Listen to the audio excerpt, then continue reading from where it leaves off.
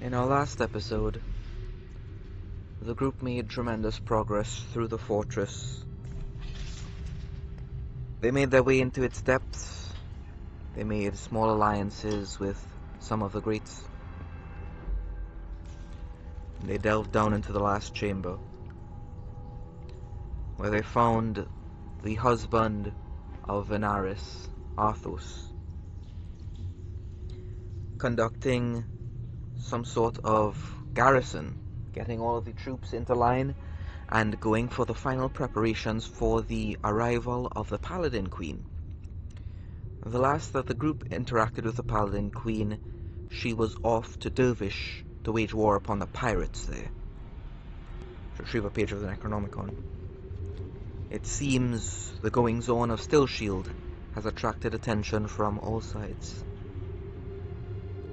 They made their way through Drek, after a brief interaction with the Mind Lich, to the Chapel of Muriel, which had been defiled and turned into a spawning room for the White Wendigo. There, the White Wendigo coursed the energy of the Paraspire into a massive cocoon, and out of it popped a monstrous hive-blessed, the Magenta Mantis.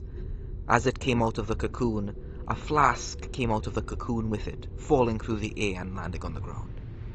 The group recognized that as the flask of Captain Damvos, and they look at his new form with dread. But this was not to be the end of the horror that would be imparted upon each of them. Their battles with the Mind Lich earlier led to the death of both of the ancient Illithid dragons. But due to their numerous delays, it seems the Mind Lich had drawn close to the end of the ritual to open the portal into the abyss to Orcus's plane of undeath and bring Orcus onto the prime material. The group despaired, for that was likely to be the end of days, and so they made their way to the chapel to do what little they could to right the wrongs. Shirk even realizing that this portal still had enough charge to send one entity back. And so, with that last flicker of hope, even if it was only a 1% chance of success, they went into this battle, trying to get some way to lure Orcus back to that portal so they could banish them once more. They made their way here. They battled the Mind Lich, creating a distraction to separate the Mind Lich from the White Wendigo so they could get them alone. But the group, once more, everyone's thinking in different directions, no one's sticking to a singular plan. And perhaps they shouldn't, for it was made apparent to them that certain members of their groups serve greats who are hugely opposed to one another, some of them even seeking ruination beyond what Orcus would cause upon the prime material. We find ourselves there, in that moment after the White Wendigo crushes the ring of Prince Bruden, where he is unleashed, and the first thing he does is disintegrate Bilchite. It is the point of revelation, the summit of the mountain, the end of the story, as the group find themselves face to face with Ulrich, the Blight Lich.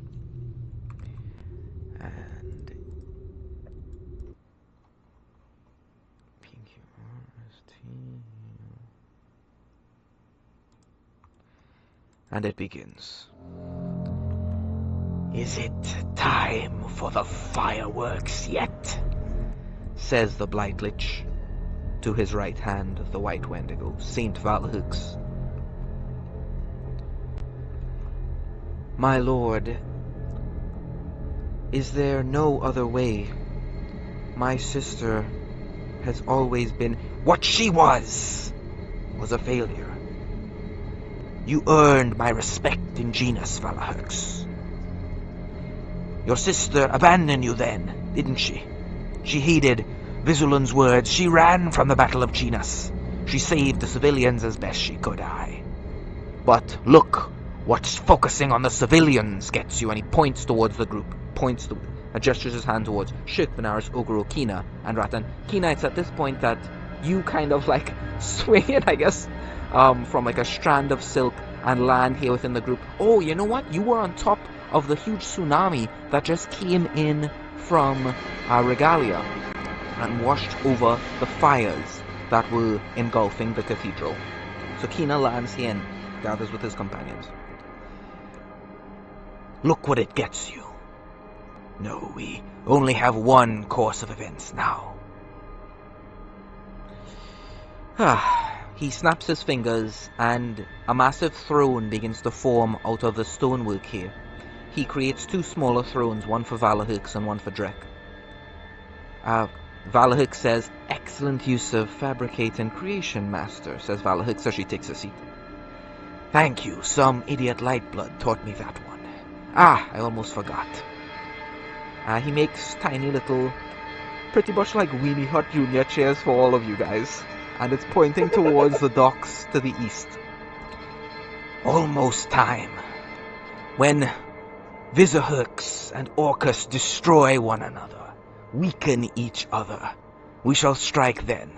Valahux, present to me the Ascension page of the Necronomicon. And he holds out his hand. And she jolts for a moment. What are you waiting for? My lord, the Lightlich worked before I could, and stole it from Genus before I could act and take it.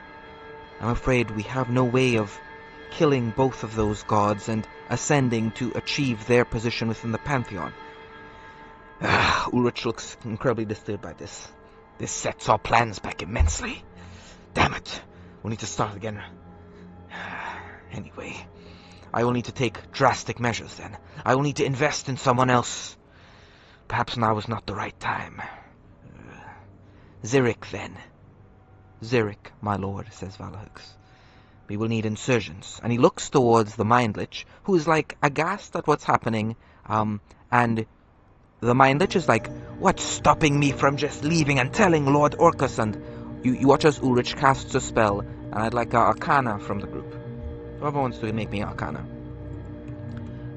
You would automatically succeed being a Feldroth rat, as you recognize Feldroth magic when you see it. Still make me the Arcana, and add 10 to your check, rat. So you'd add 10, so that's 29. 29, I'll give it to you, rat. I'll give it to you. This is Feldroth Forbidden Zone. Now, you're aware of a spell called Forbiddance. It has certain limitations on what can be done, but pretty much it's like you're creating a cage for a temporary amount of time. This is a much grander version of that. And you watch as Ulrich, in order to cast this Feldroth spell, he too must always make sacrifices. And, rat, it's strange here. There is not a kinship with this entity, but you feel an instant rivalry with Ulrich when you see this spell cast. You recognize him as being a Feldroth to someone else, rat. Not your lady. Cast this spell, some souls come up out of the ground and are absorbed into his fist as part of the material components of the spell. The souls of entities, of humanoids, are used, and he creates this forbidden zone. That should end that, says Ulrich. Now, good news for all 1 to 6 of you. I have room in my ranks for some insurgents. If we send our hive blessed into a city like Genus, they could deal devastating damage. But with the angels of Suriel against us, they would prove formidable. I need people like you, people who can cast a low profile, who can sneak in where powers like us, mighty large creatures like us, would draw too much attention. Of course, I will need you to prove yourselves. You, creature, he looks towards the Mindlich over there. Prove your name. Instantly, the Mindlich surges towards your group, and I'd like all of you to roll me initiative now. Ready to kill this guy. Oh, boy.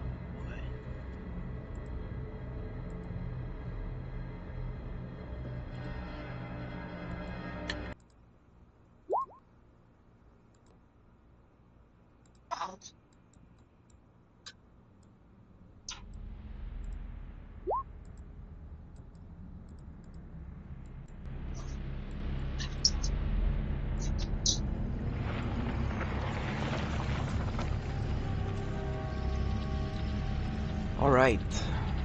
Venaris, you are up first. I will drag Kina's token in, I guess, for the sake of this. Are you not? Do you not have access to a computer right now or something, Kina?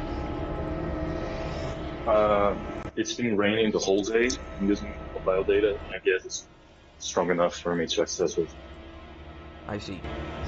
Very well then. Then you need to choose one of your fellow players here to act on your behalf when you give your, whatever orders or things to be done. So, who do you want? Who wants it? No. Could be sure, because I'm already seeing his screen, so that Very way well then. it's easier. Yeah, sounds good. I check to see you have access to the sheet. In the meantime, Venaris, you are up first. You see the Mind Lich. You can see he's channeling that deadly ability again, that Siphon Life. Now, Venaris, it's going to be very difficult to defeat this figure if he is able to just constantly heal himself to full pretty much every single time. He no longer looks injured, all of his wounds having been healed up in that time with his last using of the spell. Oh, not the spell, the ability Consume Life. This is an intense and powerful and dangerous enemy. You need somebody to stop that. And you have heard tales of certain abilities capable of doing that. Whether or not you have access to those is another story entirely. It's up to you now. What are you doing? You're facing down death itself. An entity that's comprised of the consumed minds of empires stands before you and it's ready to kill all of you. What are you doing?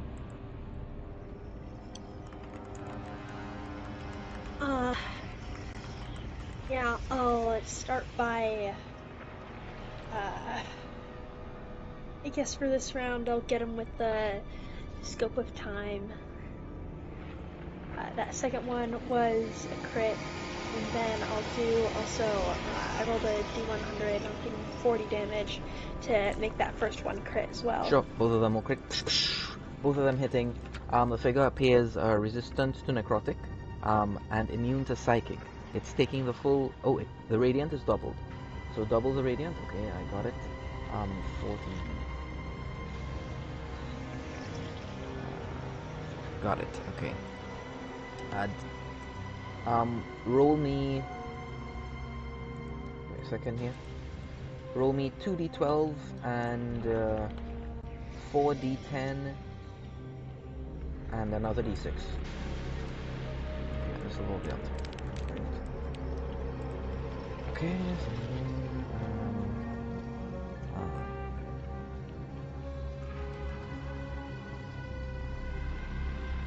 Alright. And then the next blow. Next blow's a devastating shot as well.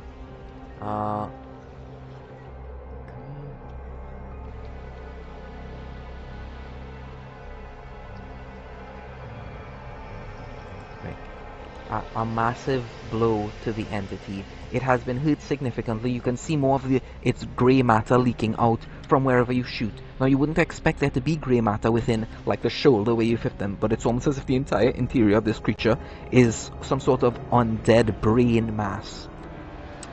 Venaris, with 2 devastating blows, 2 shots to the entity, what do you do afterwards? Anything else? I assume you would have taken your bonus action to Hunter's Market in the first place, which is why the force damage is there, right? I assume that. Yes. Okay. Then yeah, that's the end of my turn. Sure. You want to move anywhere?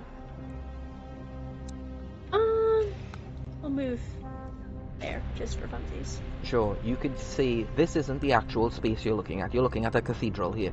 You could say, can I run to the corner of the room and get behind some pillars? Can I jump out a nearby window? Can I do those types of things? You can be a bit more creative. You think you're going to need to be creative to beat an entity like this. Yeah, then yeah, I'd like to hide behind like a pillar or something. Sure. So when you do something like that, you can move your token here and then just draw in a pillar. And then just say like that. Okay, I'm behind the pillar now, okay? So you got some cover. Understood. Alright, Oguro, your turn. Oh wait, no, at the end of Venaris' turn, everyone roll me a luck check. Oh no.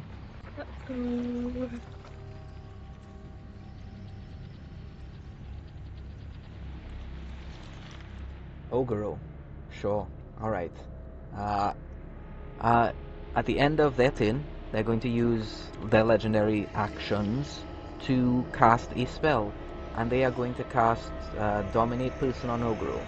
Ogro, make me a Wisdom saving throw. DC 25. I'm going to. Can I intercept that? Yeah, sure. Make me the check instead. DC 25? DC 25 Wisdom save.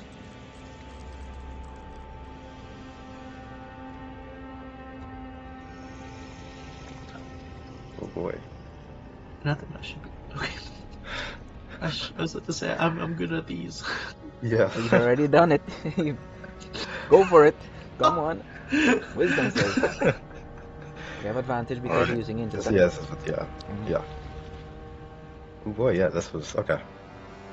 28, managing to succeed against the effect. Ogoro, it's your turn. You feel the tentacles, like psychic tentacles, begin to wrap around your mind, Ogoro, and you watch as Rat dives in the way and tears the tentacles to shreds, and they disappear. And there's like this mental static that goes through your mind, like the sound a TV would make when it's on no station in particular, just that shh, the static sound just goes through your mind, and it's dissipating. Ogoro, you're on the brink of death. You feel yourself about to become one with the cosmos. What do you do? Oh boy. Is there a pillar behind him, West? Is there like what does the scene look like? Okay, I'll describe it. He's at the exit. Outside, you guys just see black. But in the east, the Feldroth Forbidden Zone is clear there. Okay, no, there's no pillars that you can see. You're trying to knock something down to make it fall on him, right? Yeah. Yeah, it looks like if you knock any of the pillars down, it'll probably bring the entire thing down on all of you. And your friends too. So there isn't like a specific part of the ceiling that's held up. There's no like chandelier above him. All those things have been overtaken by cobweb and cocoons that have hatched. So that's what you're looking at right now. Just web floors, webs up all along the columns, the pews, the altar, the stained glass has this. It looks pretty much exactly like what you're seeing here. Like in the background of the scarlet, the silver spider. Like that's what you're seeing in the background. Just defiled cathedral. You know, my thinking is it can't cast and point at spells if it can't see right. So I'm gonna like try to jump and try to cover its eyes, just like give him like a big bear hug. Sure. Basically. Sure. Yeah, you could do that. I'll just say you automatically succeed. He's not even going to try to stop you. You do this, and then you hear a voice in your mind. My thought sense lets me see everything, fool. I know exactly where all your friends is. Even that fool behind the pillar. You're going to die here. And then Lord Orcus will deal with this blight lich once and for all. Alright, Ogro. Anything else? Okay. That would just be my action, right? It would be one of the attacks of an attack action. So you still have the other multi-attack functionality of it. Okay, then I'll like try to punch him, and I'm gonna do a stunning strike. Sure, when I know hit. it's AC, it's 25, same as before. 28. Alright, he's going to bring a shield up to defend himself. Shoot, you already see that if you can't spell it, it's not going to work, thanks to his Speed of the Necronomicon. Alright, so he's going to shield that to bring it to 30. You can spend 1 point of luck to hit if you want to, Ogro. I mean, it's do or die, right? Let's get that luck out. Sure, sure, you hit. What's the custom damage? Or rage? Let's see. Rage? Yeah, that's rage.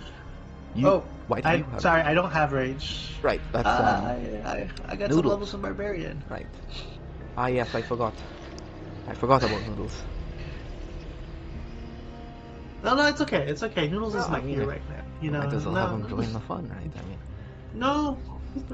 Alright, yeah, you're right. Alright, so yeah, that's 10. It takes all of the physical, it takes all of the force, and it's resistant to the chromatic damage. So that would be 15 and 5, so 20 points of damage total with one punch. Got it? And then stunning strike. I'm gonna attempt the stunning strike. So please. Sure. Let me see here. What's the DC? Make me nature. The DC is... Make me nature. Oh, nature. 12. 12. Yeah. Okay, sure. You use the stunning strike. Yes. Okay, it needs to make a con save. Yes. Con save, understand. And this is not magic, so it's not with advantage. It's a normal check. It got a 20 on its con save total. My DC. I did the calculations. My DC is 22. 22, so it would fail. And You watch as it starts to seize up, and then nothing happens, and you know that liches are immune to stunned condition.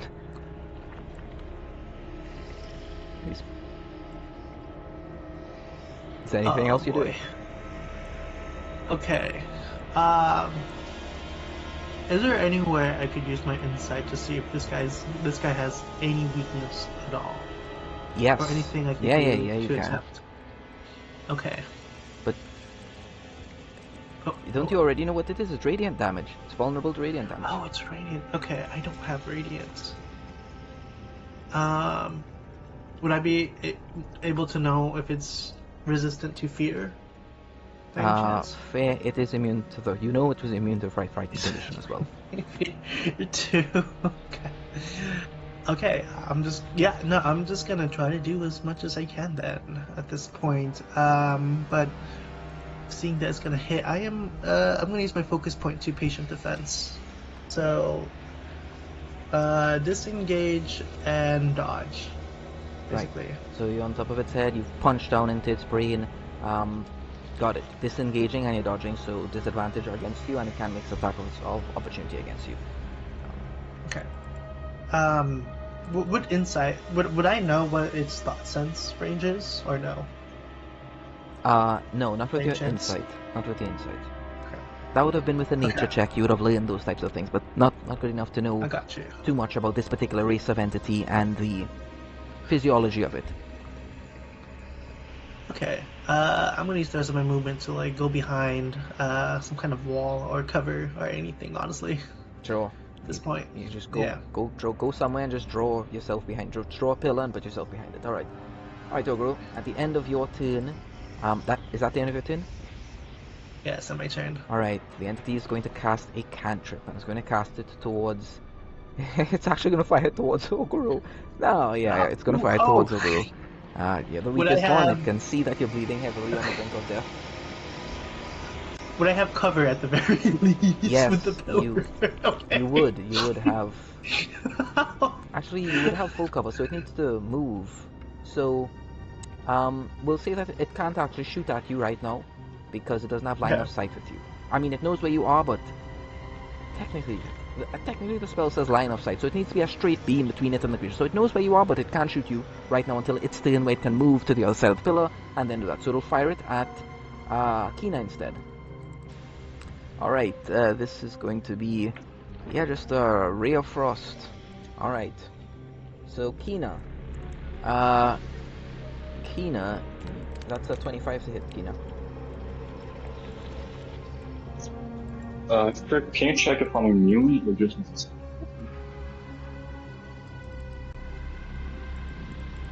Sorry, yeah, are you immune to cold or anything? Oh, Yeah, you are immune to cold. Sure. Immunity is cool, yeah. Sure, so you take none of the cold damage. He has 2 corruptions, of course.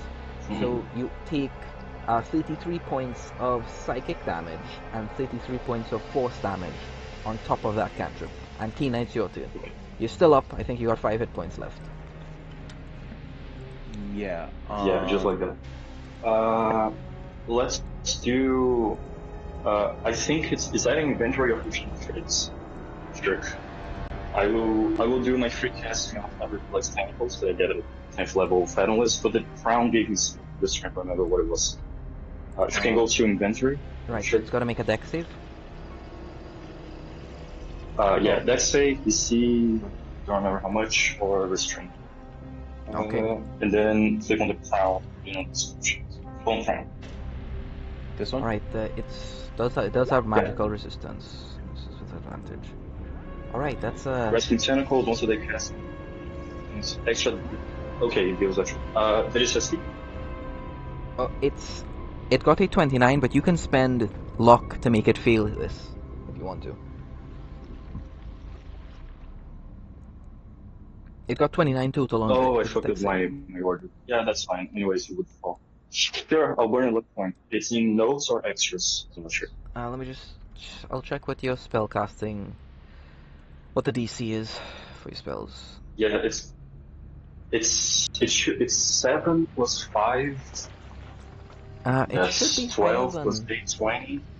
Yeah, it should be higher than this. It I says think 19 it's on your 20 or sheet. 21. Yeah, it says 19 on your sheet, but I know it's not. No, it Yeah, I know it's says higher than 19. I know. it's no on the attack options. I think it shows up the right one because I Two get luck. like Two luck is what I get it'll a lot cost, of Kina. Two luck. different Where do you ones. keep track of your luck? In notes, right? Okay, I will burn 2 luck points so he fails. He will take Okay, you're down to 13 now. 3d8. Yeah. So cast Everett with Tempest. Sure, it's in spells. 4th level. Yep, so he fails. So he is restrained by the tentacles. He takes damage now, and then when he starts his turn in it, I think he takes more damage. And there's like darkness and stuff like that. It's difficult terrain, a bunch of stuff, something like that, right? Okay. This one, Yeah, right? it's Kina? only that's the one. Yeah, go ahead and click on Ivad's black Use tentacles. that damage. Okay, got it. Takes all the bludgeoning, takes half Yeah. of the lightning. And then there's the extra cold damage, which should be on first page. It's a Grandster's Lure.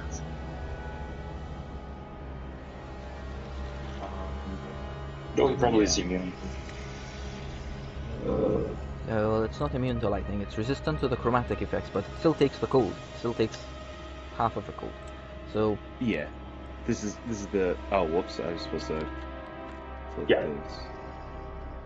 Oh, I can't turn it on, but I'll just takes roll it. 3 Oh, there extra you points go. of damage. Alright. Yeah. Alright, that's Keenan. And Go ahead. he's restrained, so our attacks have advantage against him. He's at advantage. Bonus action will summon the tentacle. Strike him once. Sure. Looking at AC 20, actually 30 right now, because you shielded. But it is Okay. with advantage. Yeah, sure. Sorry, I didn't hear. What do you want me to do? Tentacle of the Deeps. Should be the tentacle. No. It's a spell attack. Just roll a spell attack and see if it's 7.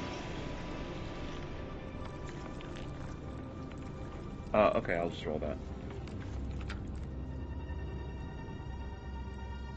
15. That's damage, Shook. It's 2 hit. Yeah, you still got a hit.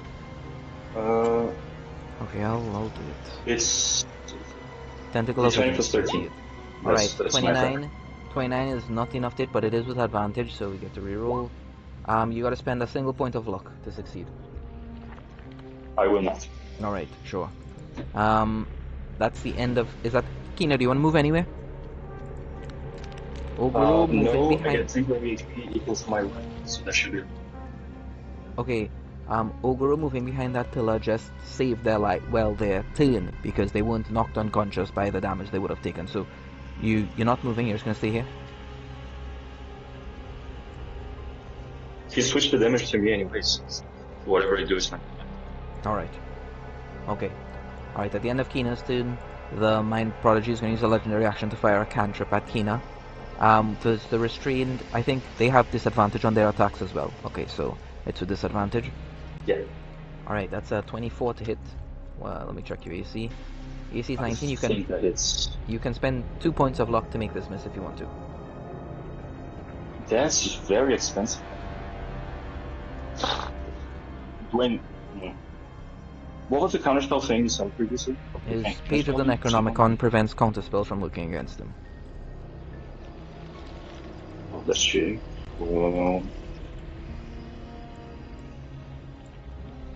Sure, I'll burn the 2 points, but otherwise I will have lost my whole turn. Yeah. Alright. You're down to 11 now. Alright, it misses. Shit, your turn. What are you doing? Okay, so for my bonus action, I will use a spell scroll, and this spell is Spirit Shroud. Let me get it. Give me a sec.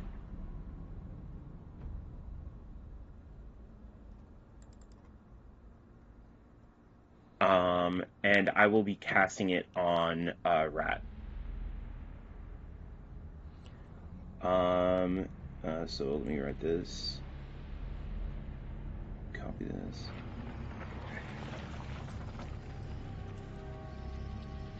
Okay.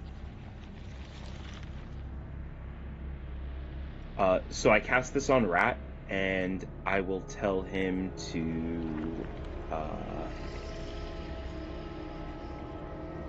Actually, yeah. I'll just concentrate on this myself for now. Okay. Um. It's going to use its reaction to counterspell that. Okay. Good. Good. I will attempt. Oh wait, this is fucked up. I can't counterspell his counters. No.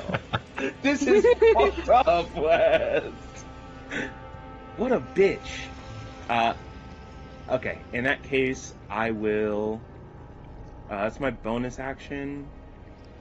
Action. Do I have any insight as to how to interfere with his thought sense?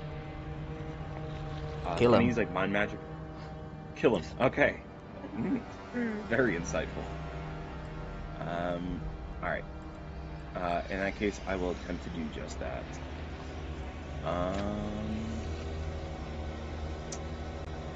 I will. Insight.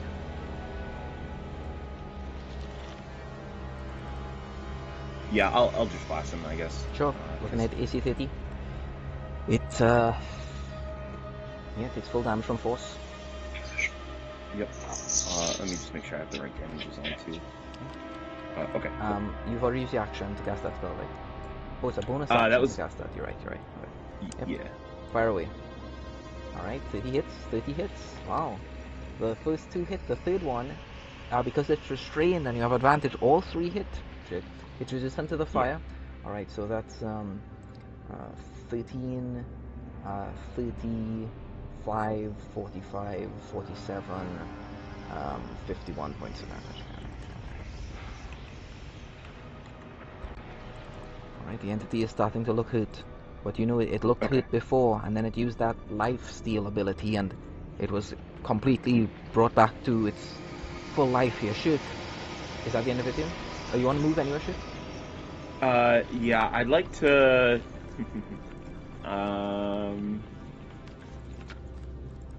I'd like to move behind a pillar as well. I guess this kind of sucks. Yeah, I'll take cover next to Venaris. Sure, you're on. Yeah, got it. You're behind those pillars over there too. Got it. And then I want to see Wes. Can I use like a resource or something to change my cantrips? Yeah, you can. That's like normally. Yeah. Envy and Endings can do that for you. That would be like breaking the weave, which is something one of the old gods created in this moment, which is Envy and Endings has to get through the Feldroth Forbidden Zone in order to do that, and break the weave to do this, but it is possible, yes. What do you want? I was thinking about getting Chill Touch. Okay, that's an the excellent cantrip that idea. lets That's what Ogre would have learned if they succeeded in nature check. One of the only ways to stop this specifically, there's a spell that's made to stop this in witches, and it's called Chill Touch the Cantrip. Indeed. One of the only ways to stop this particular thing. Yeah, Shirk. Yeah. Envy and Endings only wants one thing. Your Elder Sign. Yeah. She wants my Elder Sign. It's the only thing. Dude.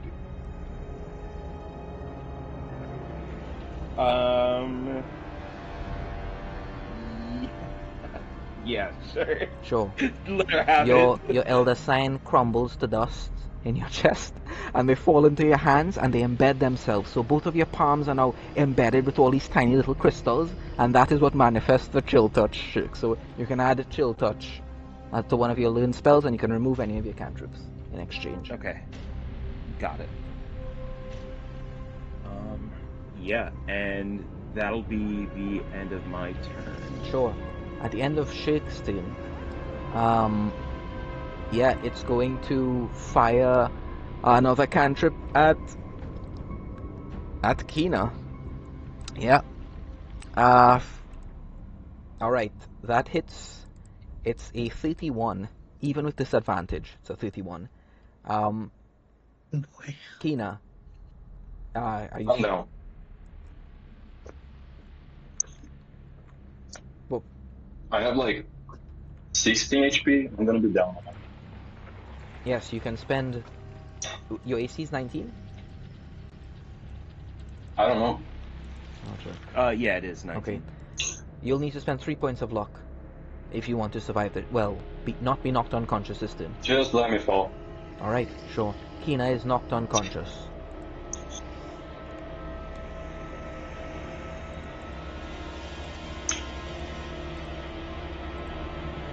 By the blast. Rat, it's your turn. You're watching one of your friends fall. Ogre is on the brink of death. Shake is bargaining his most sacred of resources to give you guys everything that can possibly help you in this battle. Venaris is there laying down devastating blows. You see entire arcs of blood pouring out of their body as they're firing these shots one after the other, and they're like perfect shots. One of them cuts off one of the 4 tentacles that the Alhoon has. Another one is like damaging the side of its face. Pieces of its brain are starting to leak out. You see those strange brain tentacle worms falling out of the side of its head onto the ground. The smell of something that's been preserved, like formaldehyde, pours into the room as its flesh is burst and this liquid pours out from it. Rat, what are you doing? Okay. Okay. Really quick question about the environment. I'm guessing that everyone's over 30 feet away. Yeah, sure. I'll save Venaris and Ogro, and they're more than 30 feet away, sure. Okay. First thing I'm gonna do is, can I?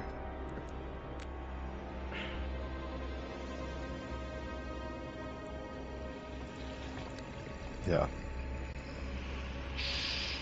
Yeah. First thing I'm gonna do is I'm gonna have Avi.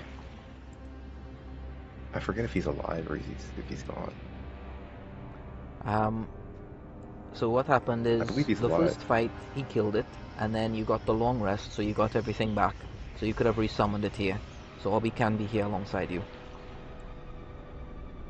Okay, yeah. Then Sure, you can drag he would Obi be here. out, and Obi will be alongside you right now. Okay. But as I recall, you want to keep track of these things, because I think it's an action or a bonus action or something to summon Obi. Yeah, it's an action. Okay, so... I thought I rode with him against Okay, the, I would the have White expected Wendigo, you to do that, so we'll just say he's here for now and you don't need to use the action right now. What are you doing, Rat? What do you want Obi doing? Okay, I'll have him heal Kina and Okay. then run. Take Kina. I want him to run. Okay, how is Obi healing Kina? He has he can do it as a bonus action. Obi can heal things What? as a bonus action? The steed has something special here? What? Really? Oh, once Wow. per long rest? Okay, Yeah, fine. that's Obi picks up Kina. How much is he healed? It's 2d8 plus 2. Alright, roll it. That's hilarious. I learned something new today. Hobby's a unicorn. Alright, 15 hit points. Kina's brought back from the end. Yeah, he's stabilized and he is... Shirk, you Yeah, gotta Obi's take gonna, care of like- Kina, okay? I'm not gonna be clicking on his token anymore, I'm not gonna do anything. You need to take care of Kina's token, alright, Shirk? Yeah, sounds good. Okay, go for it. Move Obi. Yeah, I'm just gonna like bite Kina or bite his clothes and then flip him onto his back Sure. and ride him over to where Oak grows. Sure, Kina, you're behind line of sight now. The cantrips can't hit you unless the lich moves. Obi cannot fit behind these pillars. It's too wide, too large, and his wings are, fluffed out. You don't think he can hide behind the pillars? I wasn't planning on that. He's gonna come back. I don't think he could. Oh. Well, if he makes it, I don't think it's relevant. I am going to run at the Mind Lich, and yeah, I'm gonna hit him as hard as I can, as many times as I can. Sure. Smack away. Are these with advantage? Yes, he is restrained. Okay.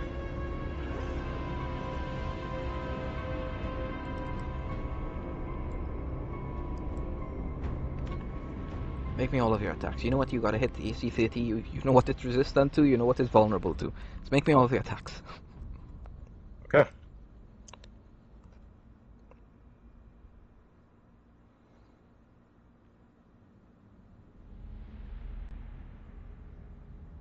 Alright.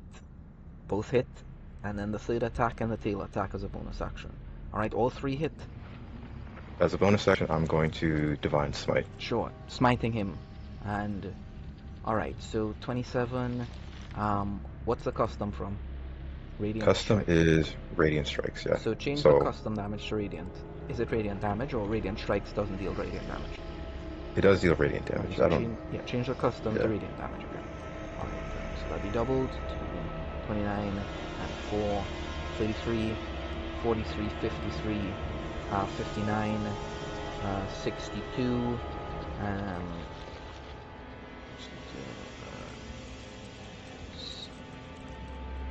Casting this is a 68. third level spell.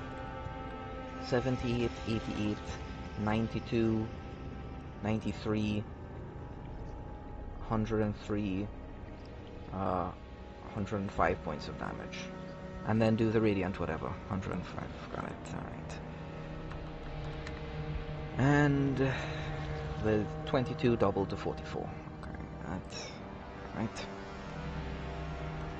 Alright, he's starting to look wounded. More cracks undulate through its form. Its tentacles whip out towards you, Rat. Hey, listen, we can work together. The Blight Lich isn't as strong as you think. I don't even respond. Alright, got the end of your turn. Action bonus, action movement. I didn't move.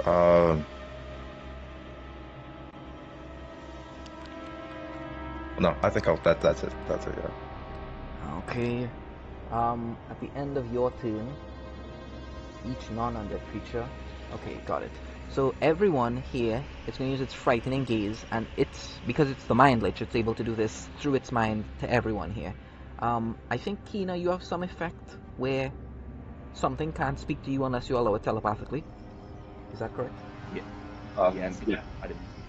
Okay, then you would be immune to this effect. Ring of Mind Shield. Yeah, then you would be immune to this effect. Okay. So everyone else must make me a DC 25 Wisdom save, or become frightened for 1 minute. Those who succeed are immune to this effect for the next 24 hours. Oh, come on. Alright, you're frightened, Oguru. Oguru, you see the end coming to you. Venaris is right there. Venaris is on the other side, shivering too. It lets out once more its pulses of the end. Venaris, you just see you and your parents and your husband pretty much being eaten. Like, you're all resurrected and then this creature is eating your mind. Shig, you see... Honestly, Shig, you see yourself killing your friends here, beheading them as you did Oguru. You're uncertain whether or not it feels good, or whether it feels great, Shig. Oguru. West, I forgot, I still have the foresight. Am I able to... Yeah, you to make all roll checks with with... advantage? yeah, all checks, all Okay. saves, all attacks. It's foresight. Yeah, okay, so you succeed. Okay. Alright, you didn't make the save for Kina. Obi, he's immune. Obi, I will assume, is afraid of this. Rat, you didn't make your wisdom save. It's a frightening condition, right? Oh yeah, you can't be frightened. Got it, So, understood. so yeah, I and Abi are, because Yeah. Abi's in my Okay, aura yeah, right so they now. can't be we frightened. can- Alright, so that just leaves Venaris and Shik, who are frightened. Alright, you can't get nearer to it. All of your attacks are with disadvantage so long as it is within line of sight of you.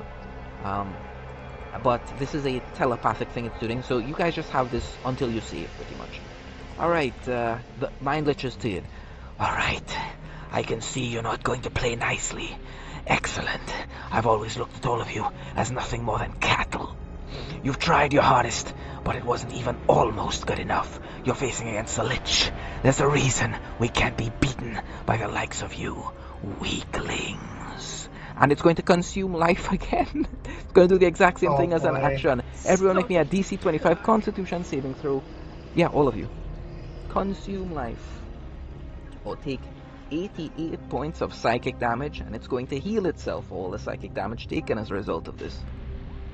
Question, West. Yes? Can I, if I make the con save, right, would I, You want to save could I Obi? also make, oh, not Abi, but could I also, like, use my reaction to make the save for someone else? Yeah, if they're within 15 feet of you, you can dive to intercept it. Oh, I see. Okay. So close. Alright, Ogre is unconscious. It can only absorb hit points that you have, so that's 16 from you, 13 from Kina, 29, 60, Shik, Venaris, Rat. Con saves, DC 25. I mean, sorry, int saves, my I'm bad. working on it. Oh, int save. Yeah, That's sorry, very int different. saves. Oh, that's Oh. This is the mind That's- glitch. Damn it. That's doable. -4, so that's a 20 for me. A 5. Still fail. Okay, I'll just Oh, save again. I rolled 20. Wait. It's not fucking right. No. okay, West. Mhm. I can. I forgot I can do this. I can deflect psychic attacks right now. Okay. So, okay, I had 16, right? So all I have to do is deflect 16. Let me see here. 28. I reduced it. Yeah, well, Or- technically it's 88 psychic damage headed your way. You just had 16 Oh. hit points, so it only healed the 16 hit points Oh, God. as a result of stealing your mind from you. Is how this Okay, I consume life see. from the mind glitch is working. I see. Normally okay. it's a con save for necrotic damage. For him it's an int save for psychic damage instead. Oh, this sucks. Yeah, of course you can do that. To half the amount of damage you're taking and half the amount of healing, that is an absolute necessary. Alright, yeah, let's see Venaris. Venaris, you... Yeah, and I'll absorb elements too, so it's Yeah, halved sure. again. Venaris is a DC 25 int save, so you would have still failed. You can spell 2 points of luck to succeed if you want to, Venaris. Do you want to do that? Nah, I'll take the damage. Alright. 88 points of damage to you. 44. Oh, 88. 88 points of psychic damage. And it will heal that 88. Alright. So... That is... Oh, Uh-huh. 270. Alright, okay, that's... 20. That's Venaris Oof. handled. That's Ogro. That's Kina handled. And Shirk, you resisted it. So 44, and then you use your thing to gain resistance. So that's 22. So that's 22 points of healing here. The creature still looks injured. And Rat, you made your save. Yep, it's a 20. So, okay. Right, so you take 88 I points am of going- psychic damage. You could save Obby if you want to try. You can do that if you want to. Or you can just let him die. No. Sure. I mean, yeah, he's done. Alright. I will instead use my. Yeah, I'll use my legendary resistance. Sure, to if you use your legendary resistance, I'll save. say it won't do anything to you this turn. Well, it says you succeed the save, so you would still take 44 points of damage. Alright. Oh, okay. Yeah, okay. Not saber stuck. Oh, it's still halved. 44. Right, so... Okay. Alright, that's the end of its action. Bonus action. Bonus action here. Doesn't have any bonus actions.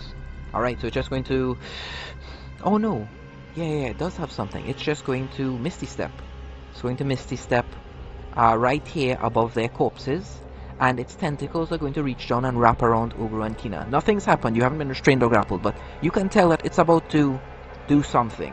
Shirk, Venaris, Rat, make the insight. Do I need to make it if I also have thought sense against the creature? You can sense its thoughts, you don't know exactly what it's going to do pretty much. Like thought sensor, you can sense general thoughts and ideas, you don't know everything. This isn't Okay. detect thoughts, you're extracting information from them. You can sense thoughts around you. On a Yeah, radar got it. almost. Like a bing, bing, bing. Oh yeah, there's some thoughts over there. That sort of thing. Not read minds. Very cool. Okay, yeah. Okay, Shirk. With your insight, Shirk, it's setting up to eat their brains. Yeah. Venaris, your turn. What are you doing, Venaris? Okay, I'm gonna use my action to summon the purple worm. Sure, you summon it next to it, and the purple woman can make its attack, both of them right now. Yes. If And of course. If you the first wanted to, you could... Oh!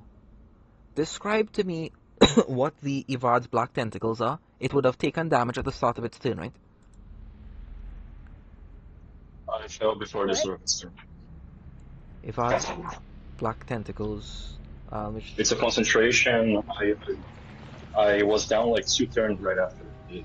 it's gone. No, but this casting doesn't require concentration. It requires concentration. I can't lose it due to damage, but I can because I fell. No, grasping tentacles once a day, casting of Vivard's black tentacles gains extra lightning damage, has double the range and area of effect, and requires no concentration. Is what the crown Oh, gives you. because of the hunger. Oh, So you would have still taken the damage. Click on the Vivard's black tentacle shield. Yeah. Let me grab it again. Randomly. Okay, details. Spell details. Alright, let's see here. It has a strength condition, creature also it enters. Okay, I see. I understand. So if it would have stayed, it would have taken, but it moves out of it with its Misty Stepping over there, and just hovering behind them. Okay, so it wouldn't have taken that damage right now. Venaris, you are up. Venaris, you're on your last legs. You're empty.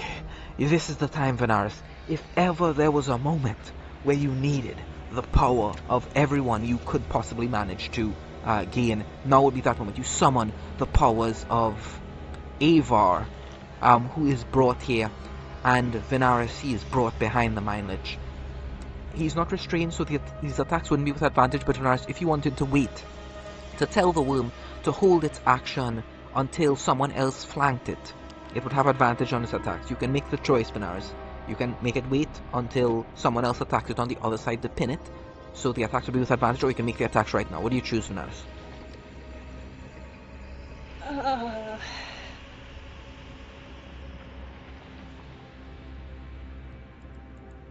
Do we know its AC right now? Yeah, it's 25, but you know it knows the shield spell. Okay, then yeah, I'll wait until I'll have it hold its action. And more than that, Venaris, you can tell that this entity has more than a single reaction, because it's shielded and it counterspelled in the same turn. Right. Yeah, okay, so I'll have the worm hold its action, and then could I spend my piety with Haster to hurt the Mind Lich in any way? How would you like? What would you like? Shirk gave something specific. There's this cantrip I need that I don't know. You need to be specific. Hurt the mind. There's 1,000 ways to hurt the Mind Lich.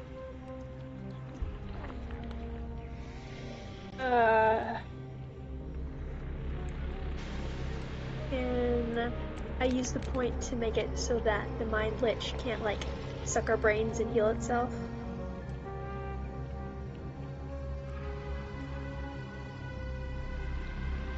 Being here, in this place, within the Feldroth Forbidden Zone, outside the line of sight, calling upon this piety from a deity you intend to betray.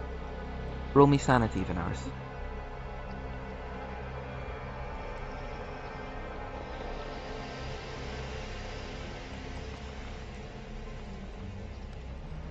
Six. This is good. This is good. Alright, so Hasta owns enough of your mind to manifest something within you.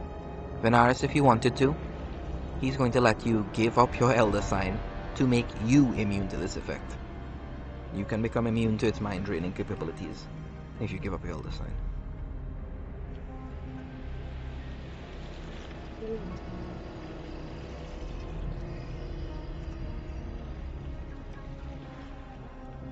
Yeah, I'll give up my Elder Sign from the Crawling Chaos. Sure. Go ahead. Is it possible to have? It's possible to have two at once, right? Because Arctos gave me one. That was lime green. No. Arctos held out the lime green one and said, "Cast the one you have into the ocean and take this one instead." Did you cast the Elder Sign into the ocean? No, I did not. And So. you do not have his. He would have waited until you cast yours to replace it with that one. Okay. So you only have the one right now.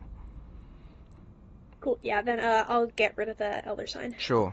You can delete it from your sheet. You're now immune to all of its mind-sucking powers. The actual ability is called Consume Life. You're immune to the Mind Lich's Consume Life abilities. So when I ask for those types of checks, you're going to make those checks. Just ignore it, okay? Alright, Cool. Alright, nice. Any movement? You seem to be in a decent position. It didn't shoot you with any of its cantrips, so this seems to be a safe place out of line of sight. No, I'm not going to move. Can I use my bonus action to drink a health potion? Yeah, of course. Take a health potion, drink it. Feel better. Alright, end of it, Internars? Yes. Alright. The Mind Lich. Mind Lich is going to point... Ooh, I know exactly what it would do. At the end of your turn, it's going to use its legendary action to paralyzing touch Oguru. So Oguru, this thing is just going to slash down with its maw of tentacles, and you fail 2 death saves. Alright. Yep, you fail 2 death saves, Oguru. Target must succeed on a DC 25 con save, alright. So make me a con save, DC 25, Oguru. West. Man. I passed. Okay, alright. You don't... It's a nat 20. Its strangeness does not course into your body. It... Okay, yeah, that's it. That's its legendary action. Oguru, at the start of your turn, make me a death save, Oguru. This is... Man, this is... Okay, give me a second. Ogre, I'm so sorry. I'm so sorry. Alright, Oguru. We can play a little devil's... Okay, you succeed. What? Look at that, hey. Luck is on your side, Oguru. Oh, nice. Alright, then that's the end of Oguru's turn. And at the end of your turn, he's going to kill you, Oguru. He's going to reach his hand out, What? and he is going to use his legendary action. I want to use my piety, West. Sure. Which Piety. piety? What are you using it for? I still have heaven and hell's piety. Sure. I have 2. Sure. This You is can the spend last one to make him miss if you'd like. Ah, yes. You bought Yes. yourself a turn, Oguru. Let's see if your friends use it well, as it's currently Kina's turn. Kina, death save. For shit. Oh man. So, Oh, yes. Death save. Oguru, how does heaven and... No. I'll decide. Alright, so here's what happens. It reaches its hand down to stab into you, Oguru, to take your life force, to harvest your consciousness and bring you back as an undead, to serve its will, to help kill your friends. That's what it intended for you. For one such as you, who's formed a kinship with heaven and hell, it seems like not the best place. Envy and Endings already tried to cause your ending once through shirk. Perhaps heaven and hell is not interested in those endings, and wants something more for you. Hey, why are you moving the wheel back? Come on, stop. You're blocking Oguru. I'm sorry, I just wanted to... Yeah. Okay. I understand. If, Don't worry. If I'm not there, then I'm gonna be alive. Alright, so that's one failed death save for Kina. Alright, mark that down on the sheet. And at the end of... My grandfather's by my side. Oh yeah, Agranthus is by your side. You want him to put a healing My potion in grandfather's your will healing. Sure. So at the start of your turn you do that, and then Agranthus will... Okay, Is Agranthus immune to No. Agranthus would be dead by this point, because even if it succeeded the mind thing, the consume life, even if it succeeded, it would have still taken 44 points of psychic damage and been knocked unconscious and disappeared. Oh, he takes damage even if his soul's form. Okay. Well, sorry, Ogre, I tried. It's okay. Even in what? Could you say that again? I just want everything to be clear. Sword form. Because my grandfather Very is not... interesting. She might be a familiar. I don't know. It's alright. It's alright. As a sword,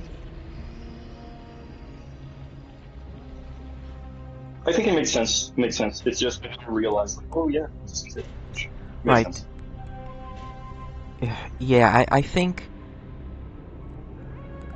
It is a creature at the end of the day. Yeah, I think it is a creature. It's kind of its purpose, especially with it gaining the class levels and stuff. I'd say it would be knocked unconscious at the Yeah, moment. 100%. It would be unfair. It would be unfair because, like, the closest thing. Okay. 3 times and aggressive. Alright. At the end of Kina's turn, unless you got any tricks, anything in your bag of tricks, Ogre or Kina, you want to pull out now, just look at your sheet, be like, I have something prepared for this exact moment. Anything like that? Anything bag of tricksy that you guys have? Shake open Kina's sheet and just like browse over it a little bit Yeah. in the background. Yeah. Bag of sheet. bag of tricks. Let me look at your inventory.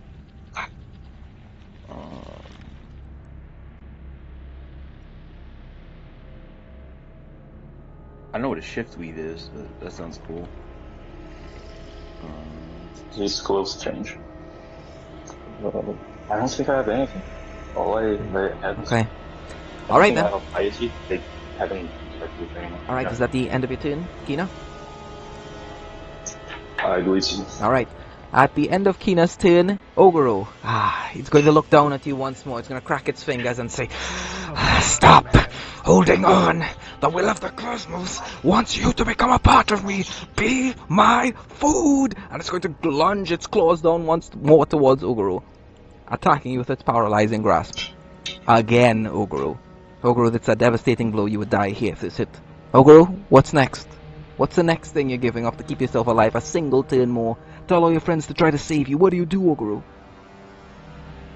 I only have my sanity and my luck, West. That's all I have left. And you do not have much luck. I'd like to clarify. You are low on luck. I only have 6 luck left. Alright, so it got 33 to hit. So, how much? What's your AC? 27. 27. Okay, so you need to spend 2 points of luck. Or any of the pieties. Those are the options, Ogoro. I don't have any more piety. No, you were given 2 piety from heaven, no? Yeah, I used them both. Oh, well. already. Where did you spend the first That one? was the last one. To talk down the white Wendigo from attacking us. Last session. Alright, okay. Yeah. Alright, Ogoro, it's 2 points of luck. That's a cost. How much luck are you at? I'm at 4. 4, okay. Alright, That's check the your turn. lowest I've been, Wes. That's brilliant. Okay, so here's what happens. Okay. Luck. So it's a matter of luck here. So, yeah, there's only one outcome. The one outcome is... It was actually here. Bursting out of one of the nearby cocoons that hasn't been consecrated by the White Wendigo yet, Noodles comes to the rescue of their master, defending against this deadly blast from the course of one of its claws. Shirk, it's your turn. What are you doing? I want to spend a piety to try to cast like 2 spells in a turn. Okay, sure. Um, What type of piety are you, from who? Ambient endings. Make me sanity. The lower you get, the better, of course. As is Okay. with all the greats, pretty much. Yeah. Natural one. Let's talk in private. Let's talk in private. Okay, yeah, absolutely. Alright, Shik. Envy and Endings is... She can't be here, but she is observing. She is present in some terms. She is here for the endings, one way or another, Shik. That's all she cares about. A nice resolution, a conclusion, the end, the final full stop on the last sentence, on the last paragraph of the last page of this story, Shik. And she is here. She wouldn't be anywhere else, Shik. She's here. And what do you ask of them? Oh yes, you want their power to come to cast through you to bring the end of the Mind Lich. Yes, that is correct. Yeah, I'll say with a natural one. Yeah, sure. You spend the piety and you can get the 2 spells here. Alright. Awesome, thank you. Some of us. You can get the HP back multiple times. Alright. Okay. You can restream yourself so Kina can see, and then you can go ahead and cast the 2 spells at the cost we discussed. Yes, sounds good. Okay, so Shirk runs out, and, you know, even in this moment, like, he's so egotistical that he's still trying to show off. And, like, 2 magic circles appear above his arms, and, with the first one, I'm going to try to cast Vortex Warp. And I want to send the Mind Lich back into the Black Tentacles and in front of Rat for his next turn. Okay, so it's what type of save? It is a DC 22 con save. Constitution. Okay, got it. And it is magic, so this entity is resistant. Slightly. All right.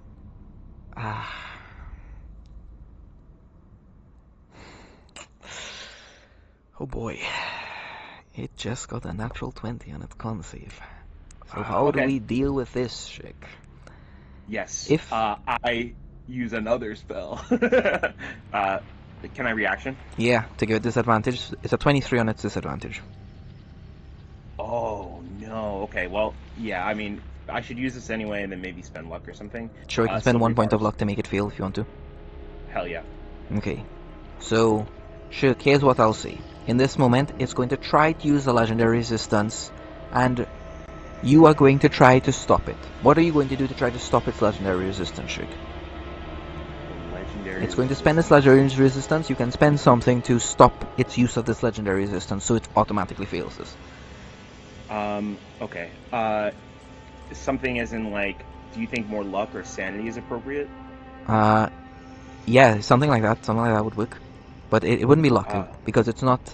It's just auto success, so a matter of luck would be like a 5-step each time. So it's not luck, it's a matter of sanity. It's... How much sanity do you got left, Shik?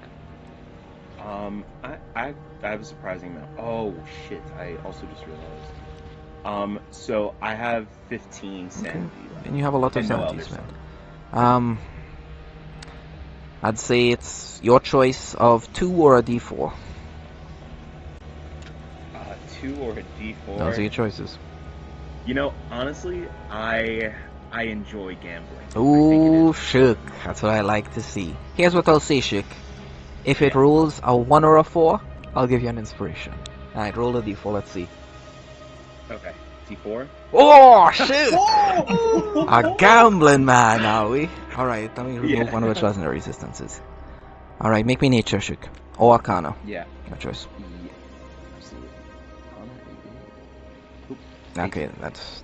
Okay, with 18, that's still not good enough to glean anything more. But yeah, you lose 1 point of sanity. Its legendary resistance, it is gone, so that's... Okay, got it. What else? What else? What's next? My other spell this turn is going to be Chill Touch. Very simple. Sure. Oh, that's a 20 to hit? You gotta be kidding me. 20 to hit. Alright, 20 misses.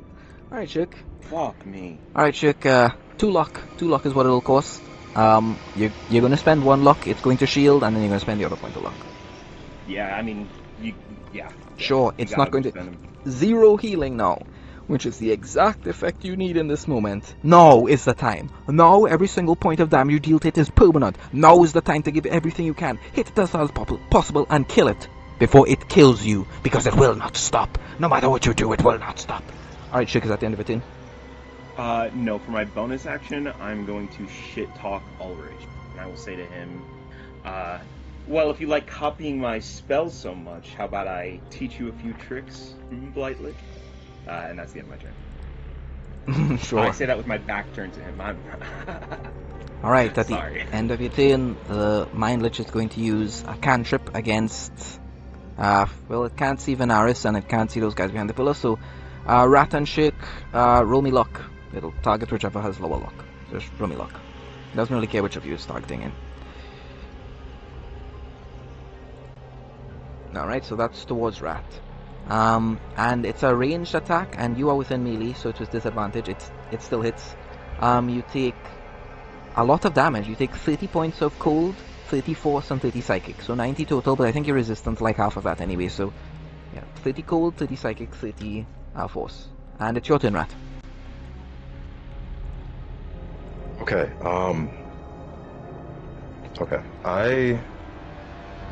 Ogre and Kina are still alive. Oh, they're making death saves, right? Just before, just before that, I'll say, just for the sake of it, for fairness with Venaris, when Noodles came up, we'll just say for that 1 second the Mind Lich was pinned, so you can make the 2 attacks with Ava with advantage towards the Mind Lich now. So just make both of those Venaris. The held multi-attack that it was preparing for when it got pinned, so it could gain the advantage, because it needs every bit it can to hit this dangerous, deadly AC 30. Well, AC 25, but it's going to shield it. Wow, good, 30, wow, both of them hit. Alright, so, piercing, yeah, absolutely. Yeah, takes that, 22 points of damage, okay. And, 15 and 26 poison, which is resistance, so 15, and that would be 25, 28, okay, another 28, So, all right. Okay, Rat, your turn. Sorry. Go ahead, Rat. Okay. Is there any way that I can cast spell and... Oh, no, there's still And make a 20. multi-attack on the same turn, something like that. Yeah. Yeah, sure. Now is the time to start spending your piety. Call out to your patron, ask for any assistance they can give in this most dire moment, even through the Feldroth Forbidden Zone, which was actually specifically meant to restrict their access to certain places so that deals could be bargained there without anyone seeing, those types of things. But in this moment, because you carry so much of them inside of you, make me sanity. The lower you get, the better. So just make me sanity. We'll see how close. Yeah, go ahead. I want to insight check Ulrich, like, what he thinks about me being Feldroth. Sure, make me insight. You can add plus 10 to this because it's Feldroth related. You can add that as a mini feature to your sheet. You have plus 10 to any Feldroth related check, so this is like history or stuff like that. So yeah, alright, so 36. He thinks the exact same about you that every Feldroth thinks about every other Feldroth is. This only ends one way. One day, all Feldred are going to make a request of us, and that request is going to be make a sacrifice of a Feldroth you're aware of, and when that time, you'll cross that bridge when you get to it, Rat. Oh boy, okay. Wow, a 1 on the sanity. Yeah, That's the 1 on best you sanity. could have gotten. That's the best you could have gotten. So, yeah. Do you have an Elder Sign? Yeah. Okay. So, yeah, you can spend that. Well, it was a little bit better. Here's what I'll say. You can spend the Elder Sign or a D4 sanity. Those are your choices. I'll spend the D4 sanity. Sure, roll the D4. If you roll a 1, I'll give you inspiration. Okay, 3 points of sanity. So this would manifest itself as the Anointer of Sacred Pages. She senses this page here on the Mindlish, the one taken from Urash, the Tide Priest, that Lightblood, Lord of the Deep Ones. And she senses it. She remembers when this thing was made, and this figure, this Mindlish, is not worthy of it. It's only worthy of the Feldroth. So Rat, add a little trait to your sheet. Whatever it costs, you will take this page from the Mindlich. Whatever it costs, okay, Rat? Okay. Okay, go ahead. And, yeah. Go ahead and cast your spell and make your full multi-attack. And any bonus action Okay. tail sting if you want to. I want to move such that I am in between Ogoro and Kina. No in the problem. Mindlich. No problem. Alright. Now am I 30 feet in between? Like, am I 30 feet away from them? Because he was able to Misty Step towards them. Well, you Misty stepped and then you hovered over. Okay. But this isn't a ginormous... Roll me luck. Roll me luck. If you get a 11 or higher on your luck, I'll say within 30 feet. We'll just say that's how the battle's been progressing with the lines of... Okay, so unfortunately, it's a little bit outside of your range at the moment. Yeah. Okay. I'm gonna go for my attacks. Sure. You want to cast your spell before or after? It doesn't particularly matter. Okay, go for it. You know what you gotta hit. It hasn't shielded yet, so it's DC. He's 25. When it does get hit, it's going to shield. So just make me all of your attacks. Make all of them. But these are with advantage. Why? Is he not restrained? Oh, you're right. He's brought back in here, so he needs to make the save again. Understood. Deck save against magic. Okay. So he's resistant to magical effects. With his resistance, it's 29, but the other roll is an 18. So if someone can give disadvantage, he will fail this, or spend 2 points of luck someone to make him fail this, so that he will be restrained, so that your friend here has advantage. Those are the choices. It's either someone give him a disadvantage, or someone spend 2 points of luck. It doesn't matter how you split it, to give him advantage. Okay, Ogoro, you want to drop down to 2 luck, Ogoro? I could do it. If anybody else wants to. I'm spending full luck. I'm trying to see what happens if I have 0 luck, you know? You try to go for broke. Okay. Yeah, no, I was on top of you. Easy. I'll spend the 2 luck. Sure, no problem. Alright, so all these attacks with advantage. Looking to hit 25, he's going to try to shield. So all advantage. Roll. Let's go. Let's keep this going. Let's keep up the high octane action. Alright. Gonna need to spend a point of luck to make that hit. Next one hits. Third one hits, of course. Can make me the tail attack. I will spend the point of luck. Sure. And... Alright, let me do tail math. attack. 24, 3, it's 27, doubled, that's 27, 14, 41, 51, 61, 67, 71, double this, 75, 85, 95, 101, 106, 112, 122, 129, 100 and 138. Got it, right.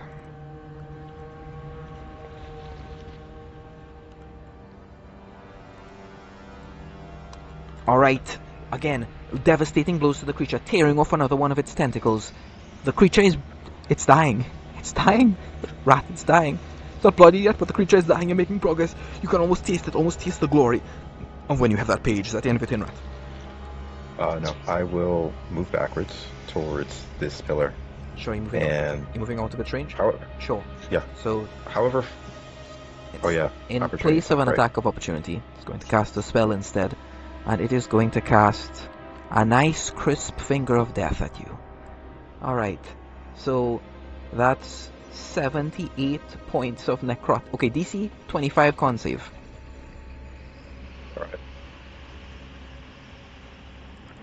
Ooh, Fuck no, dude. one close. Alright, so you take 78 necrotic, 78 force, and 78 psychic damage for a total of 210 and 8 times 3, 24. So that's 234 points of damage towards you, Rat. Okay, there's... I can't spend like a point of luck to... To succeed, yeah, to half it, yeah, you can. Okay, I'll do that. Alright, so that was 2... Okay, let me just do the math again. 78, 35, and 3. 38 times 3, 150, 160, 170... 174 points of damage towards you, Rat. That's a 174, devastating and this blast is of energy. And that's... Cold, necrotic, and force? No, the base is necrotic damage, 78, and then it has 2 corruptions, so it's an additional 78 points of force damage and an additional 78 points of psychic damage on top of it. Okay. Alright, that's 174. 1. Well, it's... Make me Arcana. You can do this as well, Shik. 174, correct? Yeah, 17... God damn it, 31? I think Sorry. so, I think so. Alright. Yeah, Shik. You're aware of the general capacity of a spellcaster. They tend to have around 2 7th level spells. And they just use 1, so they probably have another one of those in the chamber. Alright. Rat, you're up. What else? What else, Rat? Alright, I'm going to cast Aura of Life. Sure, you cast Aura of Life. Is it a AoE healing spell or something like that? I'll just post it. Oh, is it advantage on death save, something like that? No, they just come back. Okay. Oh, I should have cast it beforehand, now that I think about it. Fuck. Started staying the aura. The ally regains 1 hit point. Oh, allies are resistant to necrotic. Did you call him so he goes through? Yeah, resistance to necrotic. That would have been helpful. Very helpful. Alright, if an ally... Yeah, so when they start their turn, they just stand up. Sure, got it. Alright, Rat is at the end of your turn?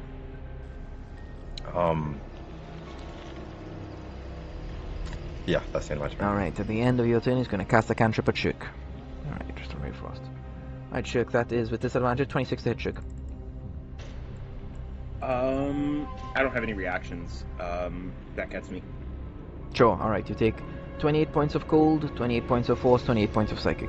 Alright, Mind Lich's turn. Mind Lich, if they're going to do the exact same thing, they're just going to bonus action to Misty Step, get out of these tentacles.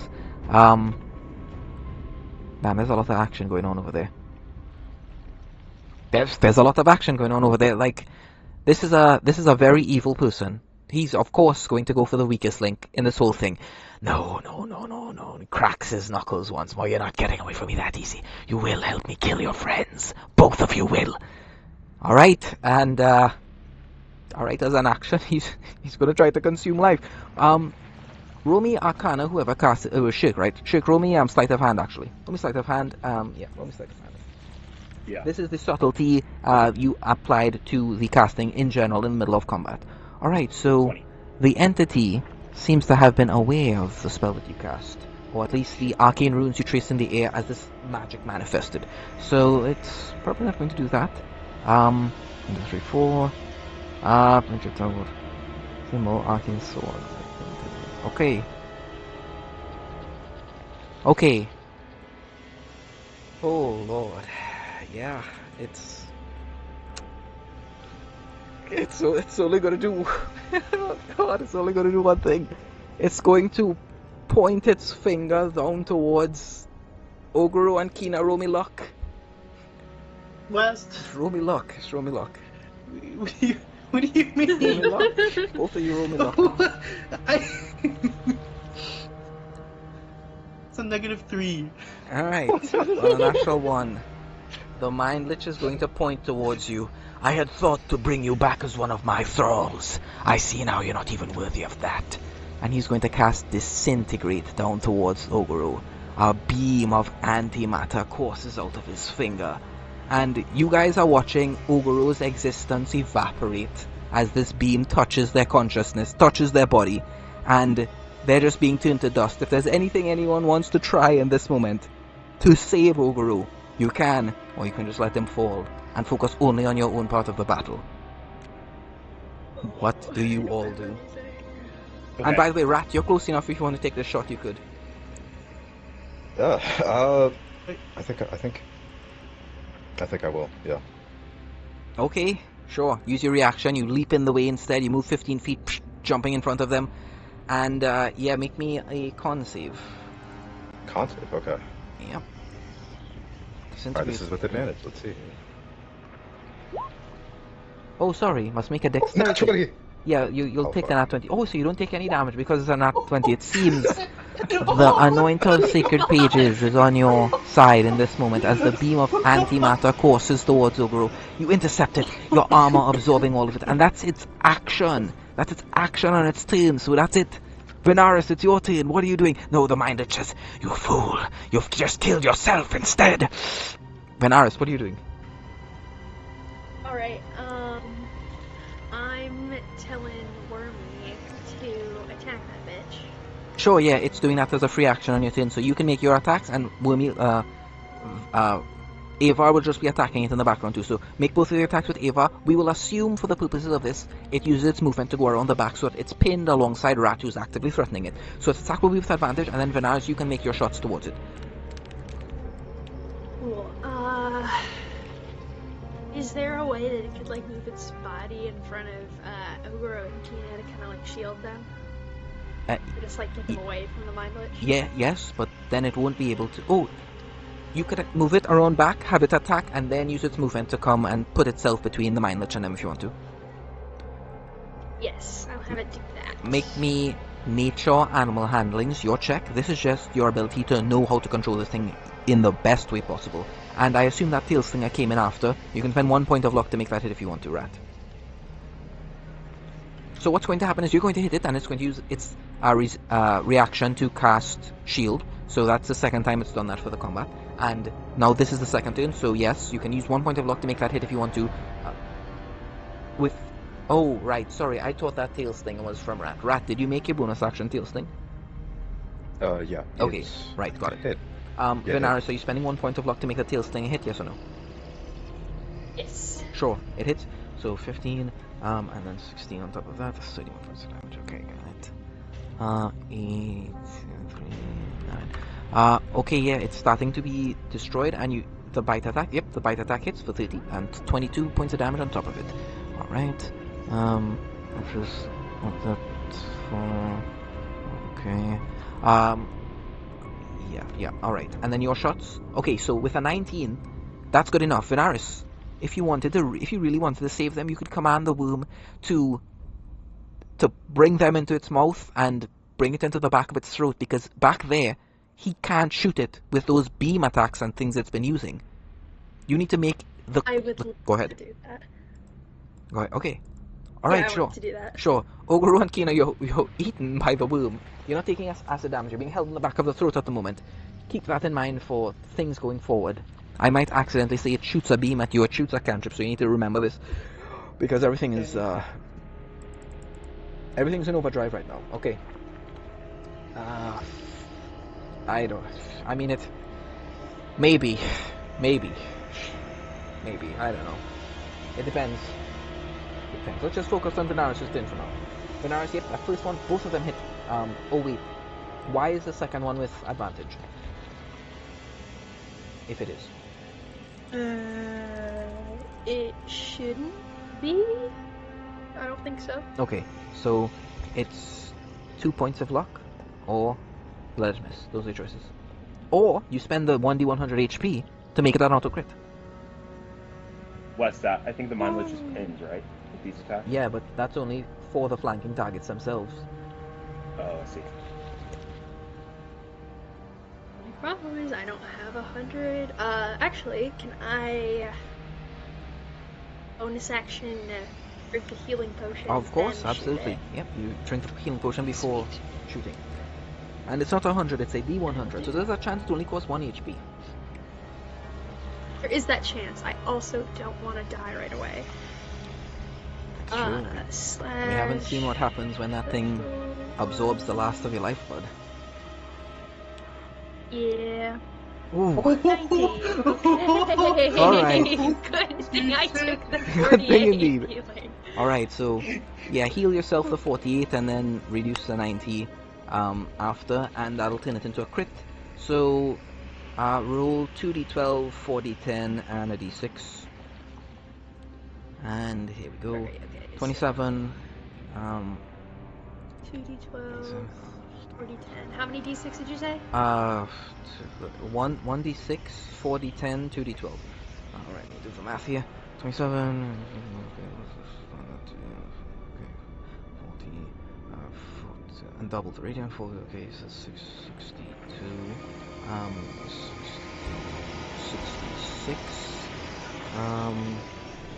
and then 66, 76, 86, 95, 102, 102, 124, 127,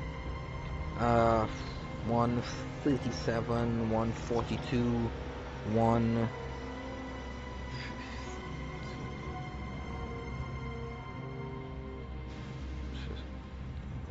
162 points of damage, got it. Alright.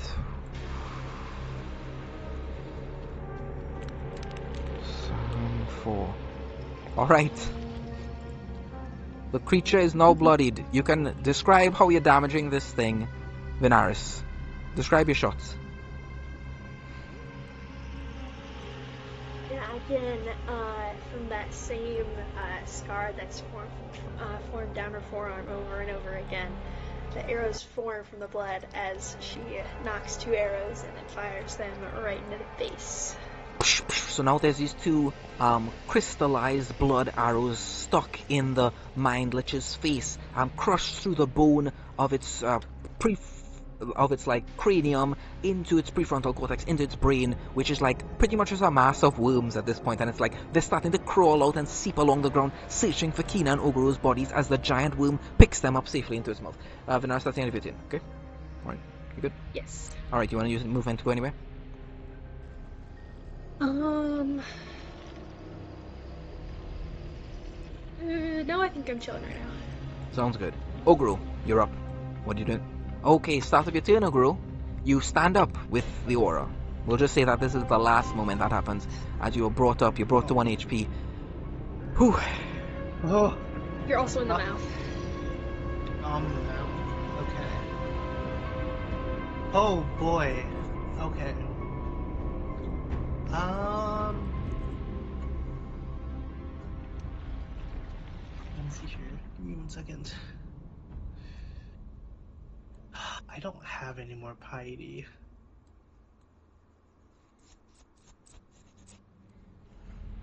Okay. You I'm gonna ask everyone. You think it's advantageous if I have this guy restrained? Would you guys take anything from it? For me, no. No. Yeah. Honestly, I think just punching him in the face really hard would be a good idea. Okay, I'm just gonna ask Wormy here if he can open his mouth a little bit in front of the lich. As I just sent two astral It's punches Ava. to its face. It's Ava it's in the Ava. animalistic form. Just make me animal handling. So DC is, well, let's call it 13. Yeah, sure, good enough. Yeah, you managed to convince Ava. Ava opens the mouth. Next. What next? What are you doing? Okay. Oh, I yeah, forgot. At the end of Venaris' just- turn, the Mind Lich is going to use a cantrip against... It can only shoot at Rat right now. So it's going to shoot at Rat with its... No, it's going to use its Paralyzing Grasp because he's within melee range of it. Alright, that's a 35 to hit with disadvantage, Rat. That's bad, yeah. Alright, Sucks. are you taking the damage? No, I am going to... How many points of luck? Would that be 2? Or I don't know what your AC is. Well, what's your AC? 22? 22? That's 3 points of luck to make this miss. Boy, going down the ogre route. Sure. Alright, okay, sure. Ogro, your turn. So yeah, you convince Ava. Ava opens her mouth. You can jump down behind. Okay, let's just move. This is getting a bit closer. Let's just move the fight to here. For this is the middle of the thing now. Alright, you guys just move your tokens. I'm just gonna move these guys out of the way. This is getting a bit clustered here. I was gonna say. Just move I these was things just out. thinking, I was like, I can't see anybody. Let's just move this stuff out of the way. So the Mind Lich is in the middle, I assume. And yeah, just move these guys out of the way here. This thing, yeah, let's move this. And Venaris, you're hidden. Yeah, let's just move these guys out of the way. Venaris is quite clearly hidden. I'm just gonna move this, yeah. And I'm just gonna move this back here like that. Alright, yeah, in the middle, and you guys are on the side, and then the worm is, you guys are in its mouth. I'm gonna move this to the back. So, this, and this is in the mouth, and Kina is in the mouth also. And then it's something like it's here, and then Rat is on the other side, kind of pinning it on the other side, and Noodles is on the third side. We'll call it up here. Alright, good. Now we can see what's going on. Oguru, where you want to move in relation to the Mind Lich? The Mind Lich will be the center of this battle. Where are you moving in relation to the Mind Lich? Just in front of its face. Sure, you're up on its face. Basically. Okay. Okay. I have apparently one vial of holy water. Can I just put that on my fist? Yeah, on my astral sure. arms? Oguru, Okay. as you pour this holy water onto your fists, they begin to ignite with radiant energy, and it'll turn the chromatic to radiant, Oguru. It'll turn that fire and that coal blazing with radiant energy. Do you guys remember where you got this bottle of holy water? Anastasia. gave me Yeah, I one. think it was Sure, so this is blessed by Muriel. Muriel and Anastasia, even from the distance wherever they are, they yearn for your survival, and Muriel does the same. Go ahead and make your Okay. attacks. Please, Muriel. Okay. 1. Man. 2. Ha. Damn. This is rough. This is Damn. very rough. Yeah. I am gonna Rough spend indeed. a key point to flurry of blows. Fire away. You're down to 2 points of luck, right, Oguru? 4? What is going? Okay. 1 hit. It looks like Muriel's mercy extends even to this paltry creature as you bless your fists, and you find them not landing as true as possible. However, the last one, you're like, no, it's all in my head. It's all in my head. Muriel, they have to die. They have to. Anastasia, this is for you. Thank you, Anastasia. And you put your brass knuckles together, and then you punch towards the creature for 32, hitting, and then that's 19, and then double because the fire is actually radiant, and 5 force on top of that. So that's 29, 34 points of damage, okay? Oh boy. 8. Alright. Okay, you crack into its flesh, more worms pour out. Its paltry, pallid flesh is beginning to undulate. The mass of worms in its body is... It's uneven. It's uncertain that this is the right form it wants to take right now. The tempora might be breaking away from this creature. The elder mind might not have confidence in it. Perhaps Orcus's power is what it relied on all this time, and now separated from Orcus by the Feldred Forbidden Zone, it's falling to you. Or is this something new in yourself, Ogro? Is this power deep in your soul that you are only now pulling to the surface, having been brought to the utter brink of death there? What do you do, Ogro? Anything else? Is that in return? You know, hey, Evar, can you just shut your mouth real quick and then raise me somewhere else? Fine, sure. It'll do that. Okay. You, even as the mouth closed, you would have to, like, step away from the entity to get within the closing of the mouth. So you'll be taking an attack of opportunity unless you have the mobile feat or whatever it's called. Oh, yes I do. Okay, yes sure. I do. So no attack of opportunity made against you as you attack it and then step away, Ogro. Alright, that's the end of your turn? Yes. Okay. Round 2. Okay, Kina's in the mouth, Ogro's in the mouth, and it's just Noodles. Oh, shit. Yeah. You came to die for your master, did you? I'd be a fool not to oblige you. And he's going to paralyzing grasp Noodles. And that's a 34 to hit. Noodles takes 48 points of piercing damage and 56 points of psychic damage. And he's making a decent 25 con save.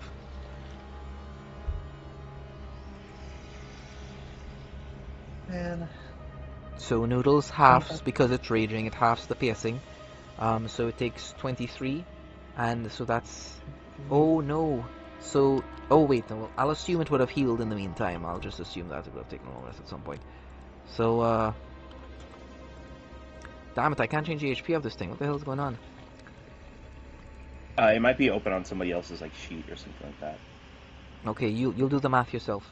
47 piercing, halved, and then 56 points of psychic. These 25, alright. Noodles is paralyzed for 1 minute. That's 80 damage, so that would be... He would have 17 left if Okay. he's full, right? Yeah, he would have been full from the time. Alright, Kina, your turn. You stand up on your turn. What do you do, Kina?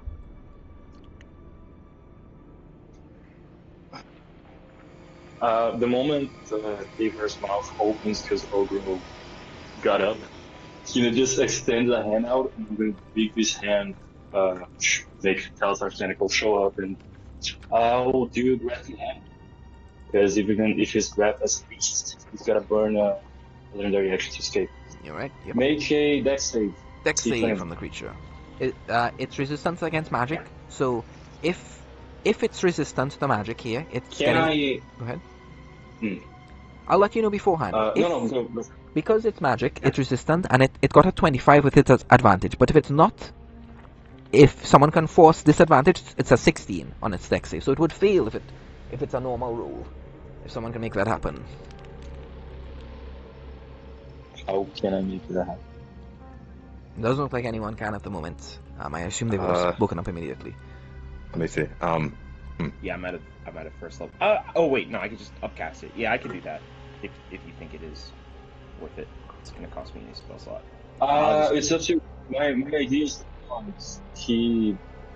if he's grappled, his left next legendary action will be to escape. At least one of them. That's what Yeah. I'm thinking. Yeah, I'll use a second level spell slot on Silvery Barbs. Sure, to give it disadvantage. And that's a spell, right? Yeah. Sure, it's gonna counter that. Sorry. Yes. He really doesn't need to have that many. He really doesn't need it. That's ridiculous. Okay. Your paltry light blood also magic is fails. nothing. You'll join the Nihirelians in the Westlands. I'll see to it. Fool. Says Dushik. Alright, Kina, what are you doing? Well, I wasted a spell slot, but I'm still concentrating on it. Bonus action, I'll move the tentacle closer to him. It's barely gonna deal damage. Something, at least. And the tentacle of the deep is nice. Sure. 1d20 plus 13 to attack, 2d8 plus 7 damage if it hits.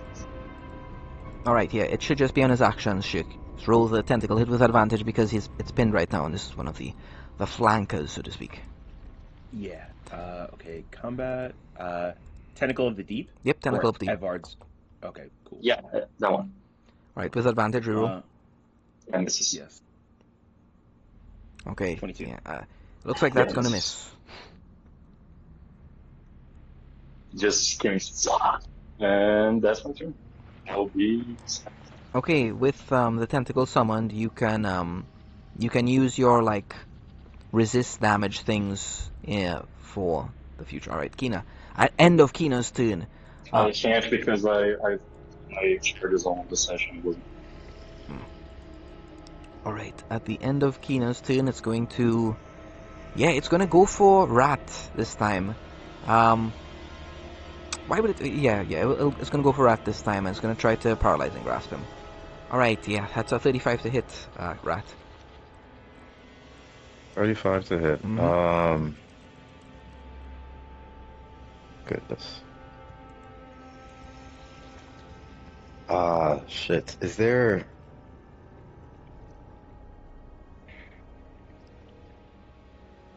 No, yeah. I can't fall now. Can I spend points of luck to Yeah, make it miss? I think it's what your AC is 20. What? 20 what? 22, so it'd be 3. 3. Oh, wait. 3 luck. 25, 22, 35. Yeah. All right, Yeah. smoke him if you got 3 him. luck. All right, Chick, your turn. Okay. With my, how much damage has this thing taken? Is it getting low? Nature. Or no, this would be nature. You're looking at like the nature of this entity, I'd say. But you can maybe Yeah. perception, or technically you can walk up and do investigation. But nature is like it'll have the lowest DC you're looking for the information. Mhm. Like you would need a 21. Yeah. You've heard tales of long battles with these creatures. On a scale of 1 to 10, the battle has gone 6 out of the 10 so far. Fuck. All right, because no, I'm gonna leave the damage up to Rat. I'll continue preventing it. I need to stop it from doing damage or healing. That is the most important thing. Chill touch yet again for my action. 32. Yeah, Yep, keep that in hitting mind, it so bitch. it can't shield. Alright, got it. So it takes half of the necrotic and it takes the fire. Half of the fire, right? So it's 9 points. Got it. Yeah, bonus action. I will greatly upcast Arcane Vigor, I think. Yeah. Okay, 1 second. And I'll do this with a 5th bonus slot.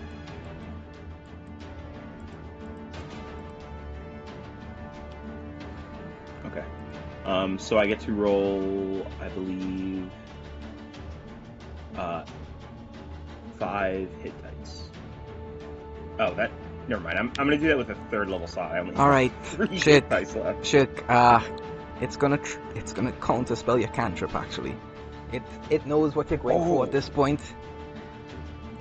But with your Arcana check, you know that's its last 3rd level spell slot that it just used there. It's going to counterspell that. So Did it shield previously? Did it shoot? What do you mean? Yeah, Did I'm it asking. shield? It did, yes. Did he shield since he had a? It did, yes. So he's burned both reactions. It has multiple reactions. Oh, he has two, more than 2. That's great. Okay. Okay, it's gonna counterspell Chill Touch. I can't do anything about that. Is that like, is that like maybe like I spend sanity to make it not, or is that just like Yeah, this is something where. Remember what we said earlier. Remember you got a natural 1 in that sanity. So what that means is, Envy and Endings is here. Envy and Endings is watching this happen. Shirk. Envy and Endings wants this to end one way or the other. So Shirk, I'd say it's the same thing as before. Throw me a D4. Yep. Shirk, throw me a D4. Yeah, roll D4 sanity. Easiest choice of my life. Alright, fine. Not Shit. bad. Shit, you can counter spell this if you want to. You can counter his counter. I could counterspell his counter. I'll take it. I would love Sure, to. his spell is gone, and yeah, then it would still take the damage, so that's back up. And it still connects. It's going to say this will not aid you at all. I can keep going forever. And you are weaklings, all of you. Barely alive, and that is why you'll fail. Shik. Bonus action movement. Bonus action was that other spell, and movement. Movement. I guess I'll like take cover behind Noodles. Can I do that? Is he big enough? Yeah. Reunited once more, just as you were upon the walls of the Paladin Queen's fortress. Will you abandon it like you did then? It looks towards you, and as I look in its eye, as you know, it's bleeding heavily. Parts of its mind has been pierced and harmed by the Lich so far. It is in a great deal of pain. It reaches down one of its heads and picks you up, and perhaps it's the light of Muriel shining through this entity as its master Ugro uses that bottle of holy water. But Noodles is ready to... West. Go ahead. You know what? Instead of healing myself with that spell, can I just give like a potion to Noodles? If you want to, you can do whatever you want. Yeah. Oh no, dude, sentimentality is always an issue. Nah, I'm not gonna heal Noodles. Fuck that. Sorry. I hate to be a bitch, literally but... I know. I can't be doing this. These are the hit dice for the spell that I use to heal myself, not Noodles. So Okay. sorry, Noodles. Oh, alright. What, Benaris, you're supposed to be making an attack to disadvantage because you're afraid, and you too, Shirk. I should have. Oh shit. It would have been normal because I have foresight. Yes, it would have been normal.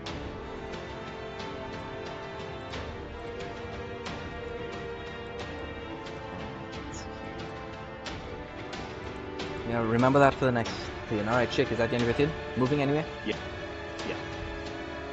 Okay. At the end of your turn, it's going to use a legendary action to... what's it got in its...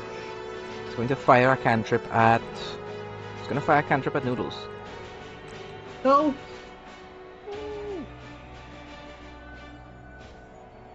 Alright. Ray of Frost. Yeah, here we go. Alright. That's 33 points. Okay, so that hits 30? with that hits with a 32 to hit, 33 points of cold, 33 points of force, 33 points of psychic, Just 99 down. points of damage. Right. So Noodles is knocked unconscious. No. Yeah. Sorry. Alright, Rat, It your is turn. so hard. It's so hard, yeah, go ahead.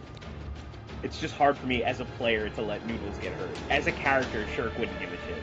As a player, I really like Noodles, man. Alright, Rat, Okay.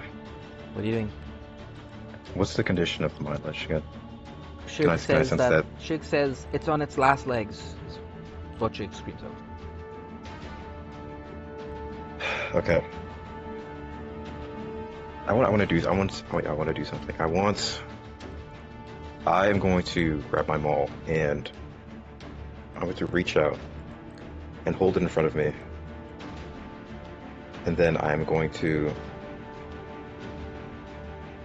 Yeah, I want to disembowel myself.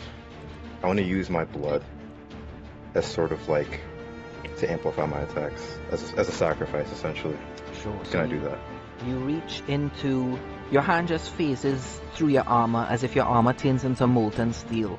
And you reach into the tattoo where once the sun of the magenta sun of the Paladin Queen was once branded on your flesh, once blessed you with that aspect of rebirth. Now there's just a sacrificial dagger tattooed on your skin. You reach into the tattoo, you pull out the sacrificial dagger, and you stab it into your chest, drawing blood as you're allowed to pour into your maul. And what do you do? What are you trying to do?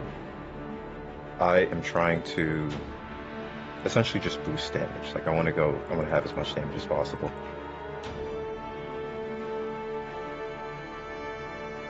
Alright.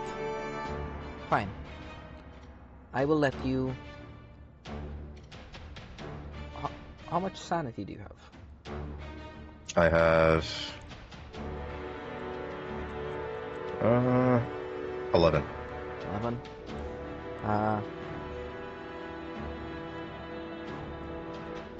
Okay, I'll say for each point of sanity you're willing to spend here, I'll let you deal a I guess we'll call it a D20 extra radiant damage on this, for however much you want to give. Let's call it, yeah, because we double. Yeah, that's what it is. It's a D20 extra radiant damage for each point of sanity you're willing to burn. If that's what you want to do here, that's what I'll allow. Okay. I am going to burn 5. 5 D20 extra radiant on top of this, sure. Going for the kill shot here, Rat. Yeah, like my eyes, or what once were my eyes, like the slits are like bleeding, and I go for all of my attacks. And these are with advantage. I'm using my Valve Enmity. Sounds good.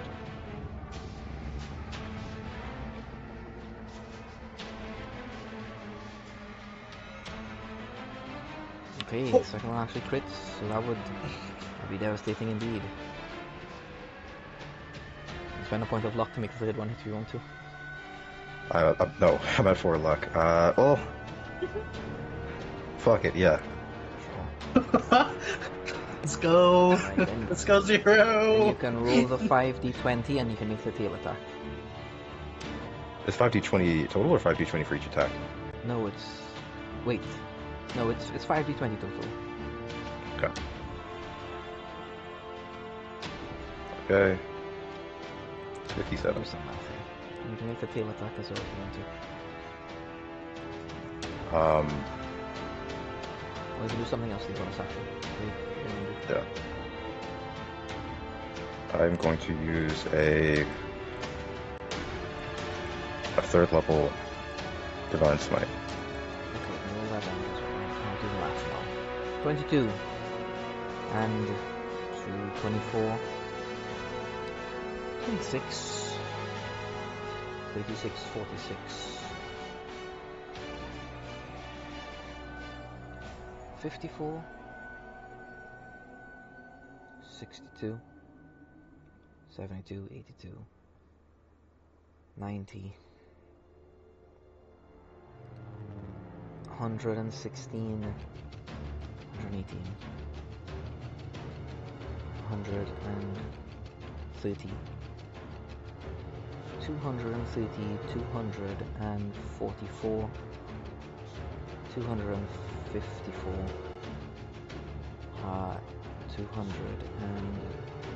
264, 276. Okay.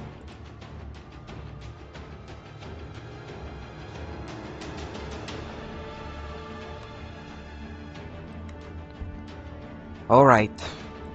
You bring this thing to the brink of death, Rat. No fucking You bring way. this thing to the brink of death, and the entity begins coughing up worms. Coughing up worms that fall to the ground. 3 of its tentacles have been busted off of its face. Rat, describe the devastation that you brought to the creature. See a blood like pouring out of like everything. all I've got. I'm ripping into it. I'm like just pure, like a reddish golden light is like popping out of every wound that I inflict in it. The spikes from my maul embedding into it and dripping out. And from inside of it, like this, like a sheen of like red gold light, the same as my armor, sort of like bursts out of it. Alright.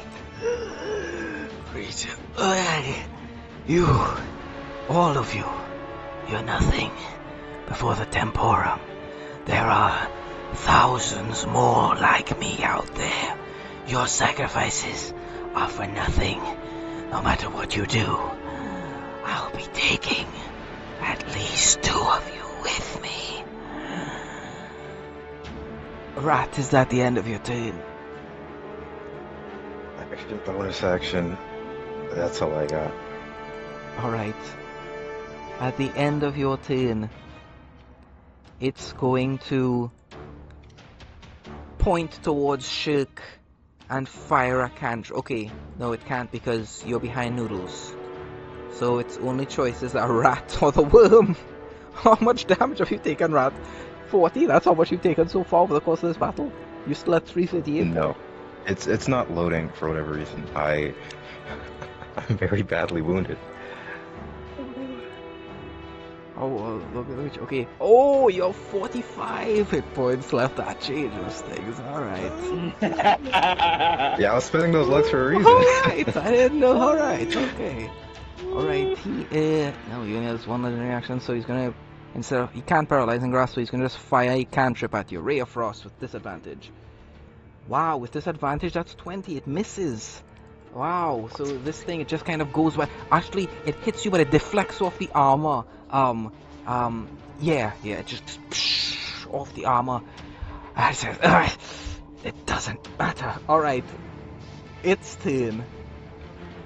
No.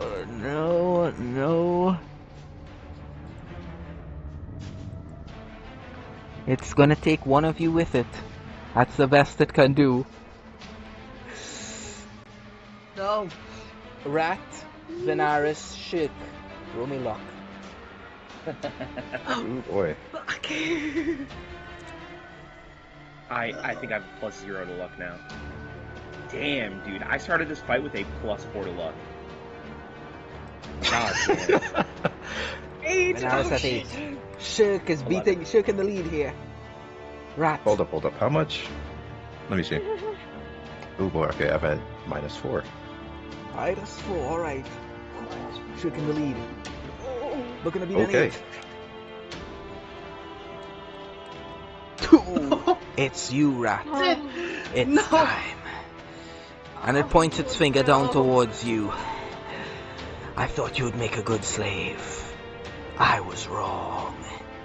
Die. And it's going to use its last 6th level spell slot to cast Disintegrate down towards you, Rat. You gotta make me a dex save, DC 25, or it's the end for you. DC 25. DC 25 dex save. Plus, is there no way I can intercept? What the? Now, how are you gonna do that, Ogoro? I'm gonna ask Avar to like spit me in front of Oh, what did you that blast. Yeah, you're gonna deflect the disintegrate. Well, I'm gonna try. I feel like I'm gonna have to try. I feel like it's killing one of us either way. Rat Ogoro, brushes this off, no problem. Ogoro, unfortunately, from Oh, the inside shit. of the mouth, there isn't enough time from inside of the mouth where you're safe. You couldn't be targeted by this thing to make your way out there and intercept it and know what's going on in this moment. Maybe if you had omniscience, that Shirk has, you'd know all the things, but from inside there, you are not aware of what's going on right here, right now. And you don't have the tremor sense of Rat either, so unfortunately, Ogoro, I'd say this cannot happen unless you were here and you saw it happening and you were near enough. Then I would give you a chance. I would say there's some opportunity, but right now, I'd say no, Ogoro. Your character does not see what you, the player, is seeing right now. Rat. Dex save. DC 25. DC 25, okay. 15% chance. Okay. That is a nat 1. Okay. Alright. Rat. A coursing beam of disintegration surges towards you, dealing 90 points of force damage. With the corruption is another 90 points of force damage and another 90 points of psychic damage on top of that. But this having brought you to 0 HP, your body is disintegrated, Rat, as the energy surges into you. And Rat, in this, your last moment, you, the one who's given everything to keep this group alive, what are the last words that you, the sacrificial lamb in this fight, say to your companions before you are gone?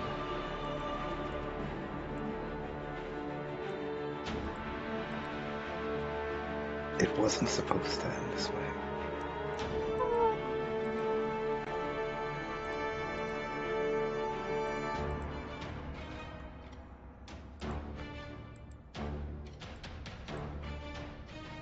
Rat's body turns to dust and disappears in the wind. Venaris, your turn. Alright. God. It says Okay, it? yeah. Alright, wormy attack, bite. Nail Stinger.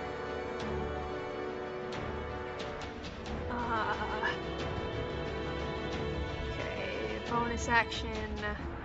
I drink a health potion. Heal for 45.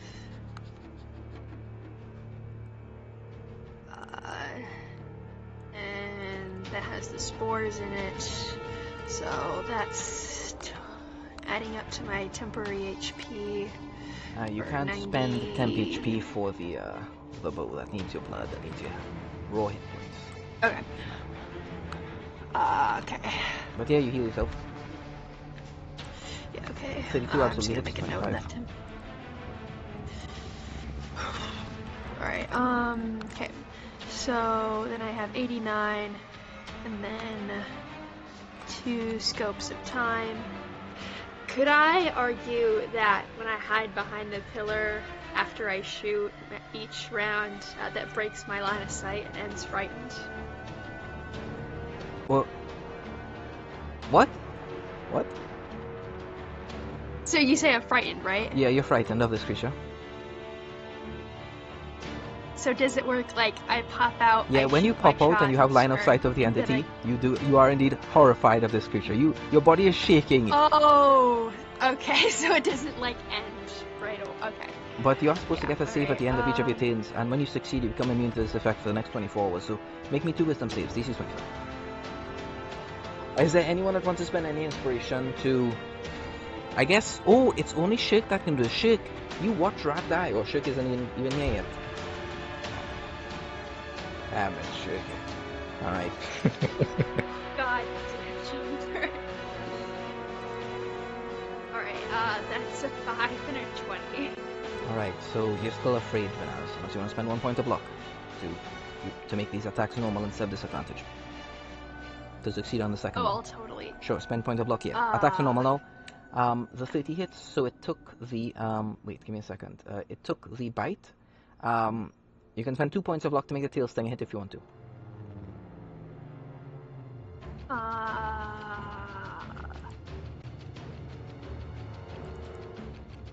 Ooh. How am I doing on my points? No, I'm not gonna spend the bonus points. Understood, so the first shot hits. Or the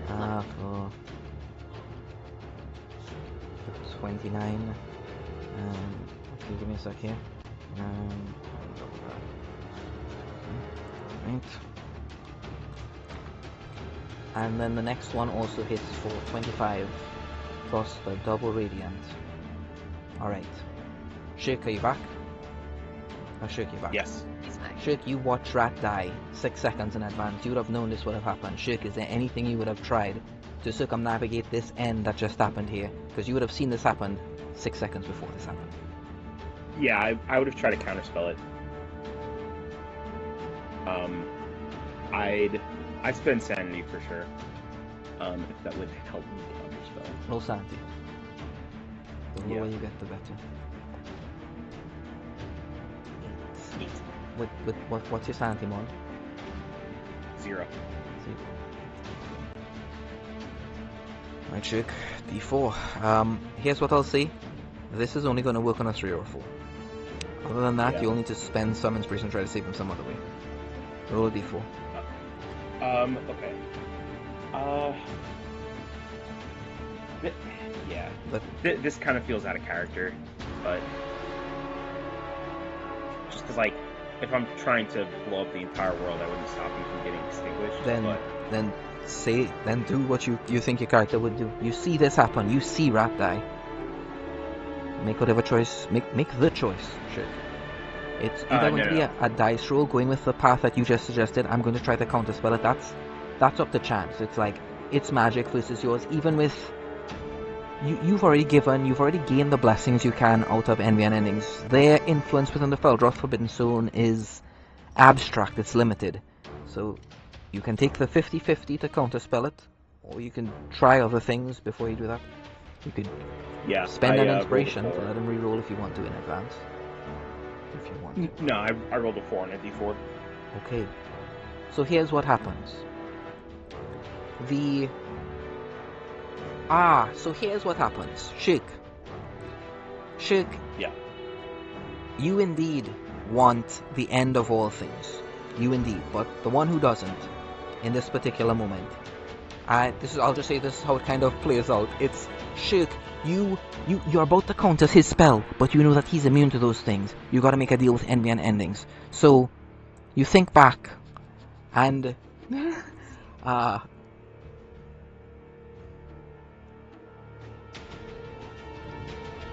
My logic was that Rat is pretty much a vicious murderer. I mean, he's the second biggest serial killer in the group besides me, so he would certainly bring about more destruction. something like that, yes. So you ask envy and endings to keep him around because your goal is to end everything, and what's more useful than this, the sacrifice of things to be useful for that. But this is how it plays out. It's actually, you know you can't counter the spell. It's up to someone else to take the spell in his place. No. And who could it be but Gulops, who frickin', even in his high blessed form, the last remnants of what was in him, of the one who loved his master so much, comes out from the side and just flies in the way instead. So, Rat, you're still down, you're still unconscious, the beam has like devastated you. But Gulops takes the blow, and Gulops, the last thing he says to his master before he fades away is just he places his hand on your shoulder and, Rat, what's the last thing you say to this high-blessed version of Gulops in this alternate version of the future that Shirk has created by seeing this 6 seconds in advance and taking measures to prevent it? Rat, what do you say to him now?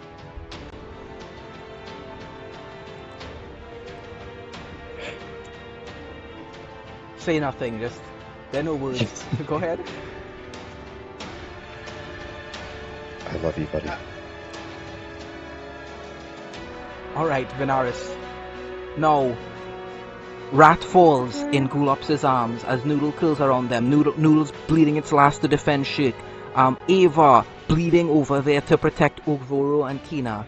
And Venaris charging their shots with energy. Venaris, you feel... Yeah, I also... Go ahead.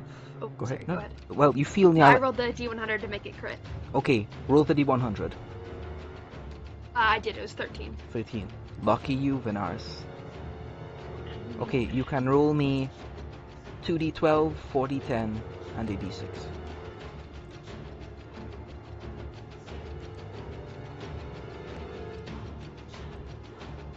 Alright. Venaris, you can describe your kill. Let's go. Okay. I see disintegrate. I see the grisly scene of all my friends near death or dying, and I just a scar opens up right over the center of her collarbone, and blood pours straight from her heart as the 2 arrows fly and hit and kill the Mind Lich. They pierce through its skull. The worm mass, now its mouth stops speaking, it stops talking telepathically. You just hear the writhing of worms and they're screaming, "No! The Elder Mind! We were destined to surpass!" As it falls to the ground and bleeds its last. And as its corpse hits the ground, as Rat's unconscious body lays there in the arms of Gulops, as Venaris peeks from the side, spending their life, as Ava begins to, having fought valiantly over the course of the battle, begin to deform and says to Oguro and Kina, "You two were always my brothers." And Avar's gone as Kina and Oguro are laid on the ground, besides Rat, who's unconscious, besides Gulops, who's been destroyed, Noodles, who's bleeding to death, Venaris over there spending so much of their life, and Shirk, mad Shirk, who turns towards the Blight Lich and smiles, and just says, "That all you got, old man?" Yeah! Let's fucking go. Just like spitting out blood too. Yeah, I spit out like that pearlescent blood to the side. God, I love talking shit. It's like my favorite hobby. Ulrich looks towards Shirk, to his words, and says, "No, I have much more planned, much more installed for each of you. Come, take a seat. We have much to discuss. Valherx, I say it's about time we start the fireworks, don't you?" Saint Valherx says, "Yes, my sister must see." And Shirk, when they say those words, something comes back to you, Shirk and Yogru, who've experienced death before. Something strange. A shiver goes up your spine. Both of them turn towards the east, where the Feldroth have been sown. It looks like there's cathedral walls around you, and they're made out of clear ruby. So you're seeing through this red ruby Feldroth Forbidden Zone out into the battle that's taking place, where Orcus is fighting with Visahux, the Paladin Queen. They're going at it. Suriel is there. Both sides are fighting. Their strongest forces, Arcthos is out there. All of the forces of Undeath fighting with the forces of the Empire. And Ulrich is just here, rubbing his hands together. They will weaken each other, and then we shall strike. For you all, though, he looks towards you. Your first task lays in Zurich. But before that, preparations will need to be made. You've all proven yourselves so well. But remember, you live now because I let you live. There will come a time where I must show you all the truth. And when that time comes, you will answer the call. I will see you all in the absence. Drek, take them away. Dracarius comes up to the group. And you all, the players, know. Kina, Ogru, might want to unmute yourselves, that this... with you having defeated the Mind Lich, having been given the leave to leave, having seen in the distance that Orcus and Visahux are fighting to the death, if there's anything you need to say to do right now to wrap this story up, Shirk, if you want to do something with that portal, Rat, if you want to do some final sacrifice, Ogre, if you want to bring things in line with the will of the cosmos, Venaris, you having achieved your goal here, if you want to align with Nyarlathotep fully and go along the path of betraying Hasta, Kina, if you want to enact Thalassar's will or betray them and side with Dagon and perhaps bring about the ocean that washes over all lands, this is the moment where those things can be made real. What do you guys do in the airy moments after the battle concludes? After effectively you guys would level up from killing the Temporum, but the Mind Lich, but I don't know if things are going to play into that. You guys are here.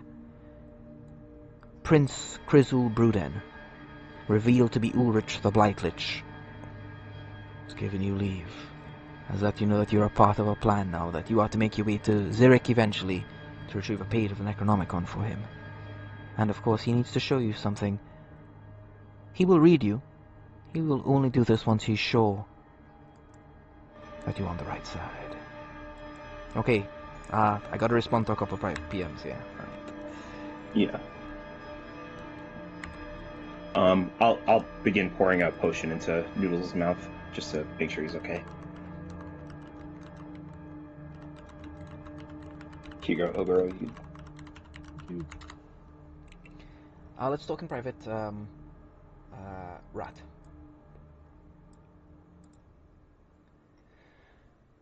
Anathema, they are very glad. Nyarlathotep is glad that because you made a pact with him that you're going to kill the Mind Lich or something like that? Yeah. Sure. So he's glad. What more do you want out of this? Oh wait. I didn't bring down the fort. That's what the issue was. Sure, you want to go do that in the background? You could just ask Ulrich and be like, hey, I'm part of a deal, I gotta blow up the fortress. And you want something like that? Yeah, sure. Sure. All right. There's one more thing. Uh-huh.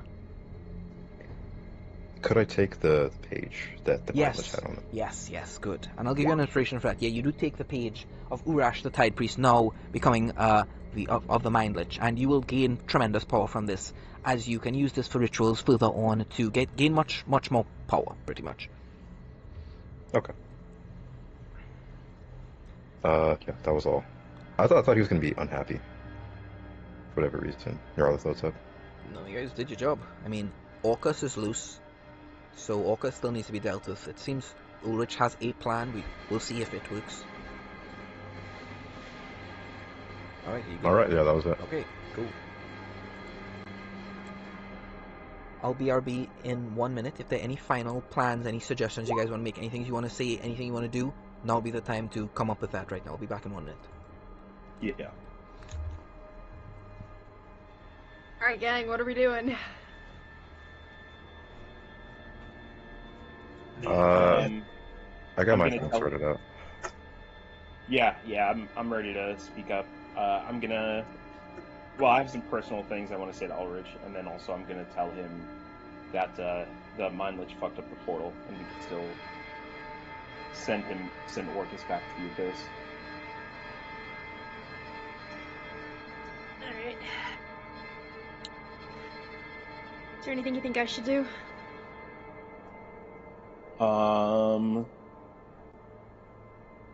Take the group. I don't know. I think you maybe try to extract some benefits out of Gnarly. I don't know if that would work. Yeah, I'm gonna talk to the Thalatep, see what's going on with him now that I got the Mind Lich. Just do not say his name. Yeah, you're not You guys- He is the crawling chaos. Do not say his name. What are you? There's I don't- out of one great character. old one. There's one great old one that if you say his name, the world ends. Do not make the mistake of calling him mine. I mean, no, I'm just joking. Hey, Oh. West isn't here right now. West isn't here right now. You'll find out. He'll find out. Alright, I'm back. What are the plans? Yeah, we all have quite a few plans, but I'll speak up like right away. I got up noodles with the potion, and I'll say to Ulrich, you know, Gramps, we don't actually have to. The Mind Lich fucked up on that portal. We could stick Orcus back in there. Yes. Then I do have some. And I make me persuasion check. Make me persuasion.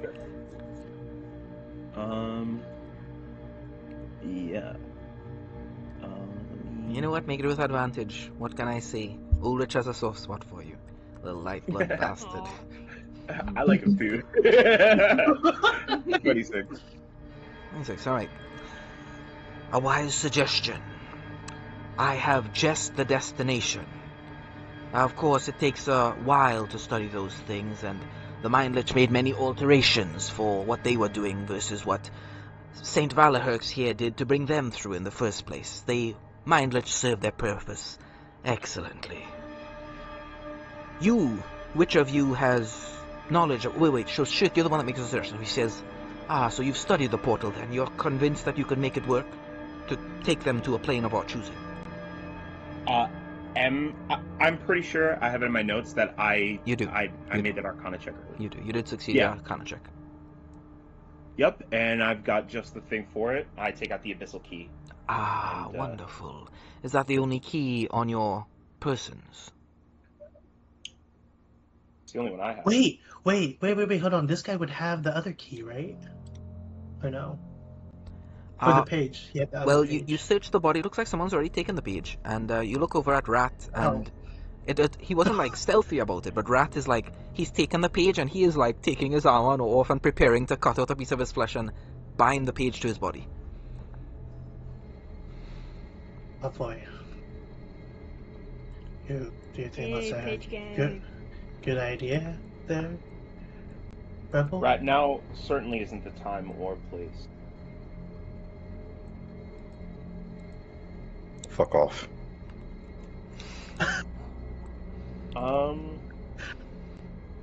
Well, you know, I certainly can't stop you. You're far too large and far too strong for me. And I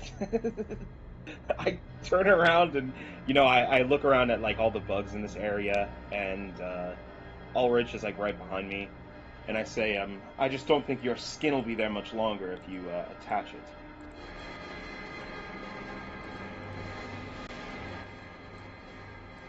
Oh, I kind of shrug.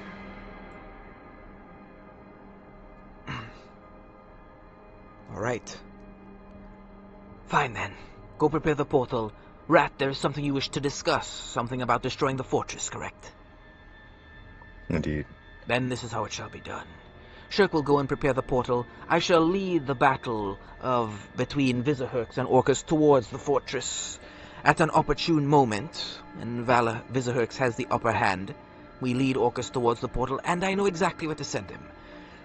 I will send Dracarius alongside you to ensure things go well. Shirk, you will send them to these exact coordinates on Pandemonium. And he'll take out a map and give it to you. It's a very strange looking map, Shirk. It depicts a desert, and you get a side cut of it, of these huge chambers at the bottom of a desert, like way deep underneath the desert. Understood. I take the map and I'll mage hand so it like floats next to me and I can study it. And I'll ask Ulrich, you don't mind if I take its spellbook, right? Be my guest. It was your kill, it is your plunder. Lovely. Right, yeah, you guys take a bunch of cool magical items off of him. He has a key also, so yeah, someone else can have a key, whoever wants to. You can't hold 2 keys, is the short version. Or 2 pages. Yeah. Yep. I'll hold the other key then. Okay. Alright, so that's Shirk, that's Rat. If there's anything else, feel free to message me. And Ogorov and Araskina, anything? You guys just going along with this? Rat seems to be like completely not okay with following Shirk's advice whatsoever. Relationships are starting to fray a bit. Ogorov, now would be the time to speak to your friend Rat. Find out what that's about, if anything. Rebel, what is the end goal for this? We're going to send Orcus back, but I feel like you have other motivations here. I don't trust him.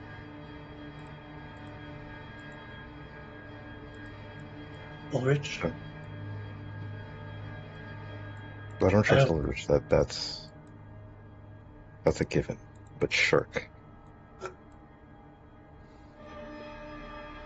He's the only one of us that can do the portal. You can keep an eye on him. I'll keep an eye on him. But what is it that I feel that you want to do something beyond this? Why do you want to bring the fortress down? I made a deal. A pact. And I'm trying to fulfill that. And do you know why they want to burn it down? Or put it down? Well, it's not my concern. The dead dreamer wants what he wants. And he gave me power, which was what I wanted. Why are you talking to me? Why don't you go talk to Shirk? He killed you. Or he tried to. Why don't you go ask him about that eye of his? You mean the one where I can see a future? I feel like I don't need to see the future, that you're going to do something that's going to change a lot of things. Okay.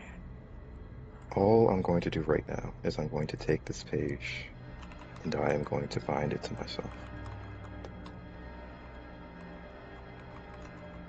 Do you plan on stopping me?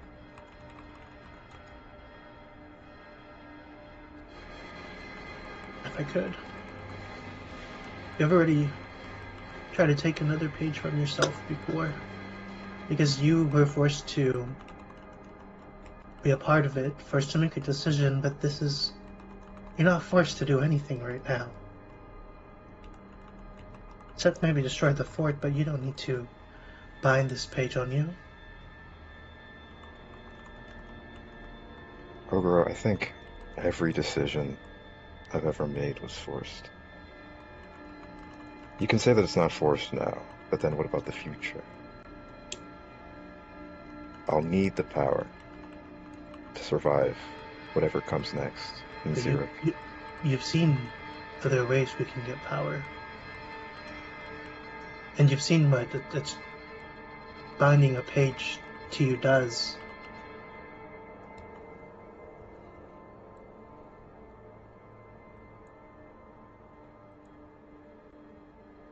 This is necessary, Ogre.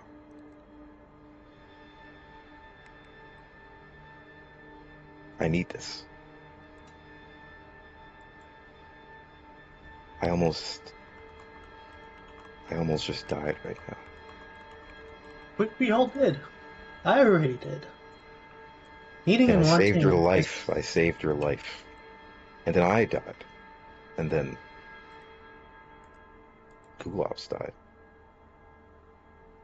Are you telling me that I should seek other ways of power? I should let things like this happen again. Maybe I'll get a new Gulav and have him sacrifice himself for me again. Is that what you want? what I'm saying.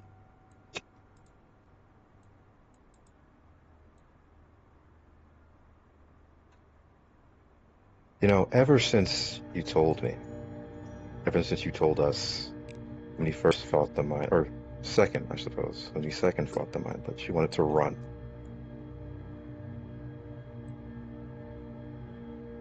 Ogre, I know you have something about us in your heart, but I don't think you truly grasp what's going on here. Shirk? I'm not sure what he wants. He wants... What? No, I do know what he wants. He wants the end of the world. Venaris... Well, she's already given herself up to the crawling chaos. Kina, he seems fine. And I have given half of my soul up to him as well. I plan to do this, and I don't want you to stop me. And if you will stop me, then I'll fight you. Are you willing to do what Shirk does? To do what Shirk did? What do you mean by that? Kill me.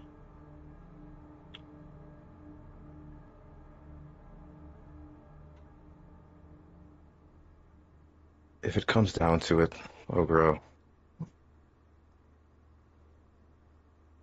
I'll...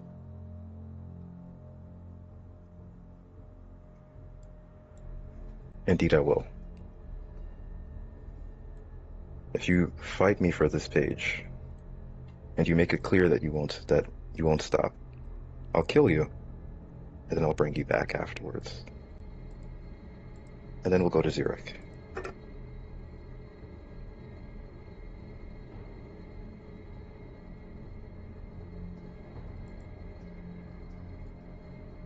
Do what you want.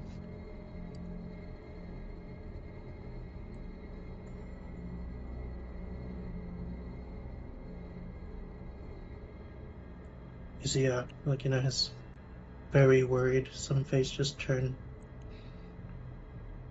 emotionless after that. Thank you, Ogro.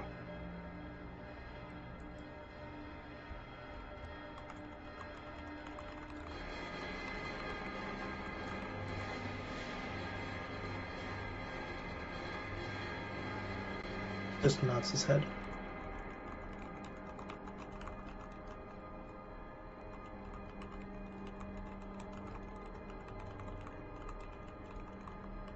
I think I'll continue chopping out that piece of myself and attuning to the page.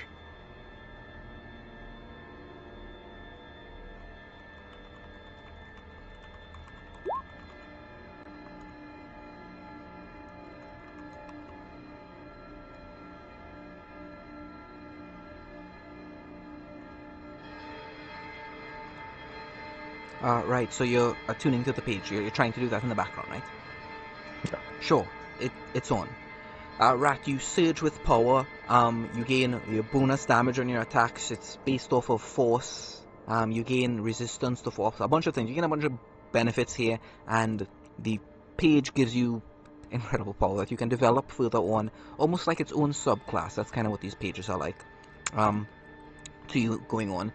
That being said, it looks like everyone has their direction here. Ulrich is just going to say, the time is approaching. Valahurx, take Ace and see to the plans that I have instructed. Very well, Ulrich. So they're just going to begin, like, disappearing, leaving. Oh, by the way, Rat, didn't you have a pledge to save Valahurx at some point? I did, yeah. Looks like they are going away at the moment. Would you like to speak to them before they leave? I would, yeah. Sure. Okay. We can get into that. We can get into that right now. You raise your hand. You look them in the eye. What do you see to get their attention as they're leaving?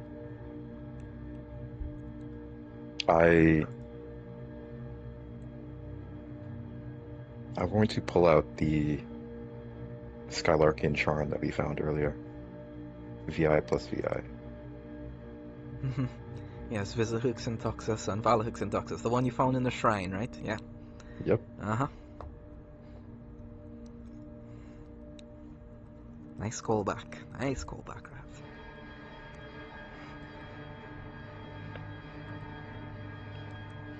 To answer your question, yes, Rat.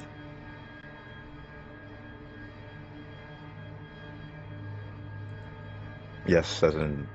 To the question Yes, you asked me in chat. Okay.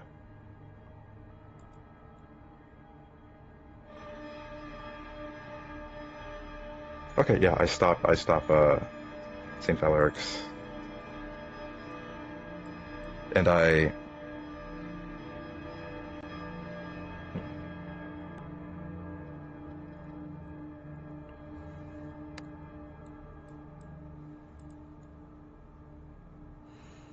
Do you regret anything? Not speaking to your sister again?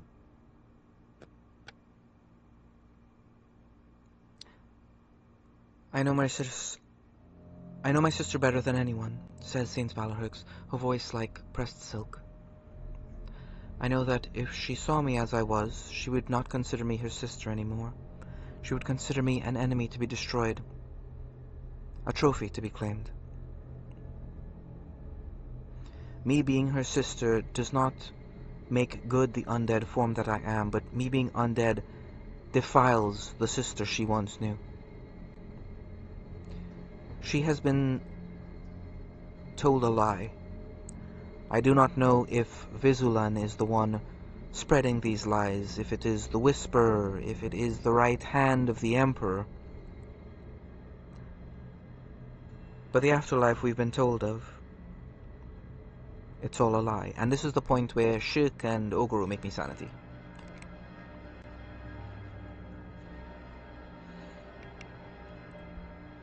You pushed it out of your mind. You're right there on the border. You can just like vaguely get hints of the memory, but the only thing you remember is not wanting to remember. Like you're trying to touch the memory, and it's like when you're trying to move your hand into a fire. It's like your instincts are telling you no, because as a child you touched fire before and you understood that pain. Maybe you touched a hot stove or a hot pot or something like that and burned, and that deep-seated emotion, that memory, courses up within you again. That's what it's like. It's like trying to remember that moment is like reaching your hand into fire.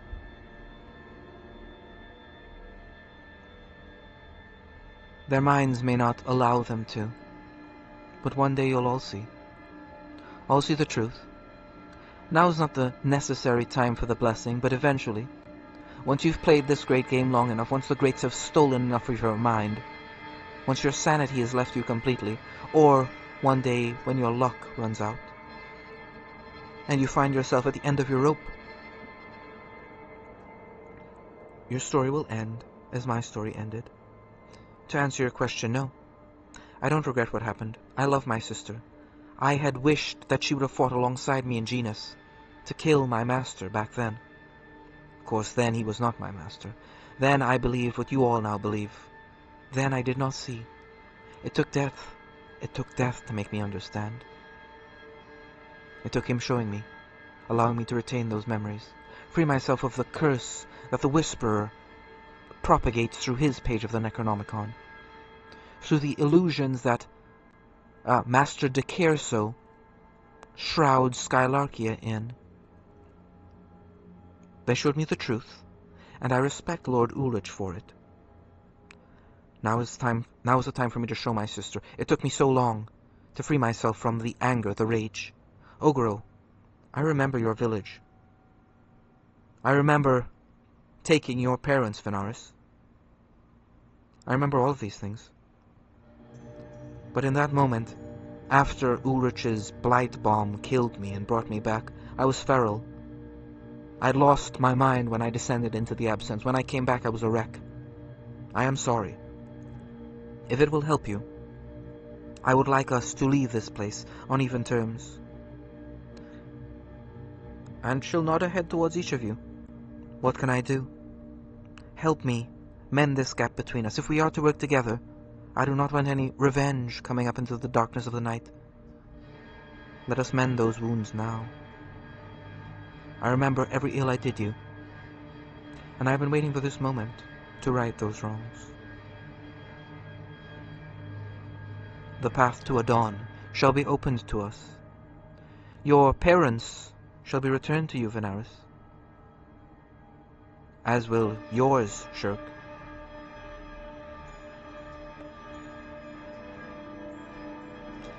But first, Zirik. First, acceptance. And she'll hand the Paris Spy over to Ulrich, who'll grasp it in his hands and just place it to his side. What else do you wish to know, Rat? If anything. Is there anything anyone wants to say? Feel free to do so. This will be the last opportunity before they leave. But they say pretty much like, you don't need to worry, your parents will be returned to you, Shirk. Your parents will be returned to you, Venaris. And Arthos as well.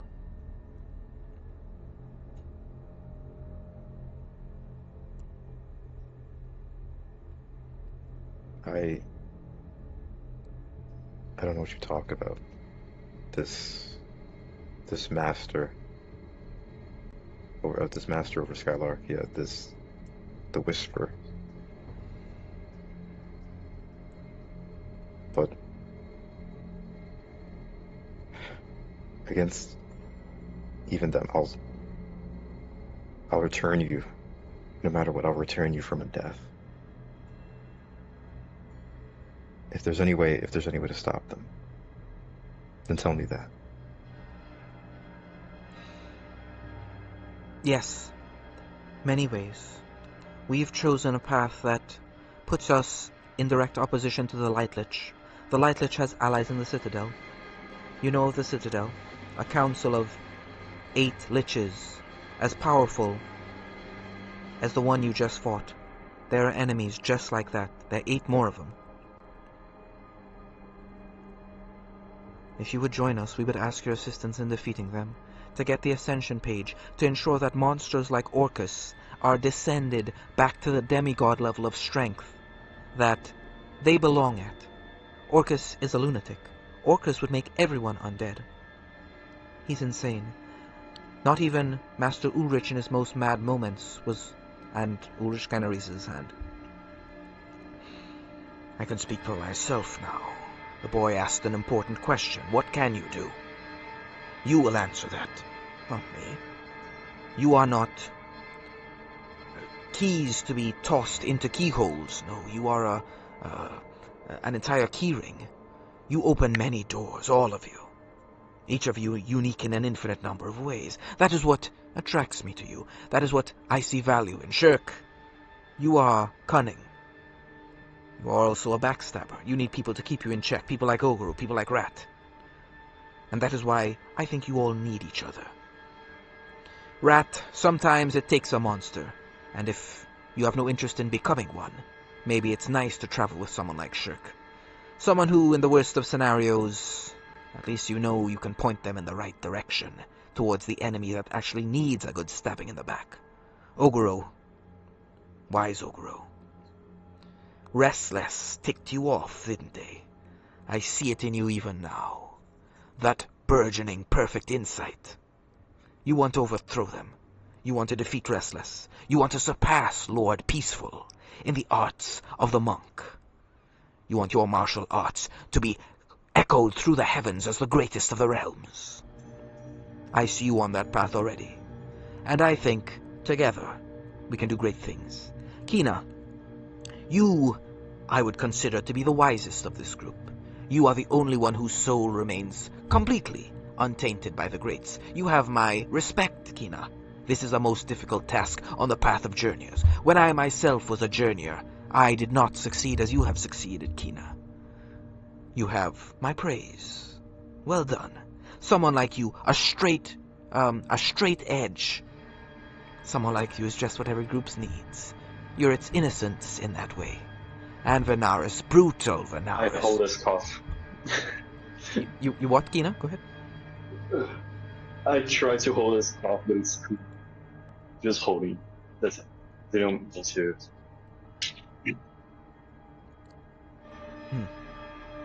I'm sorry, I couldn't make out what you said. Could you move the mic a bit closer, please? Oh, sorry.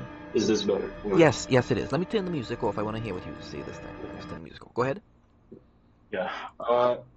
No, Kina just tries to hold this stuff, kind of just turns to the side as he's like, just doesn't matter what he says, just keep on playing the part. Whatever. Got it. Understood. That's it. Didn't mean to totally interrupt. And then brutal Venaris. Your husband is an excellent lieutenant, I've been told. If you want him returned to you, that shall be done after the battle. You have the most valuable currency in the cosmos. My word, Venaris. Your parents will be returned to you as well once I get Fenuciel under control. She is difficult. While you all are working in Zurich, I will work to break my way back into my old sanctum, Adon and Sil. Its caretaker is a handful even for me. That will require all of my attention and take quite a long time to subdue them. I will need my strength about me and many of my allies. All of the other Death Knights must be reawakened from their ancient tombs if I am to take on Fenuciel and have any chance of survival. In the meantime, I'd say you've all earned my respect. Whatever path you decide to tread, I will allow you to. But I will let you know that inevitably one day you will die. And when that happens, we'll be on the same side again. I would say that you're all worthy of perhaps reuniting with Slate. Maybe he can write a story or two about your successes.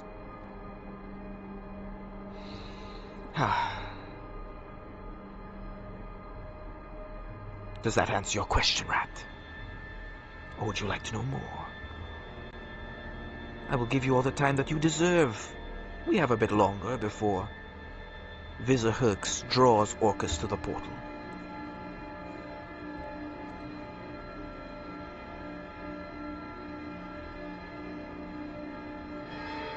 No, I have a question. Go ahead.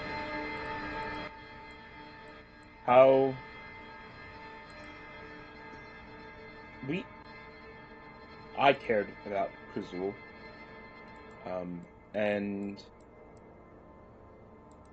it is hard for me to imagine that this whole time you saw the nights I spent at camp crying that my sister was no longer with us, and you knew that was your fault. How did you stomach that, Ulrich?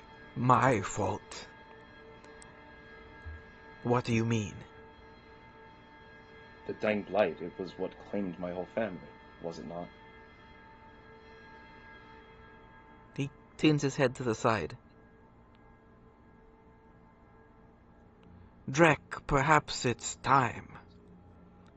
Drek, could you describe the last shipment we received from the Rillis family? And Drek will nod their head, and they'll come here, and Drek is pretty much just like an encode thoughts type deal coming on here. File hooks will like encode their thoughts, kind of pull it out of their mind, whatever that spell is called. Begin to form it so that everyone can see it. And you see a memory shook of both of your parents, and they're there, and they're working with the Dying Blight. And Drek comes, and there's a discussion that's taking place. Drek goes something along the lines of, let's get the notes out here. How close are you all? How close you all? Oh, Drakarius, we've made a tremendous amount of progress. We're near that point. The Dying Blight is progressing excellently. Master want progress report. And Shirk, you almost can't believe it. And then the Rillis family goes, yes, we're doing everything we can. No matter what it takes.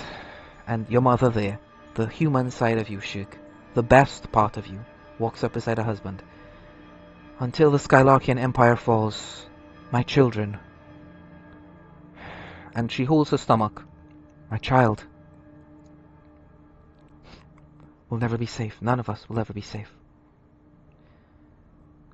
Tell when ready. Will make shipment to master. And Drek takes a shipment of Dying Blight out of the basement of that small house in that secluded edge of crevice in the midriff, and leaves. You see, Shirk, your parents, they shared my vision. The entire Rillis family, their line was snuffed out. Your father was the last of them to survive in that household. The hatred he felt for Skylarkia, for its weaknesses, were ones I mirrored. Now, of course, I didn't like the fact that he was a Lightblood, but I would have used whatever techniques I could to aid in the transcribing of the Death Plague page of the Necronomicon, my page of the Necronomicon. I did not have my Corruptomancer around at that time. The Citadel had occupied his attentions, so I used all of those tools as best I could. Shirk, we have worked together. From before you were born, your family worked for me, with me. And the blessings they received, Shirk, it was of their own volition.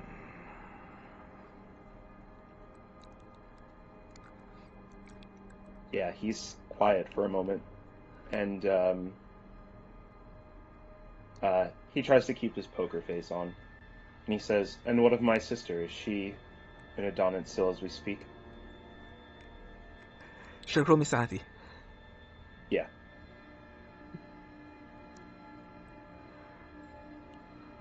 Ten. Borderline. Alright. You probably knew this moment was coming, Shirk. Ulrich looks at Drek. Sister, raises an eyebrow. And Drakarius looks towards you. What sister? Pride. My sister. She looks a bit like me. Dark hair. Perhaps once you meet your parents in Adon, they can tell you. I know not of a sister of yours. And if they had one, they did not tell me. They spoke of you endlessly.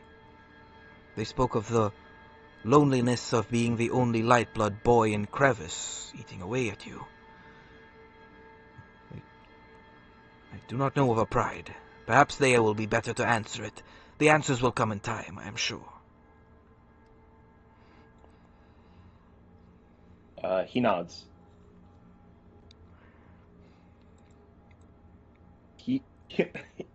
He'll walk to a corner for a bit. He's shaken up. He's really shaken up.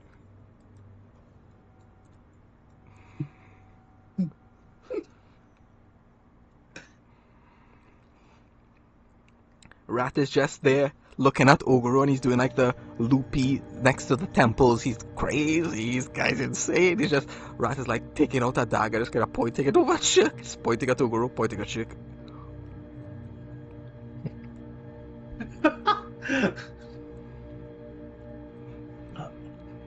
We always know he's been crazy. What's the deal, Rat?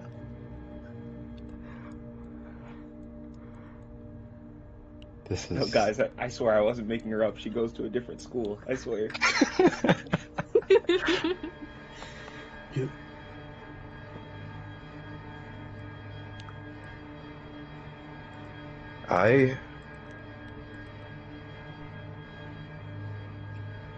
Yeah, I'm going to lunge at you, Shirk. Holy shit! Alright. Like right now. Is this really the time? I got Sentinel. Yeah. I'm gonna if you really I'm going to try. Yeah, I'm gonna try to. I'm gonna try to stab Shirk in the eye. Whoa! You gonna take the Oh. omniscience eye out? Alright, we completely Yes. forgot to give Kina his legendary item. Oh well. we'll Oh shit. we'll remember it at the end of next campaign, I'm sure. I Alright. don't think it would have helped. He ended. But yeah, I'm gonna try to do that. Okay, a lot of stuff. Oh, jeez. I'm gonna let you guys handle this. I'm not gonna say anything. Shirk, what happens? Rat, you guys take it away. It's cinematic mode now. Ogoro, Kina, Vinaris, everyone's in on this scene. What's going to happen? You tell me. You're the DMs now. Come on. What do you mean we're the DMs? This rat. Shirk, roll a deck doing save. Rat, I think you would have just crashed into the wall. I do see 6 seconds into the Oh. future. All right. Hmm. Stop. What do you? Why? What is it? You need with to take his eye out. You need to take his Why? eye out. What's wrong with his eye? You already have your item. He has his. Why do you need to? I don't want the fucking item. I need. There's something. Envy and Ending. I think Envy and Ending has done something to him. Yeah, and your patron has done something to you too. Stop being stupid, Ogro. There's something wrong with it. There's something wrong with all of you. Right, you've come to a terrible misunderstanding. And I wanted to keep this secret, but I think if it brings peace for what we have to do next, which is far more important than this petty issue, Rat, then I'll be frank. Firstly, Envy and Endings did not give me this eye. It was hard fought. She actually hasn't given me much. I seek to prove myself, and that's all it is. And secondly, what she did give me, and what I had to take back, was Ogoro's life. I spent what favor I garnered from her to save him a long time ago. So no, I didn't mean to cut his head off, but it wasn't my choice. And Ogro, you know what? I think it's for the best. Quite frankly, for what we both have to do, we are each other's weaknesses. Don't speak to me any further. And he'll walk away. Shirk is like, he can't hide his feelings right now. He's like a mixture of heartbroken, his mind is torn, he's weakened from this battle, and he'll walk towards Drek's shadow. Sure. We'll say for the rest of this scene, Shirk has said what he needs to say here, and he's going to the portal. And anyone that wants to end the scene will just so you can step on over by Drek. There's a lot of things that can happen here, by the way. Because when Gul'ops was blasted apart, you guys remember what's been happening to all the Hive Blessed that died in the city? When they died, a soul comes out of them and like goes into the ground. That happens to Gul'ops' body when they're disintegrated. A soul comes out and goes into the ground.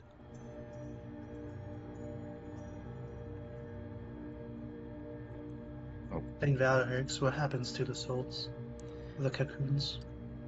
The The beings? The power that I have was the art of druidism. Combined with the powers of undeath, I am able to create entities that are part of my hive. When a creature joins my hive, it is always a part of my hive. Its soul is reborn endlessly, no matter how many times they are killed. Was that creature there, the one that kept helping Sir Oni escape? Was it of use to you? It was. Then I return its soul to your service. And it's at this point that Gulops comes back in a strange body. So it's actually Ulrich that raises his finger, and there's a crack in the ground and a coffin coughs up out of it. And there's a skeletal form of a deep one there. And it speaks. Yes! Master? Master? Oh my god! Gulops? No way! Let's go. He's back. Master? Albert! Where? My catabet body, it's changed. I'm brought back in the deep one body, Master. I don't know, man. I don't. I'm just glad you're back. Master! Ah, and he gives you a hug. Oh. Gods, I think you need a new nickname now since you're not. No, you don't have the Gulops body. I like the preset fish stick.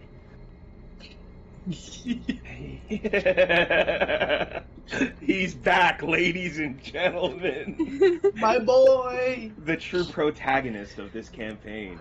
Fish stick. Two protagonists of Skylarkia, man. He really is. He's the greatest. Gulops, I mean, I suppose that was your catabet name, correct? Gulops was the name my old vampire master gave me. I want you to name yourself. Ah. What name speaks to you right now? Yeah, put me on the spot. You are... You're Rat. So, what... I always want to follow you, no matter where you go. So I'll be your tail. Actually, that's pretty cool. That's pretty Yeah, I like cute. that. Okay. Thank you, You Tail. can call me Tails. I'll fly around behind you.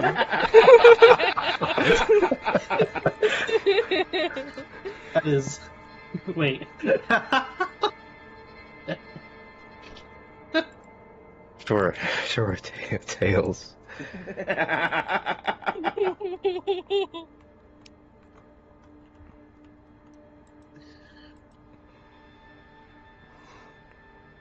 Alright, excellent, says Ulrich. Alright, Ulrich, Shirk, go and prepare the portal. And he's going to do that, and Rat, I shall have some explosives delivered to you. Put it into the base of the fort and prepare the moment where Orcus is drawn back to it.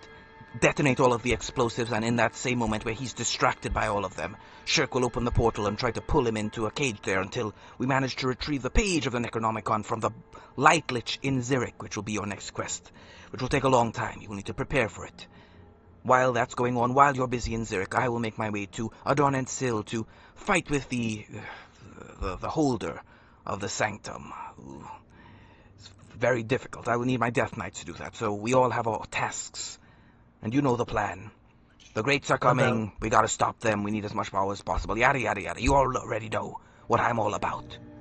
I trust you. That's what it is. I'm not here to try to convince you. I've only revealed myself to each of you because in our travels together, I know you to be the type of people who at the end of the day are willing to do what it takes to keep Skylarkia safe. And, like me or hate me, it's irrelevant. All I care about is Skylarkia. And so long as you consider this place your home, I do as well. And we shall be allies in this. All right. I also want Go Oni ahead. back. Go ahead. Well, I want Oni back. done. Valhux. Unbless him. And Valhux will unbless the Hive-blessed Oni and return him in his normal form. And so when he comes back, and he's going to look around, and he's just going to charge straight at Ulrich. He's just going to pick up a stone and just charge towards Ulrich. Oni. Yeah! Oni. I want to trip Oni. Well, he's weak, and he's very weak, and then as he just come back. Wait, what? What the hell? He's right here. Now is not the time.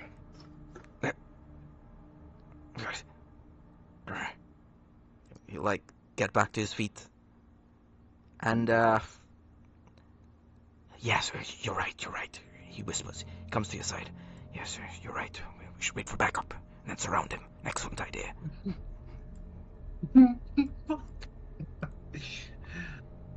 Try to get him alone. Try to distract that.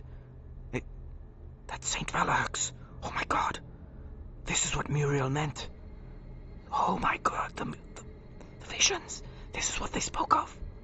I see. So they're the one. And, yeah, so you save Oni. Oni's like lost in thought. It seems Muriel sent him here for a job and he's only now realizing what the hell that job was.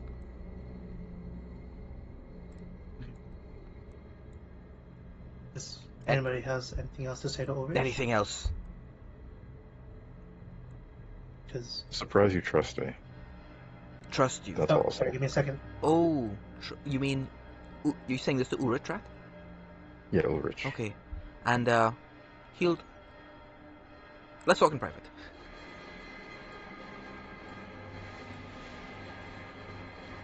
Anathema, there is something called the song, and the song is something that only the Feldroth are capable of really picking up on.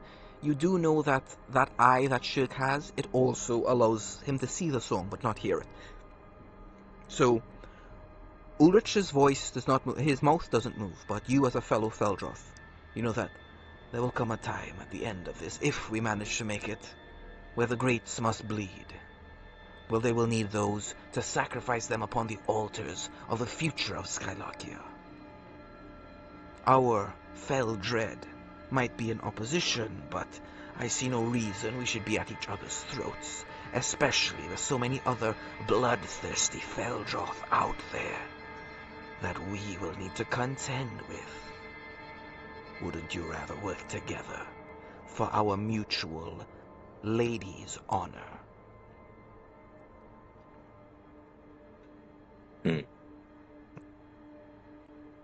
I suppose we should.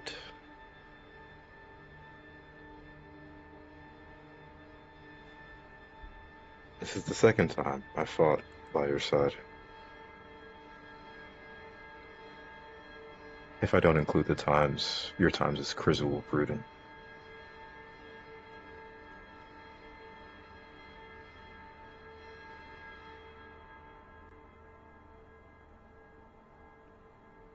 I hope that for both our sakes, our current union lasts until either or both of us find our end. For Skylarkia. For Skylarkia. Alright, nice. If there's any like last secret thing you want to have with him as a fellow Feldroth, you can do that before we step back and head to the conclusion. Are you good? Go ahead. If there's anything you want to do, you can do it now. You can say it to him. In confidence. No, that's it. Okay, cool.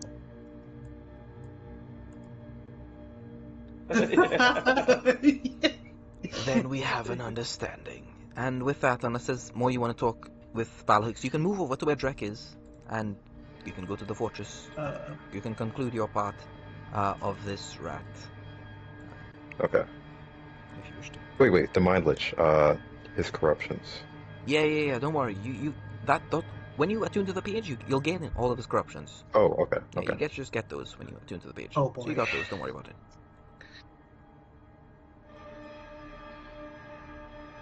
Ulrich, Alex, you guys mentioned that you're able to bring Venara's parents back and Shirk's parents. But what are you talking about? Bring them back? They've already been brought back as undead. They Oh, are yeah. in Adon. Yeah, but you're able to at least give them back to Shirk and Venaris at some point. What happened to my village? Okay, sure. He'll look over to the White Wendigo. And the White Wendigo will say, yeah, it is, Kina. That was the... that was the premise. Yeah, we can go over that in the campaign summary. You can... I'll make a note and we'll come back to that later on. Oh right, the White Wendigo says, Your entire village is here, Ogoro. All those who ever fell at my side came back as my hive blessed, my hive born. Their souls are with me always.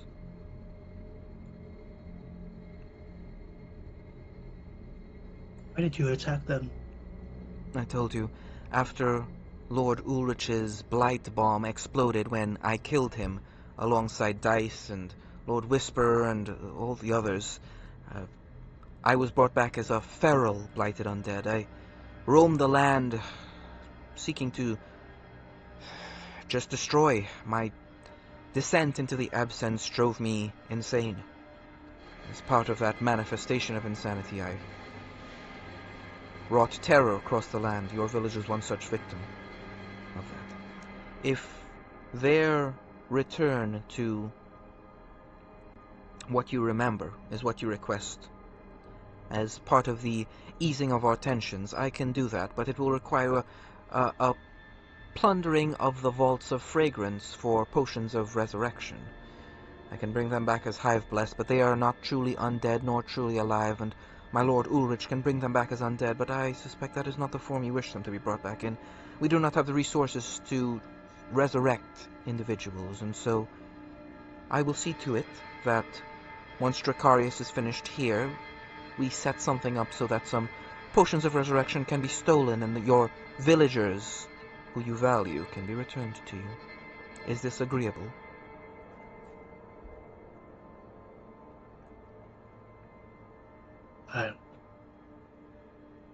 I don't know, because even if you do bring them back, I don't know if I can really bring myself to forgive you. Then trust that we have the same enemy in the enemies of Skylarkia, in the invasions of the Temporum, in the machinations of Orcus, in the wars fought by the Citadel against Skylarkia itself. But if you dwell on those great things,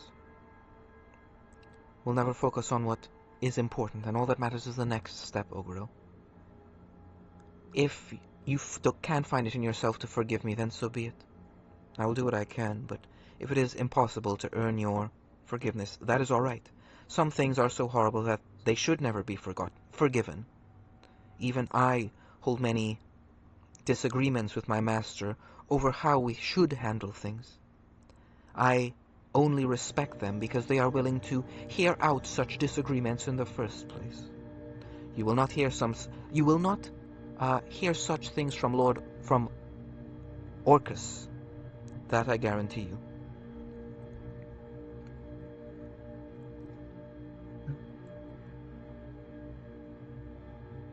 I'll see to it then. I'll just go with them. Sure. Kina and okay, Venaris, yep, you head out.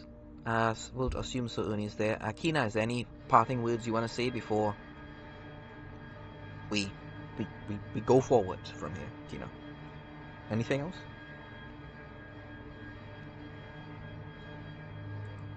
I don't think so. Okay. No. Alright. So this is the point where I hope you guys all say no to this, but if there's any final backstabbings, now is the time. As Drek takes you, So'uni, down to the basement where he helps you set some barrels of like gunpowder to prepare the fortress to be knocked down, and he takes you, Shirk, to the portal where he's going to check to make sure that you set the portal up correctly to go to the instructions of Pandemonium. Is everyone going along with the plan? Yeah, I want to make one sleight of hand check. Two actually, and I'll DM it to you. This is a bad idea. I haven't even seen the message Albert! yet. It's gonna be... This is not a good idea, but hey, fire away. If there's anything else anyone wants to try on the side, message me. Message me on You this. said that there's explosives, right? They're setting up They're explosives. setting up explosives in the fortress to blow it up to injure Orcus, to give Vizahooks the opening she needs to deliver a blow onto Orcus to weaken him enough so that he falls backwards towards the portal, into it, and is sent to Pandemonium. That's the current plan. Ulrich is going to aid Vizahooks for that moment, but then they have plans of their own. All you know is that Drek has taken you here, and unless you guys have something to do, you're still in Drek's Shroud. All of the dead things that were in Drek's Shroud, they're not here anymore. Oh boy. I think, since I also had Mythos, I'd be, like, at the portal to make sure it goes according to plan. Sure, yeah, you're there, no problem. Oh, make me perception, Venaris. What are you stealing from me? I have a plus 12 to perception. Yeah, go away. Yeah, I don't know if he... I'll make like sleight of hand if you want, but if you do catch Shirk, he's just gonna wink at you. Oh yeah, you would catch him. 30. He winks at you. Were you like trying to Oh, yeah, grab my ass or something? What are you doing? No. Hold on. Venaris, I'll whisper the same thing I whispered to Les. Keep this Oh, low key. no. Wait, yeah, I barely understand what you're saying. Wait, a bow? A bow? What a bow? What? You're not taking my freaking bow. No, like the ribbons. Oh, that bow. Then type Oh. ribbon, don't type bow. Alright. Well, I mean, that's what it is. That's what it is. I didn't. It's a I lexical understand, ambiguity. yes. Now I understand. Oh, okay. I see. I see. He wanted one of your ribbons, is what he was going for. That's a... Okay, sure. That's really funny. Make me the sleight of hand. Yeah. Yeah, absolutely. You gotta beat a 30, but I mean... At this point... Okay. So, 21. you notice that he's going for one of your ribbons, Venaris. Do you allow him to take one of your ribbons? Yeah, he can take one of the ribbons. Sure. Fine, Shik. You stick a ribbon, a bow, in the back of Ulrich's head. You slap it on the back of his head, just whoosh, as Drek goes off. Yeah, with the mage hand. Yeah. Alright. Forever and Sure. ever. Which will not notice the That'll spell. That'll This- teach him. Yeah. It's like in like the crevice of like the horns too, so it's like it's very hard to see and reach Get it. out of here. I don't think he has the flexibility to reach it. Wait, are these the meta universal bows or like the in-universe bows? That was a dumb question. Yeah. I wasn't planning on having the bows be a thing in the game. I was just doing it to be silly, but they can totally be a thing. So Shirk I feel like reached it's- out. Fucking envy and endings. It was like, make these bows real. Yeah, I spent the piety on that. Spent a piety to freaking reach up to southern Michigan and grab my cursor and drop. Yeah. Well, the thing is, like, even though a lot of my enmity towards Ulrich is gone, like, I do still have like a proclivity for mischief, and you know, it's good to keep him on his toes. Alright, so... Yeah, you guys... yeah, you go to the fort, you set this up, and it goes off without a hitch. You create the opening, Orcus is banished to the pretty much this is the cell in Pandemonium that Nyarlathotep escaped from. Which you guys interact with that with these. You will eventually. Maybe not these characters, but someone will eventually when you guys discover how Nyarlathotep got free in Zurich, but Nyarlathotep was imprisoned here, so Orcus is trapped, whatever. There's a massive explosion, thanks to you guys setting it up.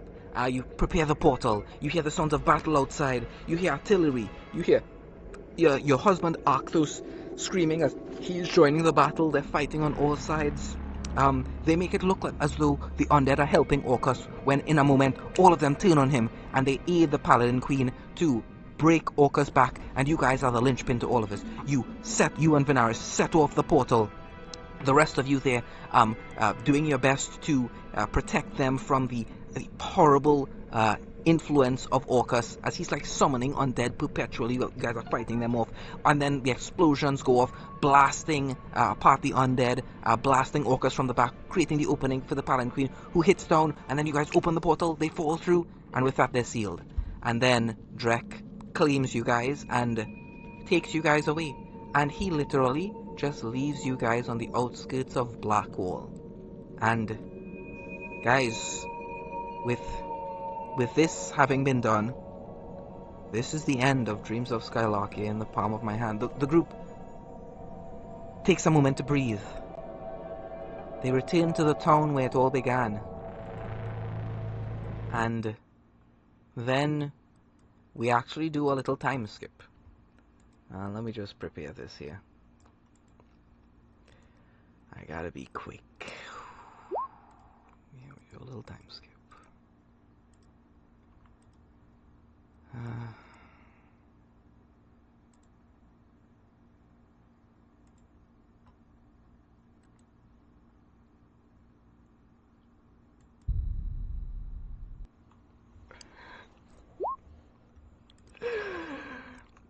We come back in. You know what? I think I should take a little moment to set up what the next scene is gonna be. Give me a minute. Mm-hmm. Oh, good.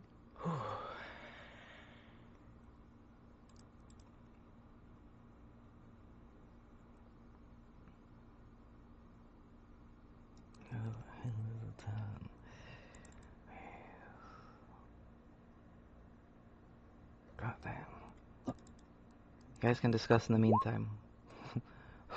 Whatever, like.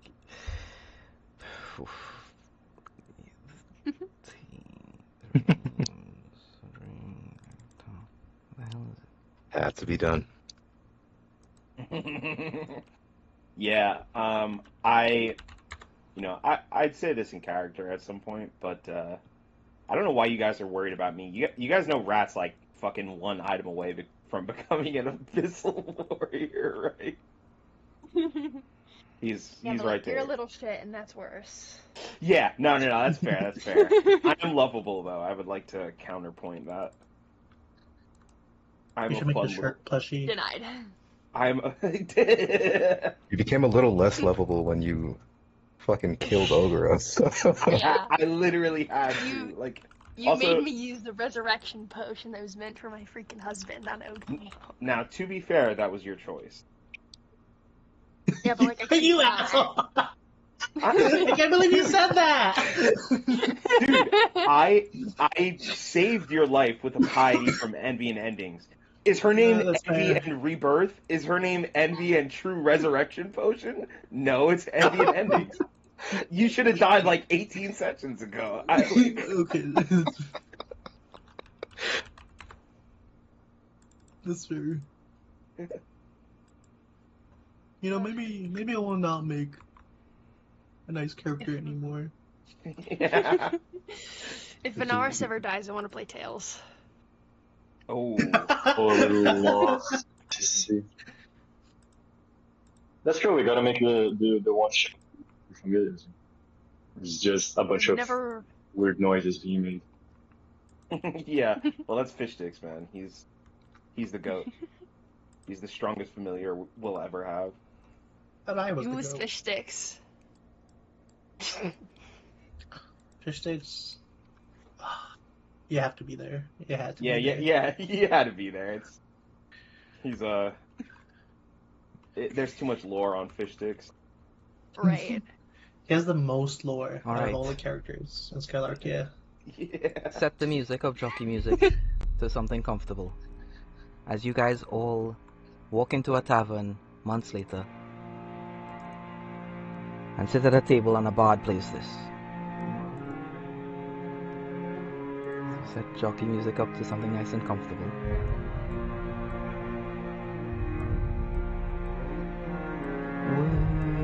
Five, they were a clenched fist to crush the monsters in our midst, to still shield scent, to end the blight, our city cast in darkest night. From where they saw the city fall, they evolved themselves to save us all. From burning town we folk did flee to seek the line of yonder tree. Save us all, did squires brave, and guard us fiercely from our grave. Through town they march to commune their hopes this night may to consume. A fell void bartered for their hope to bind all fiends within their scope. With champion fought and thusly best, their power grown till none were less. Then fought they sieged, Wendigo reached, tooth and nail fought till and reached. They gave themselves for all our sakes, at chapel's light faced highest stakes. Let us remember they most true, the hands of squires whom none else knew. These five did rise when all else fell, to save us from this undead hell. Remember them forevermore, as they drift now to eternity's shore. We bid farewell to them we see as those most worthy of the knee. Who hand now rest, all fallen gone, their squires live evermore in song. To next morn's rise we bid goodbye. You most brave souls in peace now lie. Light of your tale shall ever shine. Let our song reach you in divine. We bow our heads in gracious thanks to you in Visulan's blessed ranks. We have no we have naught but our thanks to give, that evermore your story live. Shirk did prove a light blood's worth. Ogro stopped next wrathful's birth. Rat washed the blood off of his maul. Keen was might did Mary fall. Venaris embraced with her love true, that we could live and sing to you.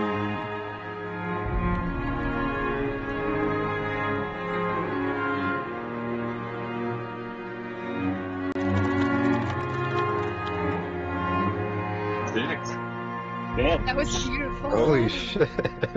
Yeah. He's spitting I actually bars worded on the like fly. that was like Yeah, that was on the fly. Yeah. That was incredible. This is me right now, Wes. Alright. You guys are in a tavern, you have your cloaks about you. You're looking at some obituaries and they say your names. It seems to the world your characters are dead.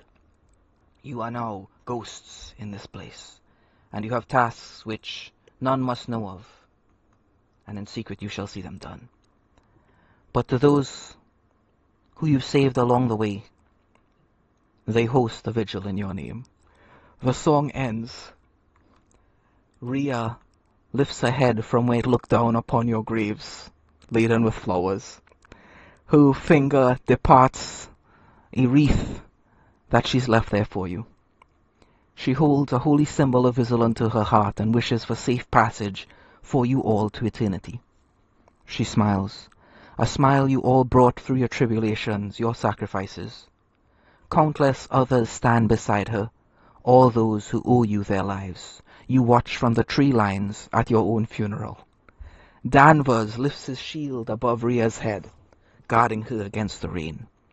Jubilee stares down at a potion of Revivify, his best work, and yet not good enough to save any of you. He vows to become the greatest of alchemists, to be able to make even stronger resurrection potions just for you guys. He thinks of your group whenever he feels weak, and it gives him the strength to persevere. Slate ensures the stories of your tales make it to every corner of the Empire. Your bravery inspires him to join the Cortex in search of those as worthy of you for his services. Lord Kirsten Bruden has grand statues of each of you built in the town square of Blackwall. Children play around it for years to come. Birds build their nest upon them. Even in death, you support life. Guard Captain James names his many children after you. Captain Salim Rokas barely remembers your names. When he tells your story, it is the captain who saves everyone else. Second mate Akuril laughs louder at each retelling. Shipmaster Hunara sends a guild company to recover the body of Shirk. They never return. Xerxes sends soldiers looking for Rat. They return with stories of blood. Peaceful never stops demanding Ogoro's location from the will of the cosmos. However, it does not respond, not even to him. The Paladin Queen awaits the moment your magenta marks activate. The moment never arises. Anastasia cries when she hears of your deaths. She begs Muriel to bring you all back. Her prayers go unanswered. Rhea waits one somber moment longer before she leaves, hoping somewhere out there, Vizulan delivered her prayers to you all, her heroes. And with that, we come to the end of Dreams of Skylarkia, in the palm of my hand. Alright. holy. Holy Oh my shit. god. Oh man. That was beautiful. Chills. That was beautiful. God damn. Wait, so we're all dead? Actually? No. No. No. There's a psyop. Everyone thinks we're dead. We're fine. I mean, Okay. I no. was like, wait a minute. yeah, we're not fine. We're fucked up, but like So- we're alive. Yeah. In that scene, you guys are looking at your own funeral, but you are at the tree line in cloaks, staring at them do your guys' funeral. Michael GTA 5. Alright. Fun. So sad. It's so sad, but it's also so good. Shit, the thing with Oh Nora, my that god, actually the made enemy me... thinks I'm dead. No. Oh. Yeah. Oh, I right, think yeah. it's- Oh. Oh. No. He'll figure it out. I also think it's crazy Hinora thinks I'm dead, but I'm sure that'll get touched upon later. I was thinking about this last night, and I just wanted to say, it's crazy that we've gone, 15, 16 sessions, and nobody has called 18. me jerk... 18 sessions. Nobody has called me jerk realist. I was just thinking about that last night. I was like, why doesn't... Oh my gosh. Isn't that wild? I think now Ogre would call you jerk realist since Jerk we're working I think that's a very Ogro-coded statement. Next he's gonna go to Bear Grylls. Bear Grylls. Man, it's such a good campaign ending. Did we, West? Is there like a posthumous acceptance into the guild, right? Because there are a lot of titles like, I mean, this is very different than the Merryweather campaign that Ogro and I are familiar with, you know.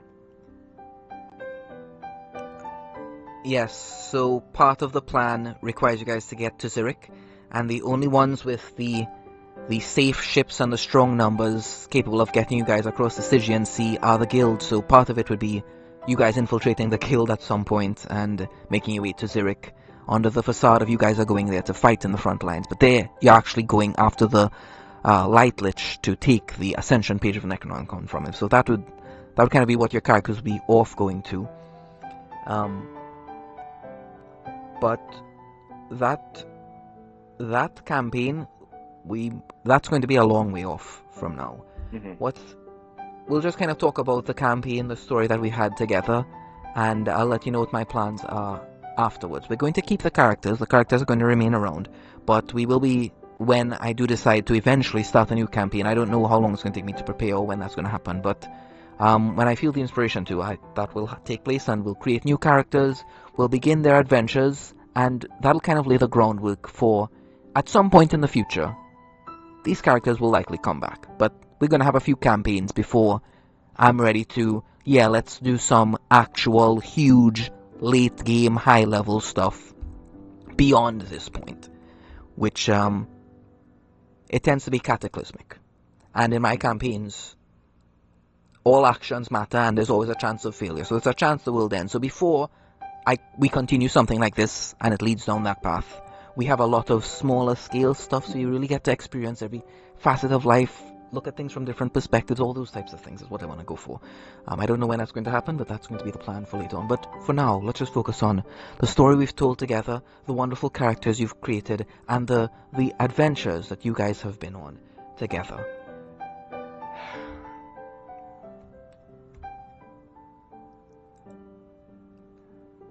And I guess no one has anything to say, so I'll just lead with what Kina said, and what I wanted to be reminded of speaking about is Dreams of Skylarkia in the palm of my hand. This campaign started with that scene, with the last scene. It came to me in a dream, and I wrote it down, and everything else was supposed to lead to that point. So it started with the end, and I was like, this is a really interesting thing. How can I play with this? How can I... And at the end, it really was, like Shake said, it was a whole bunch of... what was the word you used? Improv. There was so much improv. You guys didn't go at all the way I thought you guys would. I broke this particular thing down into a 5-part segment. You guys were supposed to go here, and... this is what I intended. This is like the main plot, so to speak. But I leave it open so that if you guys want to do anything else, I allow you guys to try. There was this whole other part of Still Shield, which is the Academy, where you guys actually... the White Wendigo was kind of defeated at one point. I expected you guys to show up much sooner. I didn't expect the Mind Lich to be there already. No, and Orcus wasn't supposed to be free. I had to incorporate all those into the plans, into the world of Orcus being... first off, so much time passing that things that I never thought would happen. So, the White Wendigo, they assembled the Paraspire, which I didn't plan for, and Gulops and Oni got turned into Hivebless, which I didn't plan for, and the Mind Lich got free, which I didn't plan for. So then I had to create more plans for these moments, and lead it into somehow, well, what's the Mind Lich going to do? Of course he's going to try to get his Lord Orcus here to bring about the end, and then you guys came right there to the end, and you remember those last 4 D10s? The one you guys got determined that even though the Mind Lich succeeded, there was a chance that he didn't break the portal, because that's what he was trying to do. He was trying to succeed and then break the portal so that no backup could come and there was no way out of here, so that he couldn't be banished. But because he got that one, Shirk and Venaris, there was the chance that you guys figured out, Orcus can be rebanished, and the 10 meant he succeeded. So that when we were rolling those D10s, the 10s would have been, okay, one step further on this plan, and it got so many of those that's where it led to this. So we never even got to see the other part of town. We never got to go through and experience the Academy. I had a few scenes with a Shining Sapphire in here, which was one of the people that we didn't get to meet up back, but you guys actually did dealings with them, and you did dealings with Daemon, and Flamehorn was here as well, which was another scene we kind of like went over, but I wasn't just going to ham-fist in this scene has to happen, so it's alright. Sometimes the player's going on a different path, and you got to mend with it, go with them, kind of, and let them paint in their own direction on their own canvas, and that's kind of what, it's kind of what happened with this scene. So I'd like to hear you guys' thoughts, how you guys feel, what are your input on this campaign that you guys as 5 all did together in the palm of my hand. You guys pretty much saw the beginning all the way to the end together. You guys saw the resolution of the Merryweather, the hunt for the Merryweather together, and you guys saw the entirety of this campaign, and I'd like to hear you guys' thoughts on that as a group. Oh boy.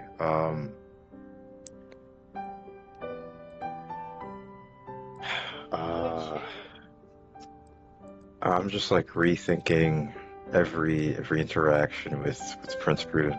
That's You remember, I kept trying to drop as many hints, but I didn't want to do that thing where I give too many hints and I make it obvious. You gotta ride that line. You gotta do that fine balance between you need to set this up, but at the same time don't make it too obvious. And remember there was a scene early on where Prince Prudent was helping with the alchemy, and one of you realized that his skills seemed to be more in a poisoner's kit rather than an alchemy set, and there were a lot of small things like that.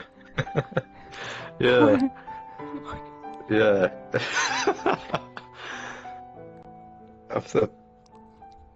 Yeah. I'm thinking back to when he asked us our thoughts on, what was it again? It was like he was like glad that we weren't like fully like hating undead. Yeah. The insights came through. Yeah, hell yeah. Yeah. Which undead was that again? Was that Big, or who was Big something? Big Frank. Big Frank, Yeah, yeah. it's Big Frank. Yeah. Big Frank.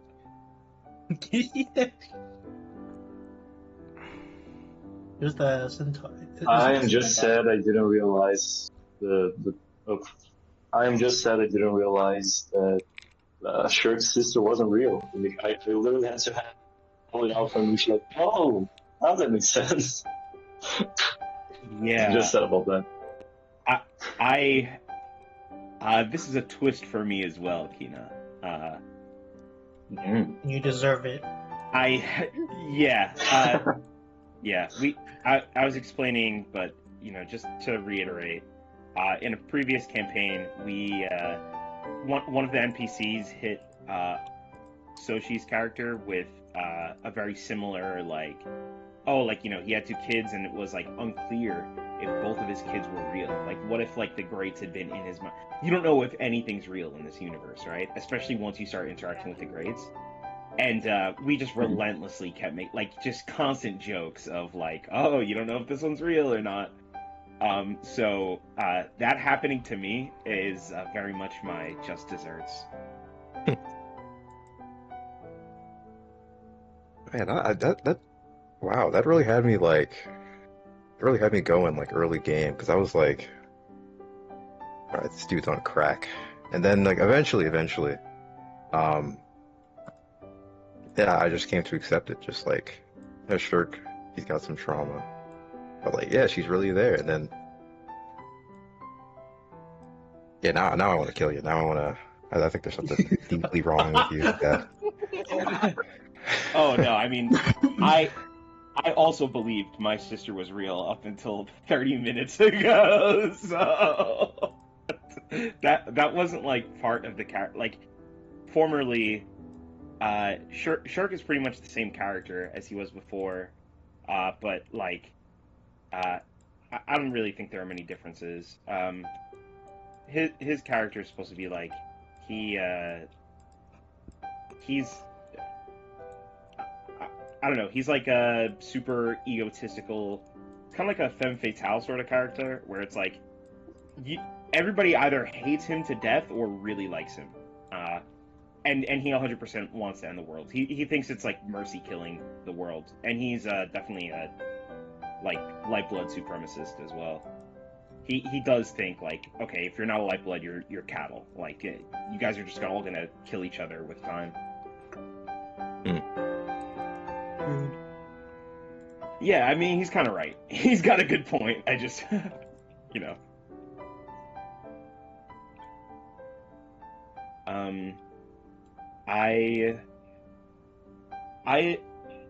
I wasn't sure.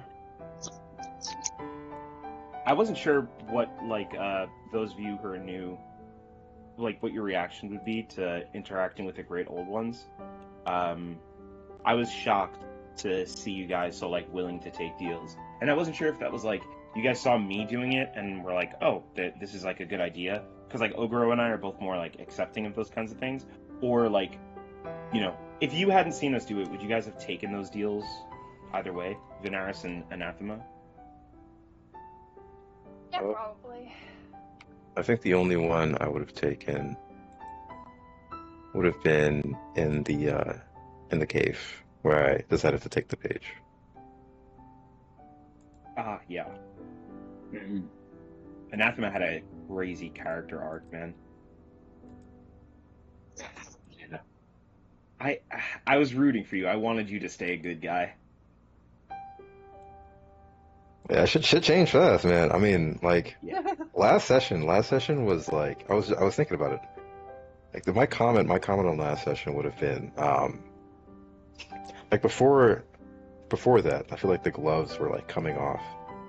And then like last session, like the gloves just like fully dematerialized and like everything went to shit. Yeah. Like Big Gnarly told me that like you're like I can't trust you anymore. Very good point too. You killed Ogre, like everything went to shit. Like I think that's what like kind of fractured the party. All your fault, Shark. No. Come here. I mean, it's Ogre yeah. fault for picking the wrong vial. That would have been very useful if you picked the right one. If the actually. Look, man, the roll is not my favorite. That was a very cool scene. Also, Ogro and I sitting there and playing like Russian roulette. Because like, you know, before that we were like doing rock paper scissors to figure out like danger and things like that. And so like I do think like, you know, kind of like a old-fashioned game where it's like, you know, it's like a life or death thing. And that being the fracture in their like otherwise like fucking super tight friendship, it's like, oh man, that's dark. That's super dark. Yeah. To answer your question, I probably wouldn't have taken. Like I said originally, like my plan. I mean, I don't know where I was gonna go with Anathema, but like the original idea was like I was hoping they'd become a good person, a better person. I think I said that, yeah.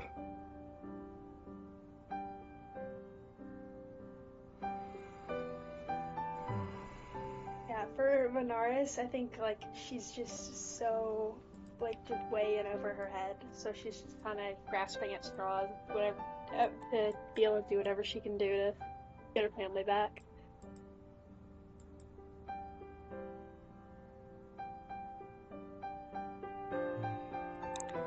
Well, you have your husband back now. Help death do them apart. You know? I mean, And he wouldn't be opposed to death. I mean, to life. So it'd be one of those things where if maybe you and Drek and he wanted to go raid some vault, steal some resurrection potions, that could have been like something you did in the background. And if you wanted to, you and he could have lived together for some time in between now and your preparations to go questing again, because Ulrich is quite lenient. He knows that what he asks of you is very difficult. Go across a cursed sea. First you need to infiltrate the guild and go across a cursed sea, infiltrate a foreign continent, and then go kill a lich. That's like, you know, that's tough things. So of course there's time now for some heavy downtime for your characters, where they could have gotten a taste of a life that could have been Venaris. We just get to live and be happy for some time. Just hang the bow up on a wall and just go and live for some time. Like everyone thinks you're dead, so you can just be in a cottage somewhere in the countryside and no one would know. No one would even be looking for you there.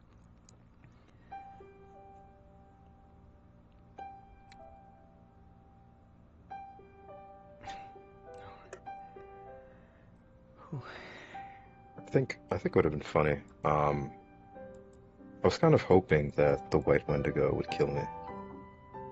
Wow. Because I was thinking like, if I became undead, it'd be like pretty funny if the crawling chaos, like, would my soul just get snatched back from him?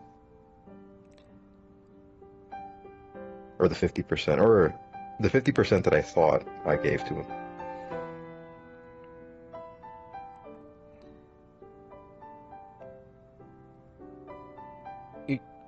You're speculating? Are you asking? What do you... I'm speculating. I don't want an answer. Good. Good. Okay. There were possibilities. I've always. Go ahead. Oh yeah, I was gonna say. I've always thought that like when it's like, oh, your soul is like with multiple people, or like blah blah blah.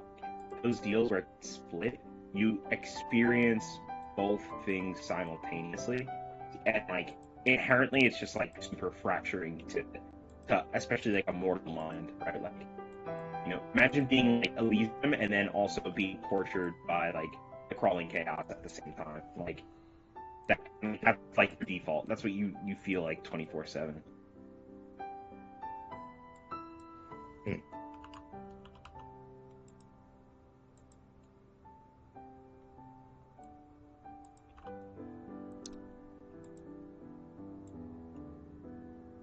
I think it's very interesting how the pets were integrated, like Gulaps and Noodles and Agrenthus. I mean, Noodles was. I mean, I don't imagine you expected us to grab that Hydra egg. I toss them onto the map and I say, hey, let's see what happens. Let's see which direction the players go. Yeah, I mean, you just gotta go with the flow sometimes. You gotta be... You guys were gonna... I'm sorry, go ahead. No, go ahead. It's alright. It's okay. I was gonna say, you guys were gonna sell it. So I'm just like, okay, what if I... I was gonna sell it. You were Shirk gonna was sell gonna it? sell it. Oh yeah, Shirk was gonna sell it. Oh yeah, money is good. So, I like money. what do I do?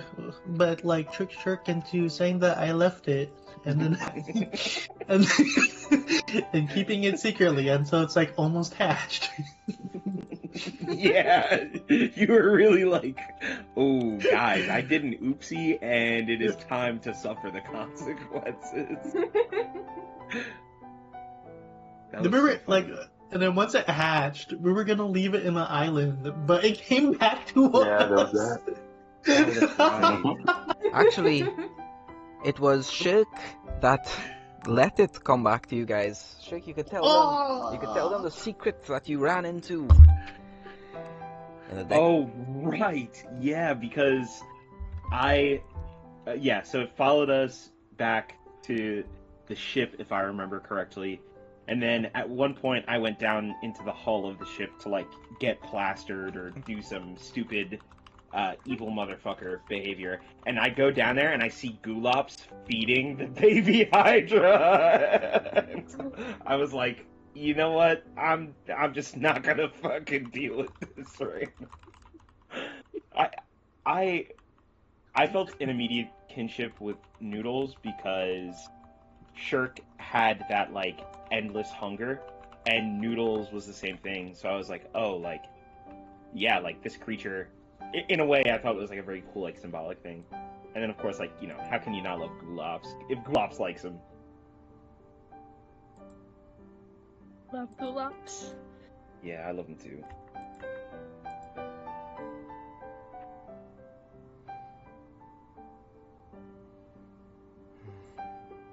And Noodles helped us out in like a lot of tough spots. Yeah. Mm-hmm. Pirate fight. What do each of you guys think the darkest moment of the campaign was? I think you know what it is. What, me coming That's off for your head? your opinion, Sushi. I mean, I don't know. There were more There were a intense. couple. There's a lot Yeah. of stuff. Yeah, because I was going to say I thought if there were any episode of Skylarkia that I felt of this campaign that was like an actual horror episode, it was the sessions where we were like in Ingenuity's thing. That was actually so fucking scary. That was terrifying. It was. That they're Oh, It gonna- was the session that made me choose that Tina would not do a pact with another race. That one, because it was forced Yeah. into it, and then the Vanguard demon got into this. It's like, okay, now I know these guys. That's but I didn't for King to make. So, Yeah. I mean, Thalisar did save you there because, like, for context, I'm pretty sure if like it didn't suck us up into the actual like hull of the thing, it would have like seen us and Mhm. like just vaporized us. Like no save, no nothing. We're just dead. Yeah. You know. So 100%. yeah, that was. But yeah, like it was just so scary. Like the Vanguard have like this really cool quality of like being scary because they're so outside of the setting of like a medieval fantasy campaign. Mm-hmm. And the fact that like it was this Vanguard guy who was just fucking lopping us into pieces immediately, it was so creepy. Yeah. I think the only one that was like taken that wasn't changed in some way was because Gulof's was Noodle was Dendos? I don't remember. I think Devils got out of it Right. somehow. Yeah. Noodles got Yeah. To me, not necessarily the darkest moment, but the moment that I was most scared was when we were on the with the whole Ganymede thing, because it was when I was feeling like, oh, Necronomicon is how strong the pages make you. It was actually scary, like trying to come up with a plan, and all of that. Yeah.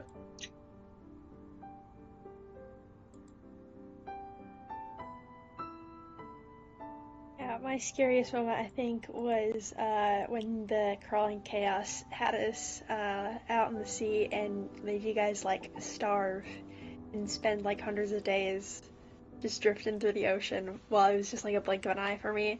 He's like, yo, accept my deal or I'm gonna kill all your friends. Like I didn't even have like a choice there. Yeah. I like the crawling chaos, but also fuck the crawling chaos, man. He's freaky. I want to like him because like he's being nice to me, but he's only being nice to me because he's getting something out of it. Oh yeah, 100%. He doesn't.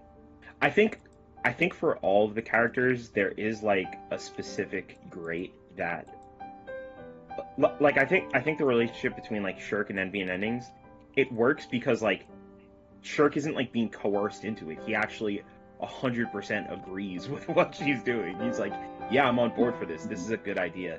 And I think for every character there is a great that like will have you in that headspace. So like I think it's just a matter of like rolling the dice and like getting the right one a lot of the time. Yeah.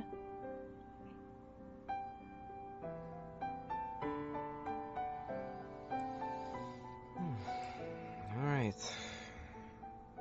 For you, Wes, what was the scare? What do you think was the darkest moments in this Yeah. campaign? I wouldn't describe any of the moments in this campaign as dark.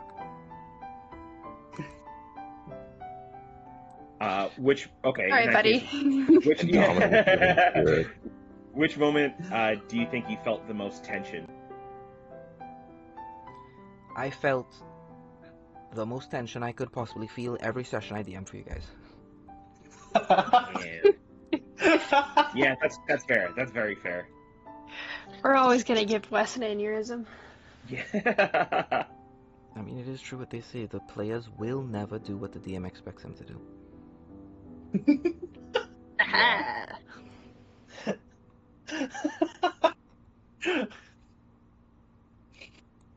DMing is so hard. I don't know how you do it so consistently, West. I see value in it. I feel like I'm being sharpened when I do this. Like, my mind is so much more... I feel so much more cunning doing something like this. Like, just the effort I put into writing that song, having to write that song, being able to prepare for the decisions you guys are going to make between deciding to write the song and actually coming up with the contents of it, and it having been Rhea that's the one that's singing that song over your graves, and like that idea, that concept again, it just kind of came to me. Aha, this is how it should end. It's Rhea, the first little girl that the original group saved in that town all the way back in the day. They're the first one that's coming up to the graves, and then I went through all of the others that were there, and then I came to Captain Salim Ruckus, and I actually thought his one was funny, but no one laughed. Everyone is like, Oh, I laughed. yeah, Yeah, I did too. God, Captain It was G. funny, but like at first I was like, it was a moment. Yeah, That freaking guy. with God, Captain James, he names his kids after you. Lord Kirsten Byrne, he's building these giant statues of you guys all over town. And then Salim, he barely remembers your names. He tells your stories, and he's the one that saves everyone. It's like, that's so fitting for him. I thought that was nice. And another thing, Sure second could mate, use less of a dick. second mate Aquarel laughs louder at each retelling. I thought that was another funny one. You guys remember who Aquarel was? He was that water. You go ahead. Oh, yeah, he was the shark water Shark elemental, water right? elemental. That kept escaping. He goes and joins Captain Salim Ruckus's crew afterwards. He's like, oh, my Oh, entire I island's been didn't catch destroyed. that. That's a very good character arc for him. I love that. Which of the three parts did you guys like the most? Between In the Palm of My Hand, Search for the Merryweather, and it was something Blackwall. The Heroes of Blackwall? It was the Blackwall Massacre. The Blackwall Mask.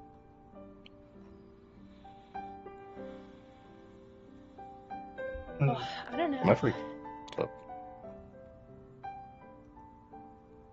Two that I was here for were like that. I like them I both. like the third one because the last one really questions our characters' morals. I feel like the most out of each section. Mm. Or like it really, I think it defined our characters the most. Definitely, I agree. Yeah, for sure.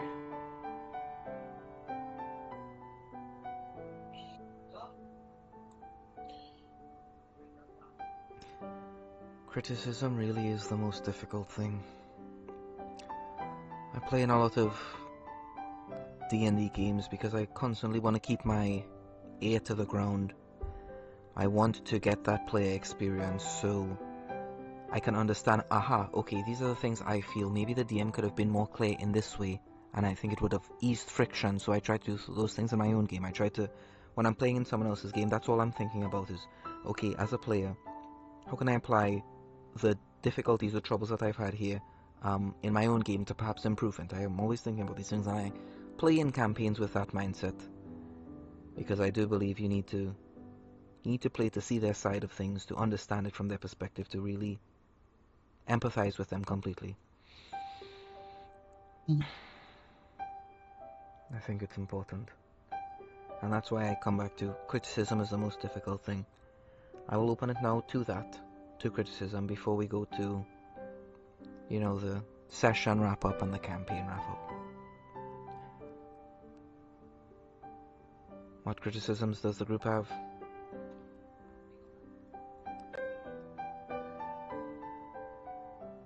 I have some, but I don't want to go first.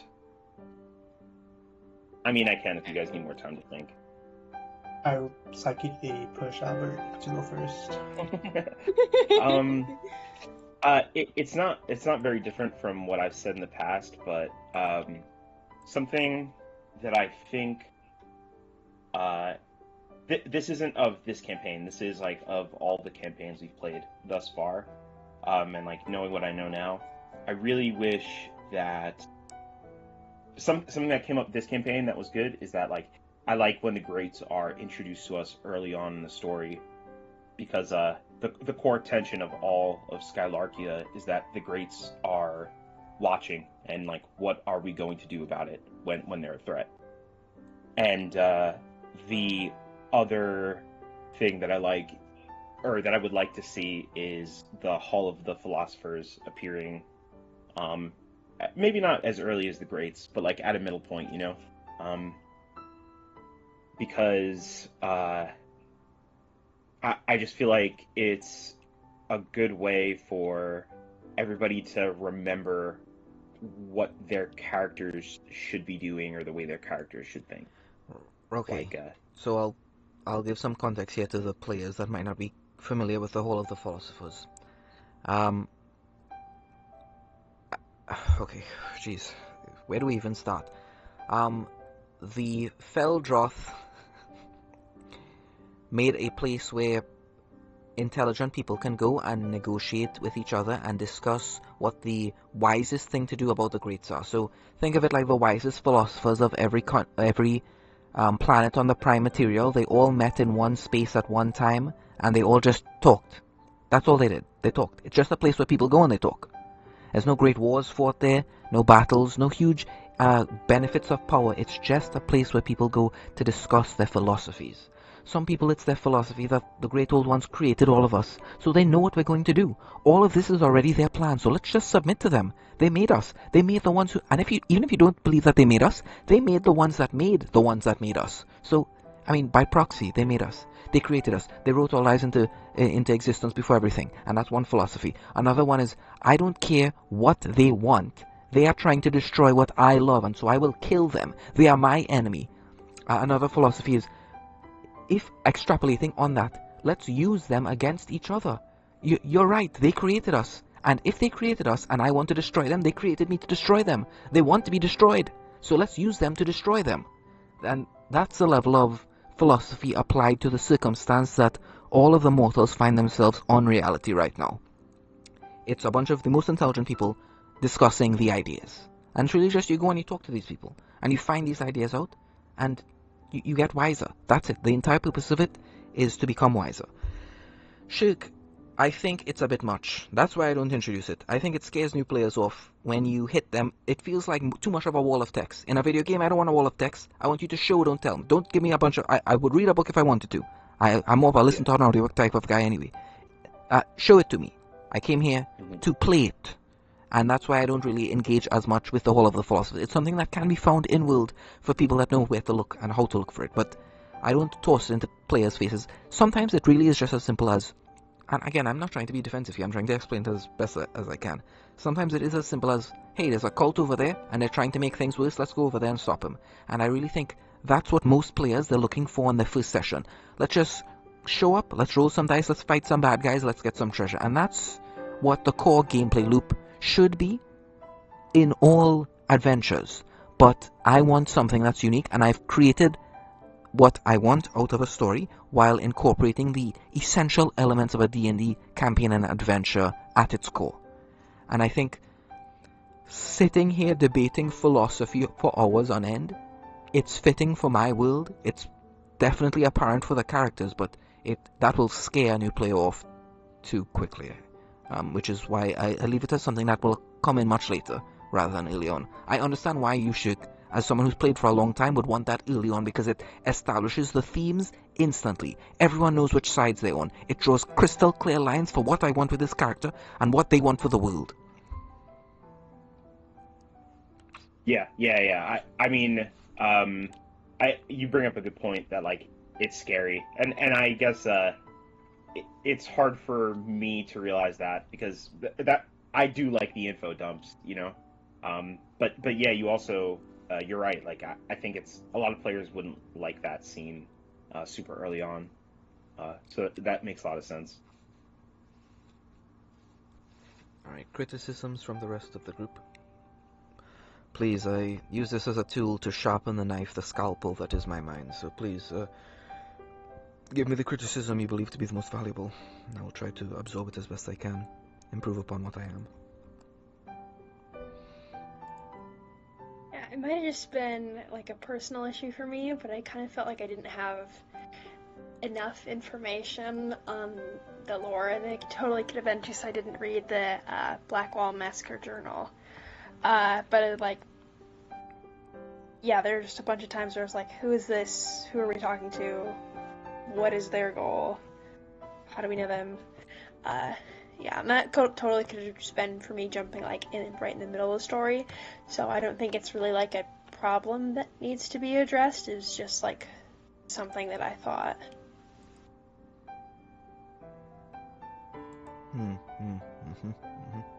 I can understand that. When I started the new group, my intention was to play a bunch of one-shots and find the players that work the best together and make a group out of them. That was my original intention. And I did this because I had a permanent player who I'd played with for years. There was like a straw that broke the camel's back type situation where I realized I didn't want to play with this person anymore. And so the group kind of broke, and I wanted to craft a new group. A nice cohesive group out of it. And at the start of that story, it was, as you are requesting now, it was a slow, gradual drip feed of information, each character giving their own introduction along the story, the group forming bonds with them from at first not knowing anything about each other to perhaps gaining some trust here and things like that.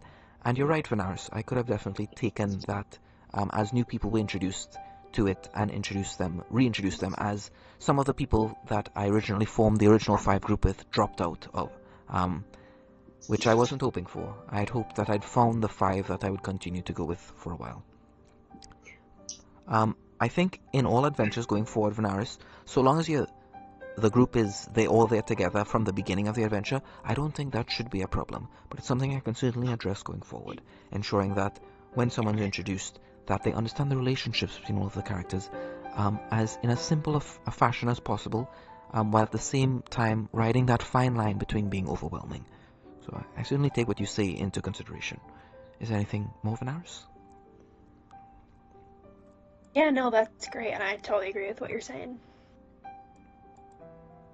Alright, criticisms from the rest of the group. Rat, how about you?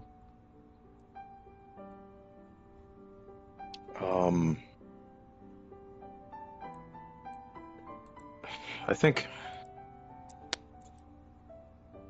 it's difficult because like the criticisms I had at the beginning of the campaign, I think you've improved like greatly on moving into the Hunt for the Merryweather. Like I feel like that was where I noticed like a shift, I guess. And I mean, yeah, I've left each session like satisfied. So I'm really thinking it's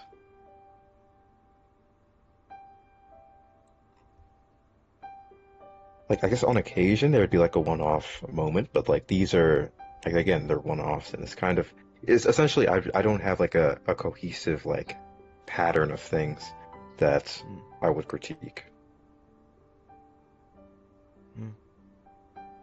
Okay, that's understandable. Perhaps we can look at a single one of those moments and we can understand it as best we can. Was there a single moment that you think you could have criticized? Like those things that you just talked about, those ideas. Could you name one of those moments? Yeah, I think one would be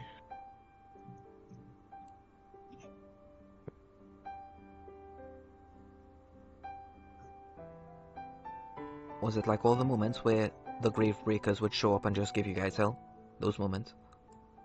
I mean those were hilarious. That's Okay. they were kind of they were kind of convenient, but they were funny. I think I liked them more than I disliked them. Okay, cool. Uh, They're like our rivals. They're like our rivals since the start. yeah. I think one would be during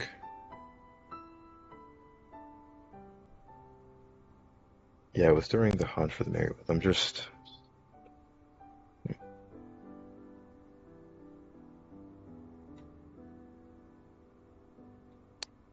I'm thinking the when we got all the way in, like we followed Kina all the way in, and then we got like that was a very odd point. Because I mean, yeah, it was a lot of like very very.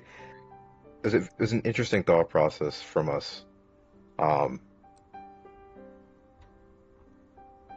and I'm just wondering, like,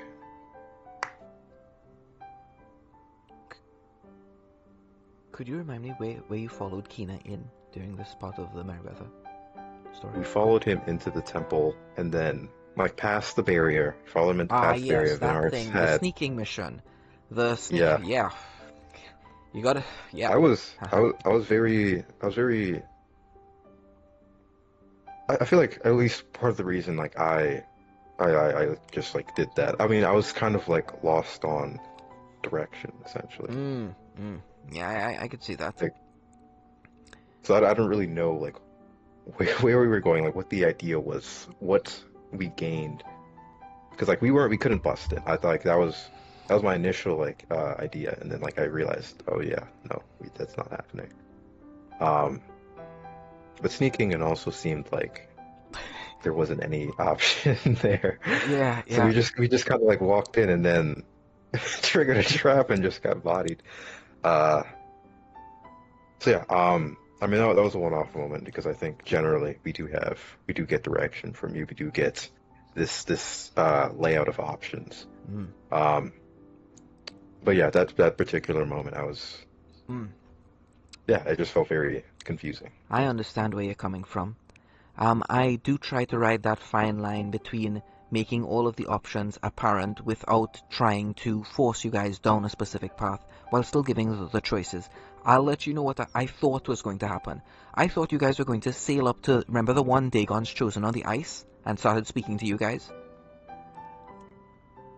I thought you guys were going to say, hey, we're here to offer tithes to the tithe priest. Let us through. And then I thought they would have just kind of come down to conversation and be like, okay, fine, we'll take it to the tithe priest. And that's kind of what I thought was going to happen. And then it became it's the ship and there's 1,000 deep-ons and there's those guys and it's like, alright, we're crashing into the shore. And I had something planned for the shore in general, but then I'm like, okay, I need to cook this thing up, and I was kind of cooking in the background of, alright, we're gonna crash. I mean, guys, it might crash, and then we're rolling dice. You guys are trying the Tokyo drift, which, you know, you gotta just play it out. How could I possibly, at any point during the campaign, have imagined the Tokyo drift? You telling me any DM is gonna be like, oh yeah, at some point they're gonna try to Tokyo drift a ship.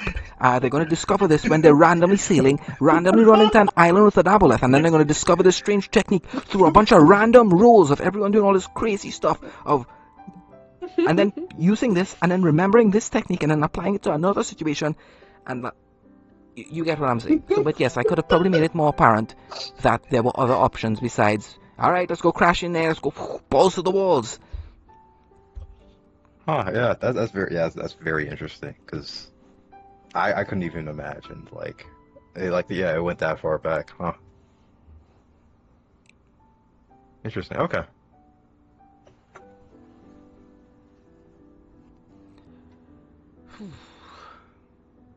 I'm gonna add to that. You know what? I know you hate railroading us sometimes, but I feel like sometimes we do need some directions. No, I disagree with you completely. I actually stand on the opposite of this. I know. The freedom, you play this for the freedom. You don't play this for it's Ulrich here telling you what to do. At all points, I gave you guys, you want to betray Ulrich? You can betray Ulrich. Even though Drex said you can betray him, you can do what you want, guys. Which is why I liked it with Chryzules just in a ring. I like that a lot more. When I like a character, I like to take power away from them. I like it so that it's just their voice, it's just their personality. And I love this because, I don't know if you guys ever watched Star Wars The Clone Wars, the TV series, but there's an episode in Season 3 where there's these 5 clones and all of them look identical. And all of their personalities are so unique that you could tell who they are just by listening to the way they speak. Even though they have the exact same appearance, nothing is different between any of them. 5 identical clones and their personalities are so unique that it stands out tremendously, and I wanted that. I wanted that uniqueness of character. And when I like a character, I like to take the power away. I like to contain them. I like to give the players more control over them, give them more interaction, interactionability with the players. I think the more contained they are, the easier they are for that to like play out with.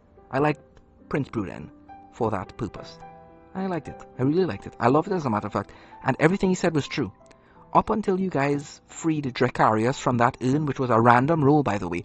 Drek wasn't even supposed to show up in the campaign anywhere in the Merryweather, but yeah, we just so happened to roll. Yeah, there's a blighted ruin there, and you guys, again, we're rolling on tables to see what happens. And that's the chaos that we love here. We have no idea what we're going to go into. I have some general idea of the story I want to tell. For example, in the palm of my hand, that scene came to me in a dream, and I was like, oh my god, every step you have taken has brought you closer into the palm of my hand. That's such a cool scene. And I picture that. And the Merryweather, the first scene I came up with the Merryweather was you guys sailing down the side of that mountain on a tsunami created by a kraken, with a kraken behind you, and you guys on a ship, and you're fighting thousands of these sea monsters as they're coming up out of the coral reefs and the caverns beneath the mountain you guys are sailing down on the strand. That was the first scene that came in my mind, and everything else was stitching, weaving to lead to that point. That's so cool.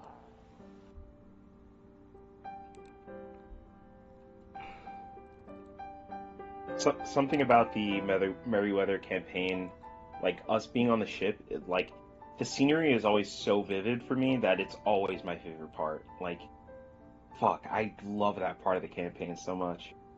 And I think it's because us all having to take care of the ship, having like jobs on the ship and stuff, it's like very symbolic of like our unity as a party. And you know, like we're only able to go on this journey if this ship stays together. We have to stay together as a group. And then something about the setting of a ship makes it so good. I love the one-off conversations our characters have, like the deals I make with like Rat. Like, hey, if you think I'm ever like gone to the greats, just kill me on the spot. Like those like really like super intense emotional moments, and the setting of like a ship makes that really, really easy. It's kind of the only part of the campaign where like we have a home together, you know? Yes. Yeah.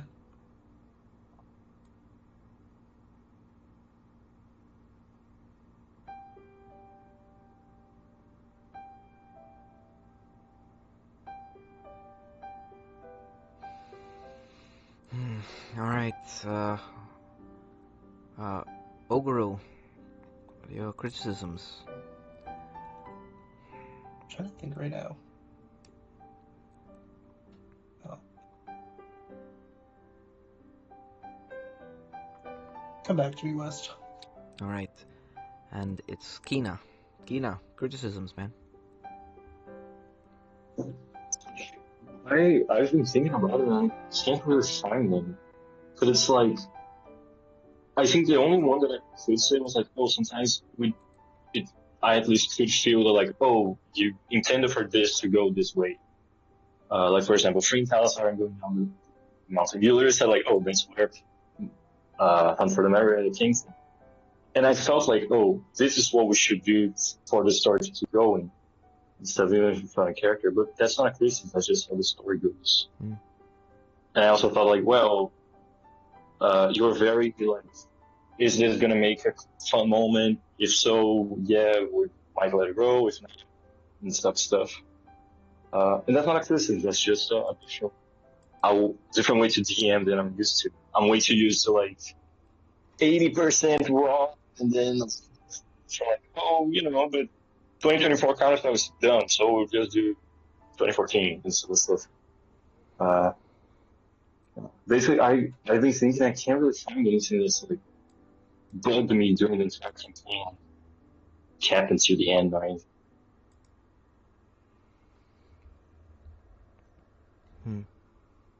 All right.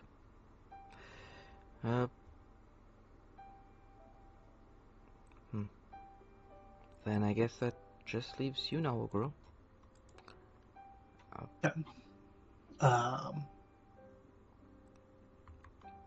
It's kind of hard to word it, what I'm thinking right now.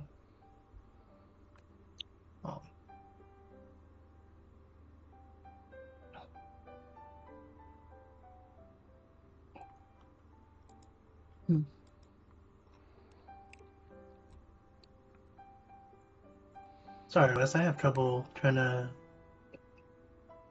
word what I'm trying to think right now. Okay, it's alright. It's fine. I suppose I'll speak a little bit here. About Shirk. Shirk, I really admire the way that you were willing to just kind of go with the things I'd toss in your direction. One of the things I really didn't like with someone called Amnesties, which was a long time ago, is they would do, whenever I'd throw something interesting their way, they would just hardcore fight against it. They had like such a rigid acceptance of their character, what they want for the world, who they are, that sort of thing, that there was no flexibility within it. But Shirka, I feel that I really appreciate the endless flexibility you showed. Akina, I liked your commitment. I gotta say, going through this campaign and not siding with any of the greats is a very difficult path. I'm glad that you survived walking that path, Kina, and I liked that you decided to trust Thalassa at the end of things. I thought that was interesting. Yeah, I thought that was cool. Venaris, I liked your commitment to your husband. That was a nice, cute scene you guys had together out there. You guys kind of sitting on the sand, looking out into the shore. That was a nice scene. You guys got to share that together. And yeah, I thought it was cool in general playing with you. Oguru, yeah, like as usual, I mean, this entire thing, before Skylarkia existed, Oguru and I played in a different campaign, and I actually started creating Skylarkia as a world for Oguru to play in. A long time ago, when that campaign kind of fell apart, that we played in together. So yeah, I love playing with Ogru. I don't think Skylarkia would exist without them. It exists in part for him. And then you got Love you Rat. too, West. Yeah. Rat, it's not. I always love seeing a player go the Feldroth route because I have no idea which path it's going to take. It's really more about what you want for your character and seeing how that manifests. I think the Feldroth path is really cool because the Whisperer, who is another important character that I like them a lot, and so they're always in the background. I don't want to have them come here and hog spotlight that should belong to the players.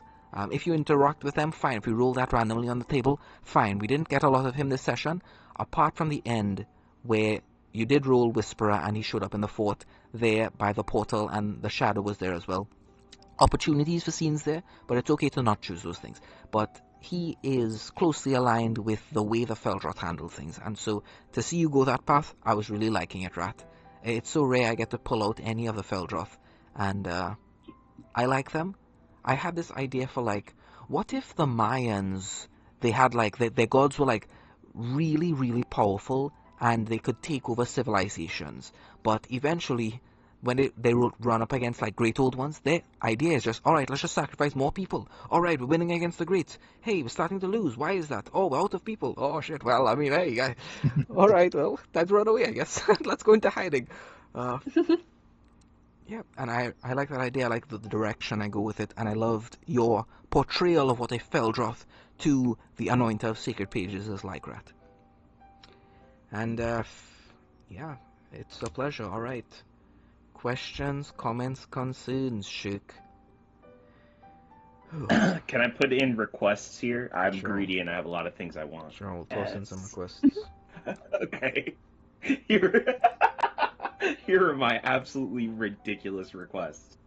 I spoke to Ogro the other night, and I was saying how much I've always wanted to do a campaign that is like a Suicide Squad campaign, where the guild is like, okay, we have a bunch of these like fucking psychopaths locked up in our dungeon, and we have some shit that we want to get from the Westlands. No one's gonna survive this, right? It doesn't make any sense. But we don't care if we're just gonna execute you. We're gonna extinguish you guys if you don't die. So we're gonna take you ragtag demons. We're gonna send you off to the Westlands, and we hope you survive. So I've always wanted to do that. You could completely ignore that idea if you think it's too far-fetched. Who's to say? Why? Who's to say that hasn't been happening in the background the whole time? You know, it's just in the background. I was about to say, isn't that? Oh man. All right, yeah, sure. Well, it's heard. That's likely not going to be the next campaign. I have a rough idea, but I still need to form it into something. It's just clay right now. It hasn't been made into a vase yet. So when that time comes, I'll let you all know. Well, I'll let the group know Yeah. when I'm ready to get into it. So that's my request for you, and then my request for everybody else. It's actually kind of twofold. One, Ogro, thank you for handling the journal thus far. My offer is always out there. If you know the journal is going to be hard for you to handle at a certain point, I'll gladly do a part. And I know it's a big request from the rest of you, but I really like it when the journal is like collections of all of our different characters talking about the events as they see them. Like I think that contrast is super cool to read through. So I would really like it if maybe for the next campaign, like we could alternate the journal or something like that. If you can't, I totally get it. It takes a while to do a portion of the journal correctly, but um, in retrospect, it's a shared storytelling experience, and reading back on it and seeing from like all the different characters, seeing their personality in the writing, it's really nice. Um, and then my other request for everybody else is that uh, I would like if you guys ignored Shirk as a character more. Like, I love coming up with the plans, but that being said, I am evil, and the character wants the world to end. I don't. I don't want that as the player. So the crawling chaos's advice is good advice. Please don't always listen to me. Please tell me to fuck off more often. And yeah, it's been a pleasure playing with everybody. Yeah, that's it.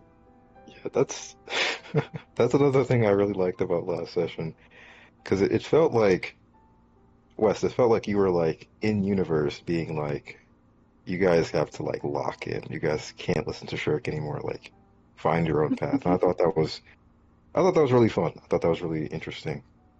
Um, yeah, like I like pierced through like the screen. It was like, yo, Zero, you gotta let's do some crazier shit. Hmm. Yeah, I just kind of go off the vibes, and that just kind of felt like, okay, yeah, it just kind of felt like it. Um, you guys got a lot of information really early on, before you even showed up at Blackwall. I mean, at Still Shield. In Blackwall, when you guys followed Oni, which was another thing where I didn't know what was going to happen. I mean, I've set this guy up as someone that you're supposed to hate a lot, and the group did really cool things with Slate, with Danvers. You guys forgave Danvers, you guys let him go. Same thing with Slate. And they turned out to be their own unique characters. Slate's going on to become a scribe, and Danvers is now, here. He's guarding Rhea. I mean, like, and he even became like a paladin, and that's because of you guys. You could have just killed them. You decided not to. And you created the characters. I was about to say, man. I'll say that. No, yeah, that's pretty much it. Like, same thing with Oni. So you guys decided to, okay, we became kind of friendly with Oni. You followed him on his little quest thing he's doing in the background, where he's like searching for these missing scribes. And these scribes are being attacked by these hive-born. What the hell are they? And then you guys figure out, okay, they're working with Bilchite. Okay, so the moment that clue was given, the two shadow creatures were working for Bilchite. Like, I thought instantly they'd be like, aha, okay, so Bilchite, okay, so it's something to do with Orcus. Orcus is the one behind all of this, and it did come out through gameplay that it was in fact Orcus behind all of this, and now Orcus, thanks to you guys, you sealed him back, and pretty much you guys wrapped the campaign up in a nice, neat bow. So cool. So yeah, cool. Sorry, I don't remember what the statement or question was. I think Ogre Anathema was saying something. Or was it? No, I just said it was in reference to the your thoughts up conversation. Right. To lock in. Time to lock in, yes. So, yeah, the clock ticked forward a little bit, and then when you guys made the decisions with the characters, with the alignments to specific rates, everything is coming to a full head in a single moment. I had to, it was like Nyarlathotep was speaking through me, rather than me speaking through Nyarlathotep there.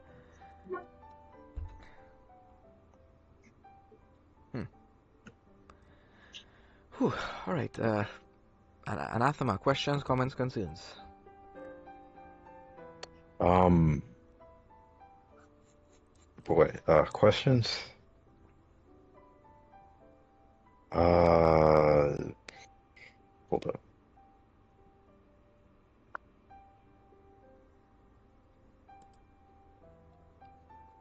And I'll just move on to comments. Comments. Yeah, I mean, this is the first campaign that I finished. It's well, first like yeah, because we went from like 1 to 14 or 1 to well now we're 14. Yeah, it was an incredible experience. I think. Yeah, there's a lot of stuff that like just blows my mind about the way you DM. That it's like there's a lot that I want to take. There's a lot that I want to take from how you DM, and there's a lot that yeah, there's a lot that I enjoyed. Back to questions. I have a question about the like my mind is still stuck on the Dear Master poem.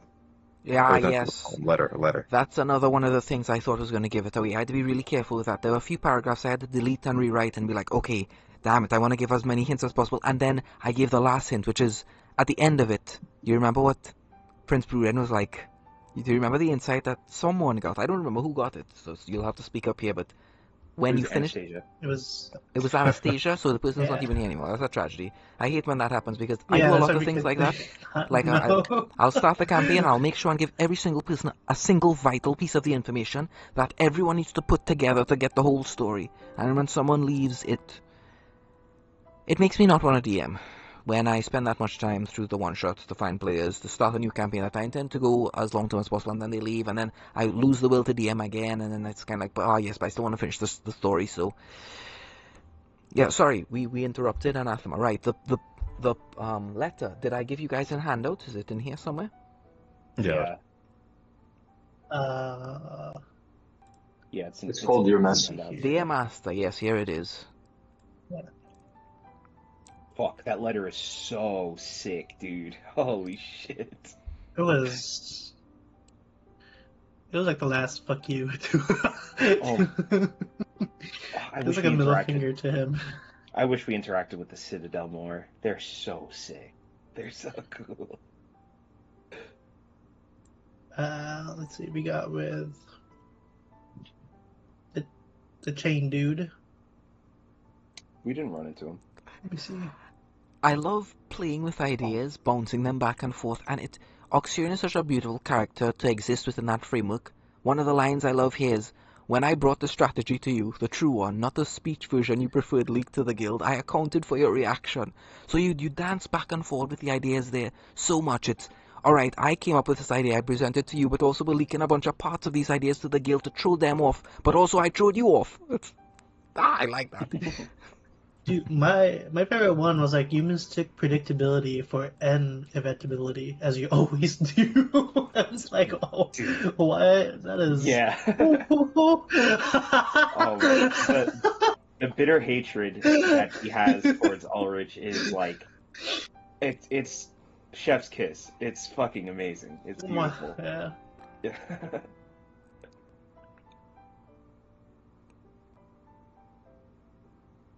Right, Oxyrian he's a primary antagonist within the story. He's the head of the council. He is Ulrich's replacement within the council, so Ulrich but better.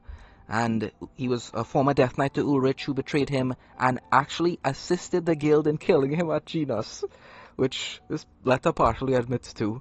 So yeah, he killed his master, took his position, took the Citadel, and now he rules as the Lich in control of all the other Liches and the undead. And ultimately the Light Lich answers to the Mind Lich, the head of the council. He's the arch enemy of Ulrich and might become your character's arch enemy at some point during their adventures that happen. Whew. I see. Okay. But the line you were referring to before, the one that kind of like leaked a big hint, was, I only hope Muriel can forgive herself for letting you live this long. Ooh, that's hard. Yeah. That one stuck in my mind for a long time. And there was a moment where you thought they were in a relationship, right, Rat? Someone thought that, or was it Anathema? Anastasia? I remember. I think it What was was Anastasia. Anastasia? Because I wasn't a paladin to Muriel at the time. Mm. Okay. Well, I won't answer all the questions. It's still a couple mysteries left in there, as always. Maybe one Yeah. of your other characters will figure out exactly what the meanings of every single word in that letter mean. It's a lot of things with these questions. I tend to enjoy having it come up in play Yes. rather than That's the you way. answering them. Yes, I agree. That's the correct way to do it. Alright, any more questions, comments, concerns, Anathema? You?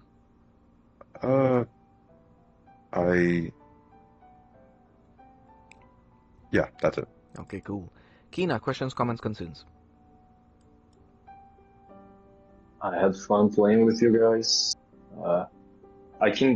It's really cool when you can. I remember possibly saying this to you in the interview or something, but it's really cool when you can see that the DM cares about the world. They've put a lot of thought into it, to the point where sometimes there's so much, I have no idea all of this, what's going on. I really enjoy it. So yeah, it's that feeling pretty much carries through from beginning to end, start to end, beginning, the difference. Yeah, had fun. That's pretty much it, I think. Alright. Don't have anything to say. Cool. Pleasure having you. Ogro, questions, comments, concerns? And requests, I suppose.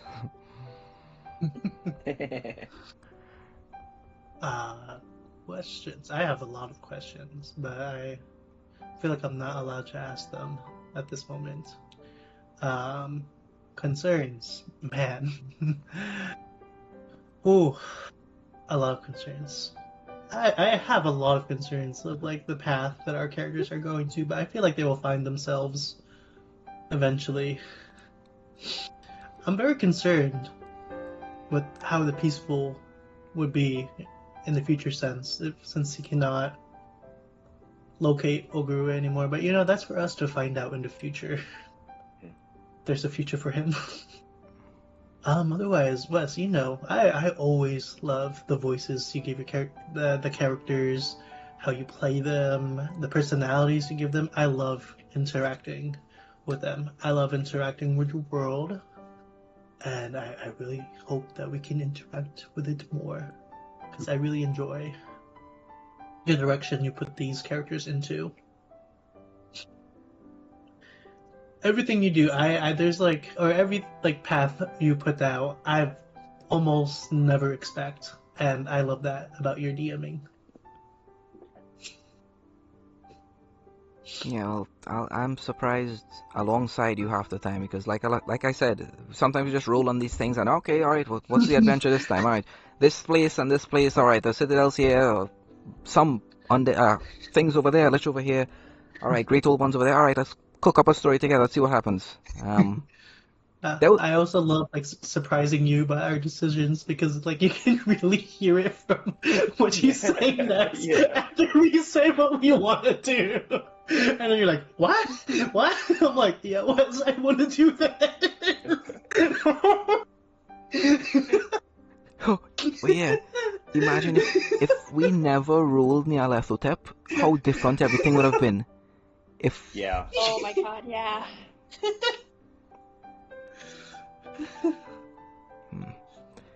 Alright, Venaris, questions, comments, concerns, requests?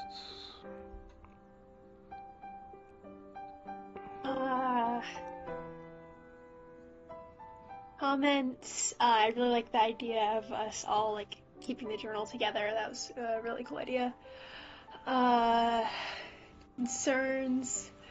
I'm scared that I'm gonna become too busy to do D&D with you guys every weekend, because I'm going off to university and whatnot.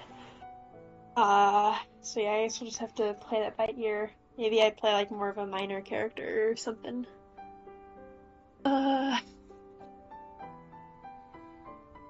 More comments. Wes, I don't think there's ever been a session where I haven't said this before, but I love your DMing. You're so good at it. Every day I go or like after every session, I want more. It was so good. It's always so good. You all are so much fun to play with too. You make me feel really welcome, even though like I don't really know what I'm doing half the time.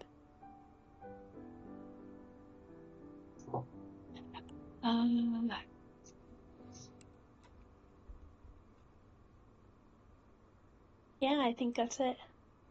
All right. Wonderful. Pleasure as always, Venaris. There are a couple of things I wanted to ask, listening to the things you said. Anathema, you said that there's some stuff that blows your mind about how I DM. I'd actually like to talk about that for maybe the next 3 or 4 minutes. Please tell me what blows your mind about how I DM. All right.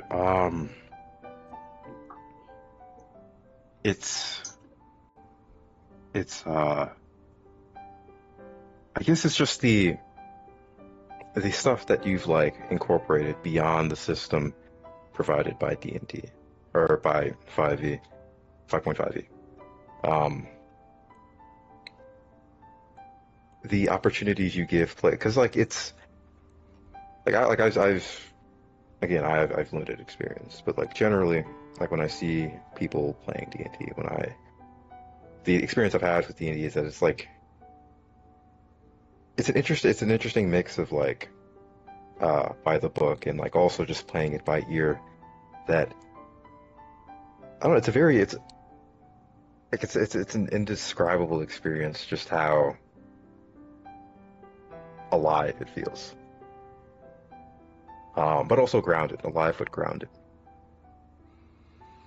And yeah, it sort of like makes me think, oh, I can do this, or I could like this is a way that I could DM. Like I've got this like little like Google Doc written where it's like, that would be cool, like a sanity or a luck system, like a devil's bar. Yeah, that's a good idea. I'm going through like what you've written, and I'm like, and yeah, it just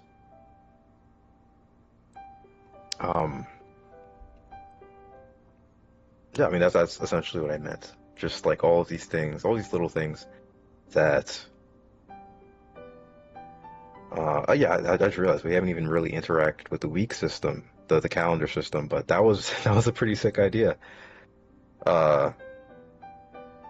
Yeah, all these different things that you've added to D&D to sort of turn it from,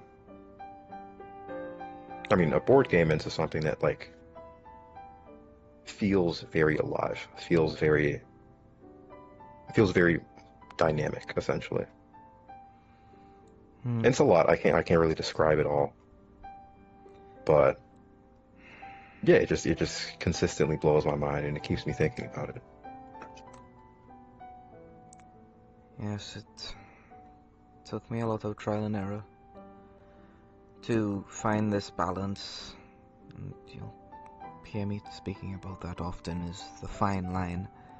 I've been on both sides of the fine line. I've been on the this isn't grounded anymore, and I've been on the this is too strict part of it, and I've bounced back and forth between those until I found the middle ground, the fine line, the point that I am comfortable with this. So this is the way it should be. My mind is telling me, my soul tells me this is it, I found what I need. And a lot of that is intuition, and I can't tell you when the next campaign is going to be, because, like I told you, the visions for these campaigns, it came to me in a dream. It came to me in, I have ideas, I'll have an idea in the middle of the day, I'll write it down, and then mix it with another idea and craft something, and then at some random point, I'll just have a dream, it brings all the ideas together. This is it, I envision it, I've seen it, and now I can make it real. And that's just inspiration hitting, so I have no idea when that's going to happen. I pray it keeps happening, and one day it isn't just, I'm out of fuel and this is it, there is no more, do you DM? No, like again, like I play very limited D&D. Okay. Like this is again, it's the first campaign that I finished. Like I played some one shots, played some shorter campaigns, Okay. which fell apart. But yeah, I mean, I've always thought it would be very interesting to DM, to to see like a world, like altered by players. So yeah, I've got like, essentially, if I do DM at some point in the future, I'm taking a lot of inspiration from you. You have no idea how glad that makes me feel. But if there's anything I would say that's of value, it would be the following words. Don't write end of the world type scenarios. Unless... just don't write them. Keep it nice and local. Keep it personal. Keep it... Shirk is looking for his sister. Kina's here for their patron. Venaris is there for their husband. Ogre is there for their father. And you're here for your god, pretty much. To find out why your god trusts you. Keep it nice, keep it local, keep it... Let the characters build the story. You might not always love the story that they tell, but you will grow to. You will love the characters. You will. That's what it's about. And find players who make characters worthy of loving them. This isn't I think a lot of DMs, they take this weight on their shoulders. It's my job to carry this, but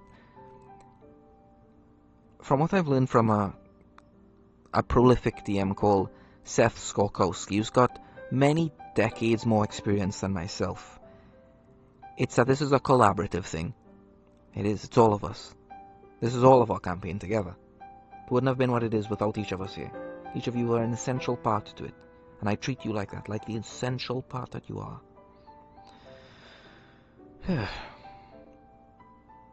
I'm glad, Rat, and I would be overjoyed to one day play in your campaigns. Oh, okay, wonderful. Thank you. Yes. The next thing is Venaris.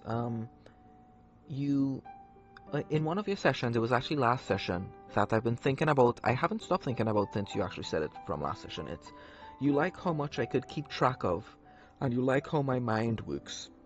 This was immediately after the reveal that the White Wendigo was Saint Valahux, the person that Rat's been searching for the whole time. I'd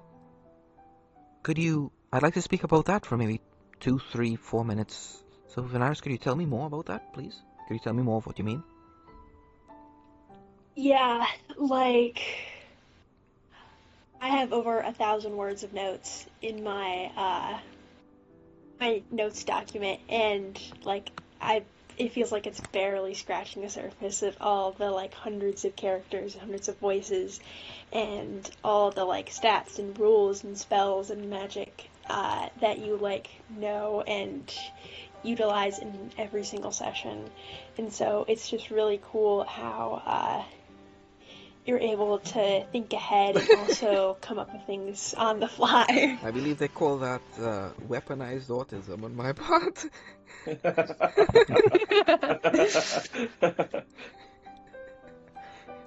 It's beautiful.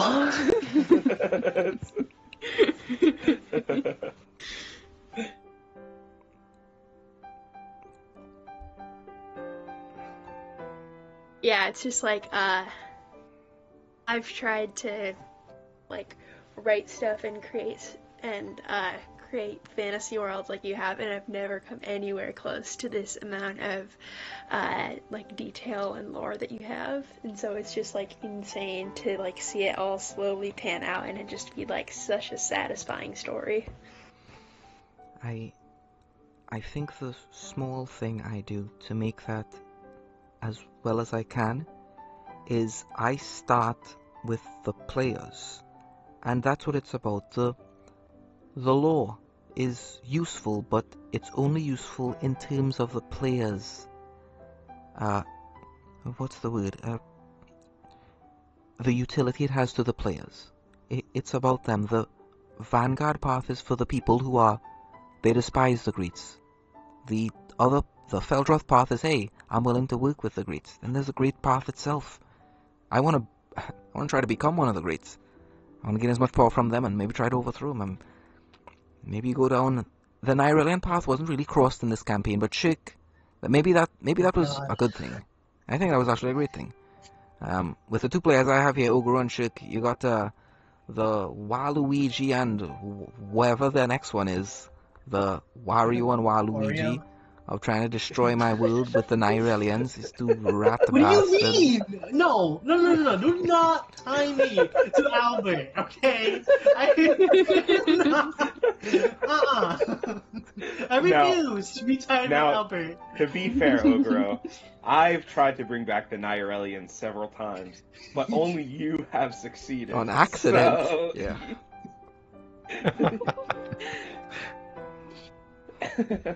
But yeah, that's what I said. Do not write world-ending things into your campaign because your players will find that stuff and they're gonna press the buttons. They're gonna press the end of the world. I wonder what it could possibly do. Let's click it and see what happens.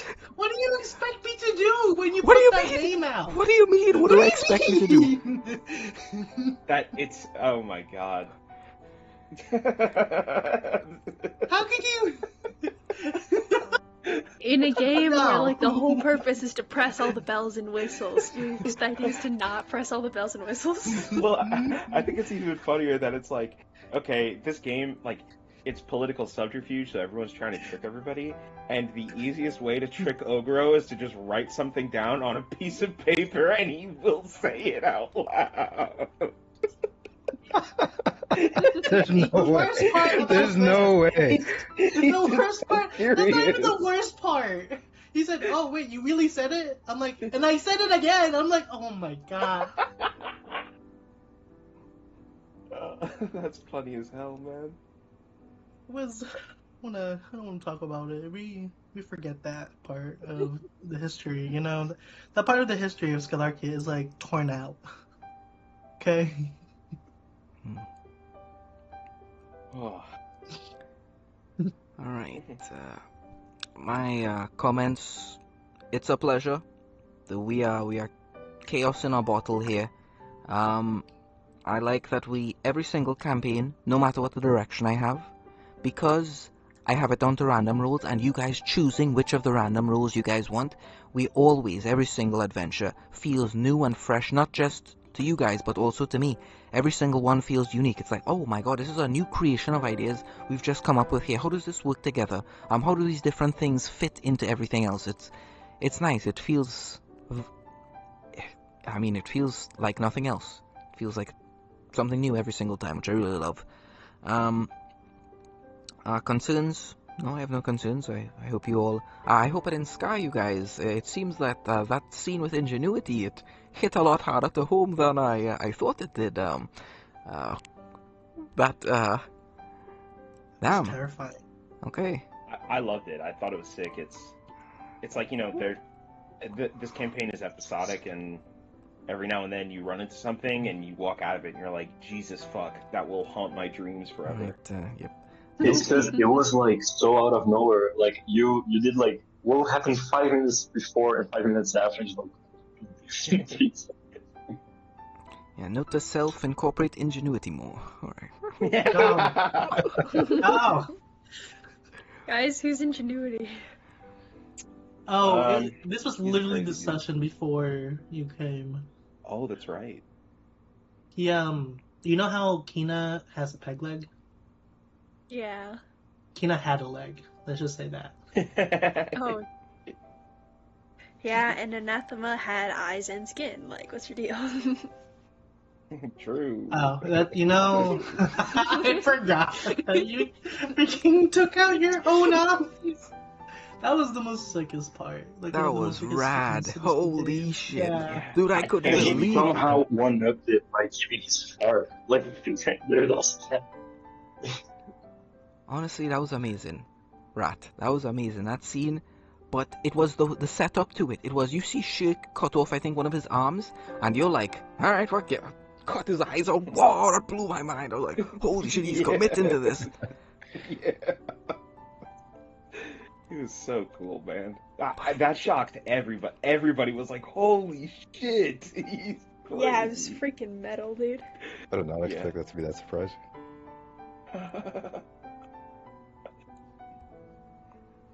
Man, Anathema, you played a really cool paladin in this campaign. It's a hard class to play, and like, God, you made a great character, I think. Thanks. It's very interesting when Wes said that like usually the paladins in his games are different. Yeah. Well, there's totalitarian element to this game, right? Like, originally, no deities were allowed to be worshipped besides Vizslan. So if you're a worshiper of Vizslan, then like you would have like inherently low tolerance, and for you managed to portray that, but also like you weren't so. You were willing to let people walk into their own mistakes, which was like cool. You know, you weren't like hyper vigilant, but you were like punishing for characters like Slate, who was like, okay, like I'm not gonna let like you did something wrong. That's it. There's no second chance. I have to beg Anathema to not kill him. Yeah, yeah. It was that like you didn't give second chances, but you let people make their own mistakes, which was that's cool.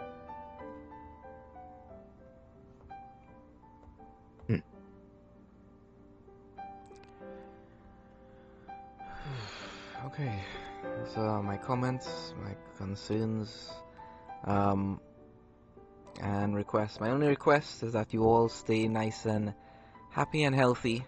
You've enjoyed the stories that we've told here together, and perhaps I am able to inspire you all to continue this legacy long after I'm gone, and perhaps, tell stories of your own. And the only question I would ask is, looking forward to when we reunite. Should we reunite? Yeah, Absolutely. absolutely, yeah. For sure. Wonderful. And guys, it's been an absolute pleasure journeying through Skylarkia with you. I look forward to our next opportunity to do that. And yeah, I suppose with that, we've come to the end of Dreams of Skylarkia for this time. As the book closes, as Slate finishes writing the story, and he puts it up onto a shelf, and the title on the book is your group, who I assume to be the Hand, because the Hand is now like all dead and you guys are their squires, so you've inherited the title of Oni and the gang. I guess, actually you saved Oni, so I mean you're the new Hand, I suppose. He puts this book up, it's got the title on it, your stories have been recorded, and many people will be inspired by the stories that you all have told here together during your adventures in Skylarkia, and we look forward to the next step, whenever that might be. I would like to speak to Anathema, Oguru, and Shik, but to the rest of you, it's been a pleasure. I'll talk to you guys when I'm ready to start the next adventure. Okay? Okay. See you guys. Alright. Keep in touch. What about? See ya. Bye. Alright.